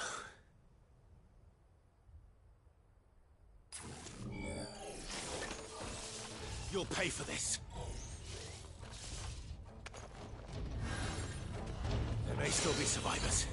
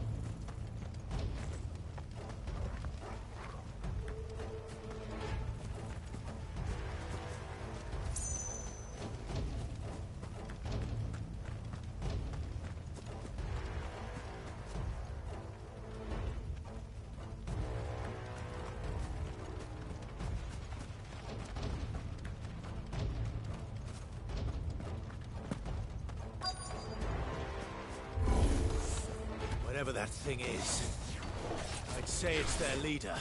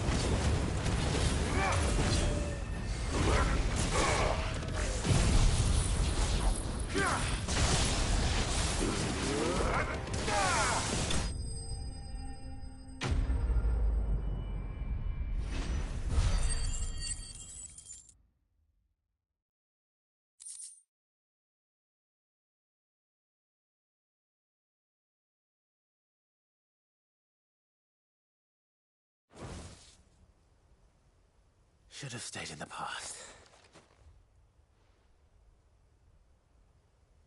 These must be Cyril's colleagues. You have our thanks, stranger. Who are you? Ah, forgive me, my lord. I did not recognize you. You are Lord Rosfield, are you not? We are archaeologians, tasked with surveying this site. When the echoes appeared, our brothers here occupied their attentions. Thanks to them, and to you, we were, for a mercy, able to see our duty to its conclusion. You call that a mercy? Your brothers might still be alive if you put their safety before your duty. Surely this survey wasn't worth dying for. We are charged with uncovering Ultima's origins. A duty of the highest import, as I'm sure you will agree. And you think your dead brothers would agree with you too? I know they would. They gave their lives for the cause, an honor to which all Undying aspire. Now, to what do we owe the honor of your presence, Lord Marquis? Cyril told me of your work here, and I agreed to collect your findings in his stead. I see. That is most kind. Pray, take them then, with our humble thanks. May the Firebird's flame burn ever in your heart, as it does in ours.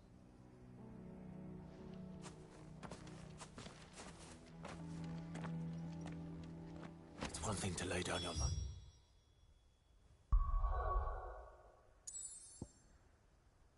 For another.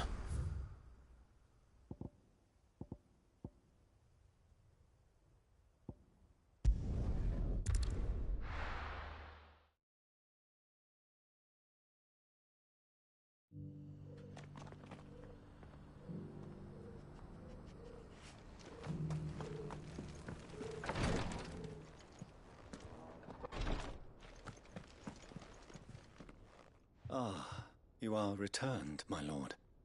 I collected your colleagues' preliminary findings. Here, take them.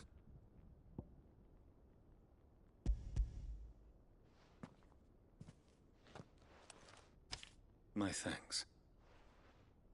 I shall study them, and inform you forthwith if I discover aught that might aid you in your fight against Ultima.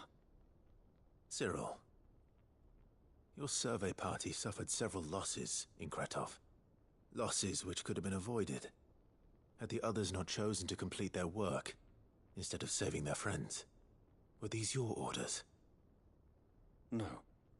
This was their choice. Every Undying devotes his life to the service of the Phoenix. It is our sole duty, and should we die in discharging it, so be it. Even when death is avoidable. My lord, I fear that this is not a point over which it would be fruitful to argue. The Undying have served the Phoenix for countless generations, and your opinion of our methods, however earnest, is not like to change them. We live to serve the Phoenix. Our very order exists for that purpose, and that purpose alone. Cyril, I know that you and your brethren answer only to Joshua, but allow me to offer you a word of advice. It does not further the cause of the Phoenix to have his loyal followers surrender their lives without good reason. Provide your survey parties with an escort, that they might live to do their duty for years to come. Think not only of how you can serve the Phoenix, but how Joshua would want you to serve him. Please. For all our sakes. I thank you for your advice, my lord. If you will permit me to respond, our faith in his grace, Joshua Rosfield, is absolute. And we of the Undying will do what we believe is right to fulfill our duty unto him. As first shield to the Phoenix, I am sure you understand what it means to do one's duty. I do. Then we are of the same mind. And it is my hope that we may continue to do our duty together.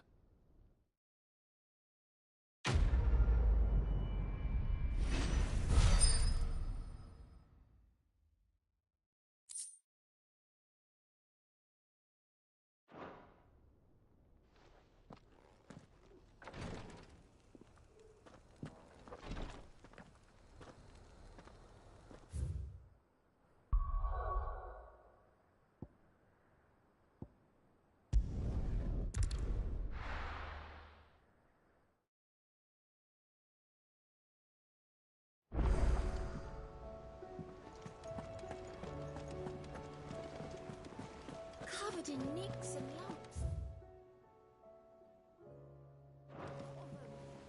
It's a wonder they can still walk. It's a one.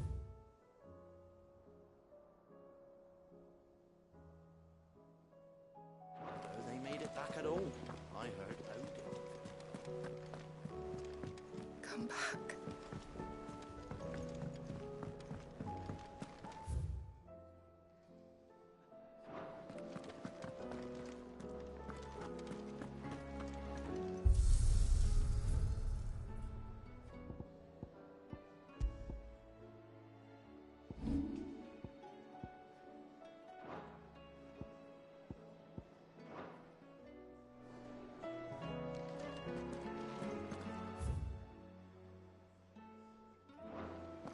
The stew's Tell me we've awful. run out of patio and all. Trouble with your gear, or something falling, do you?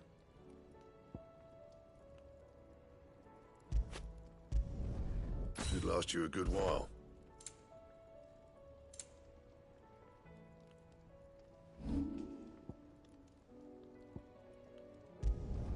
Not my best work, but it'll do. And?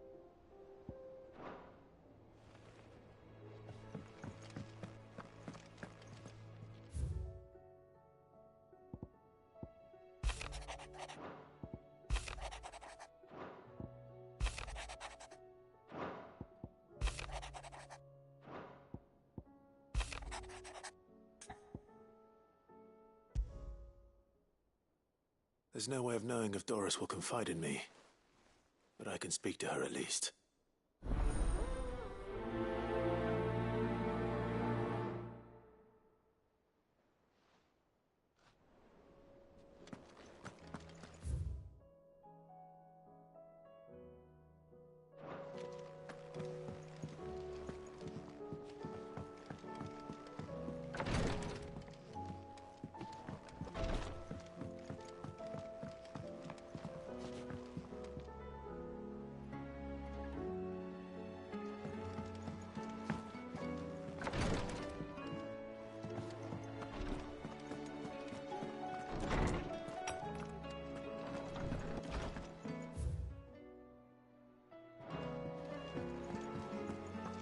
The stew's awfully full.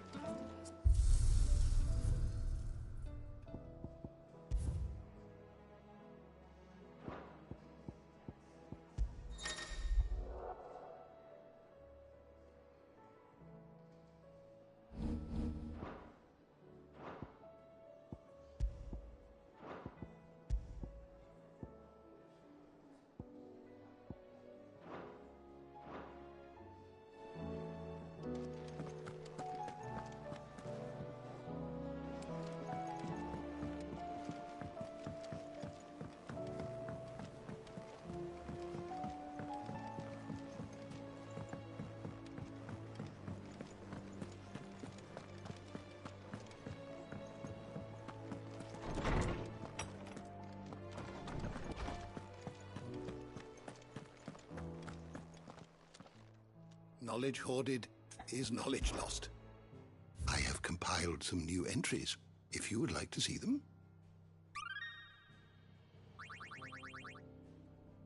If you have a question for me, I should be happy to answer it.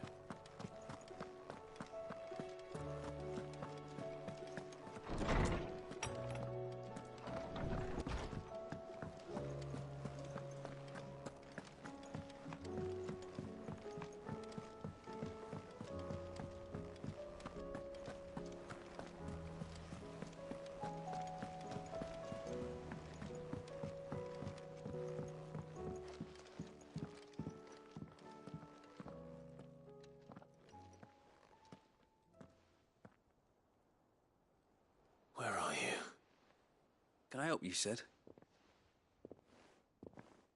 I'm looking for Doris. Is she here? I'm afraid not. She's at Martha's Rest on a job. My job, actually. When she heard what the mission was, she insisted on going herself. Alone. Did she? What was the mission? Following up on some new information. Once they'd settled in, the bearers you helped liberate in the Dragon's Eyrie were keen to talk about their imprisonment. And about their captor. The slaver Cole's team were tracking when they were attacked by the Beastmen. I'll go and find her. She's at Martha's Rest, you say? If she's not moved on already, yes. I hope everything's all right. Why would Doris insist on going alone? Maybe Cole was right to be worried. Back again? What is it that you wish to learn? I have the details here. How do you split the sea, you reckon? Heard the bad news then, did you? What bad news? About Dravost. Blackthorn's old haunt. With the forge and all that. Well, anyway, the mines just down the road from there are spewing out ether like no one's business. And the village? Safe from the flood for now, but they've got other problems. Akashic. Every creature in the area's either turned, or on the way to turning, apparently. Zoltan and the others are living on borrowed time. They need help, and quick. Doris sent a few curse breakers to keep an eye on things, but there's only so much a couple of scouts can do. Except get eaten. If something ain't done soon, the old place will be overrun. I won't let that happen. Didn't think you would. Does Blackthorn know? I thought it might be better if he didn't. He'd only do something stupid. You reckon we should tell him? No. It's better this way. Yeah, well, I can't stand about knowing what's happening out there, so I'm off. I'll see you in Dravost.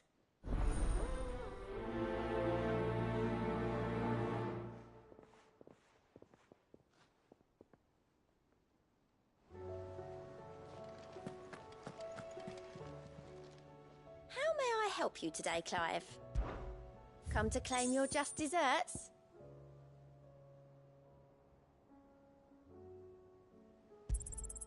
You earned this.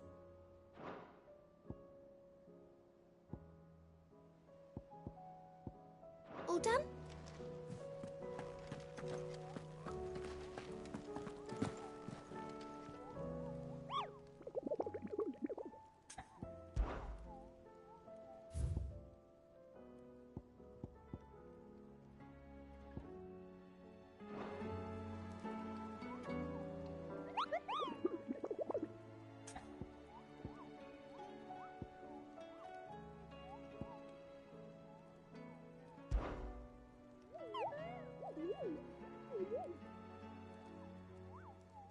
What did you find down there?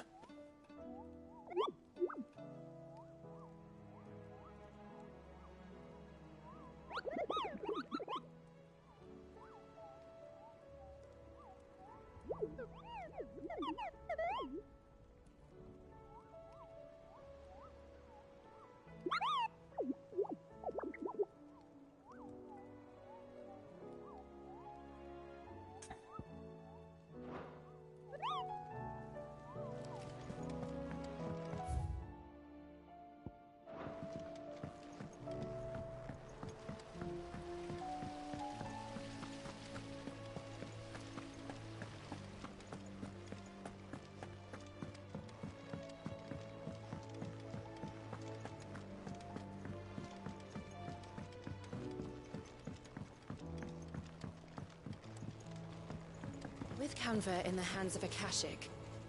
Ah, Sid. Just the man I was hoping to see. Did you have a mo? Don't tell me. You need more bomb ash. Oh no, we still got plenty of that left. I'm working on bringing another one of the Chief's designs to life. This time, it's a new smelter. It's got a reverberatory hood over the top for additional thermal amplification and a system of reciprocal recirculatory regenerators that Let's just say it gets very blimmin' hot. A heck of a lot hotter than anything Blackthorn's got in his forge, that's for certain.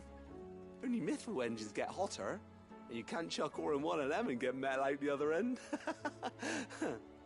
Trouble is, we won't be able to make out of any old rubbish, neither.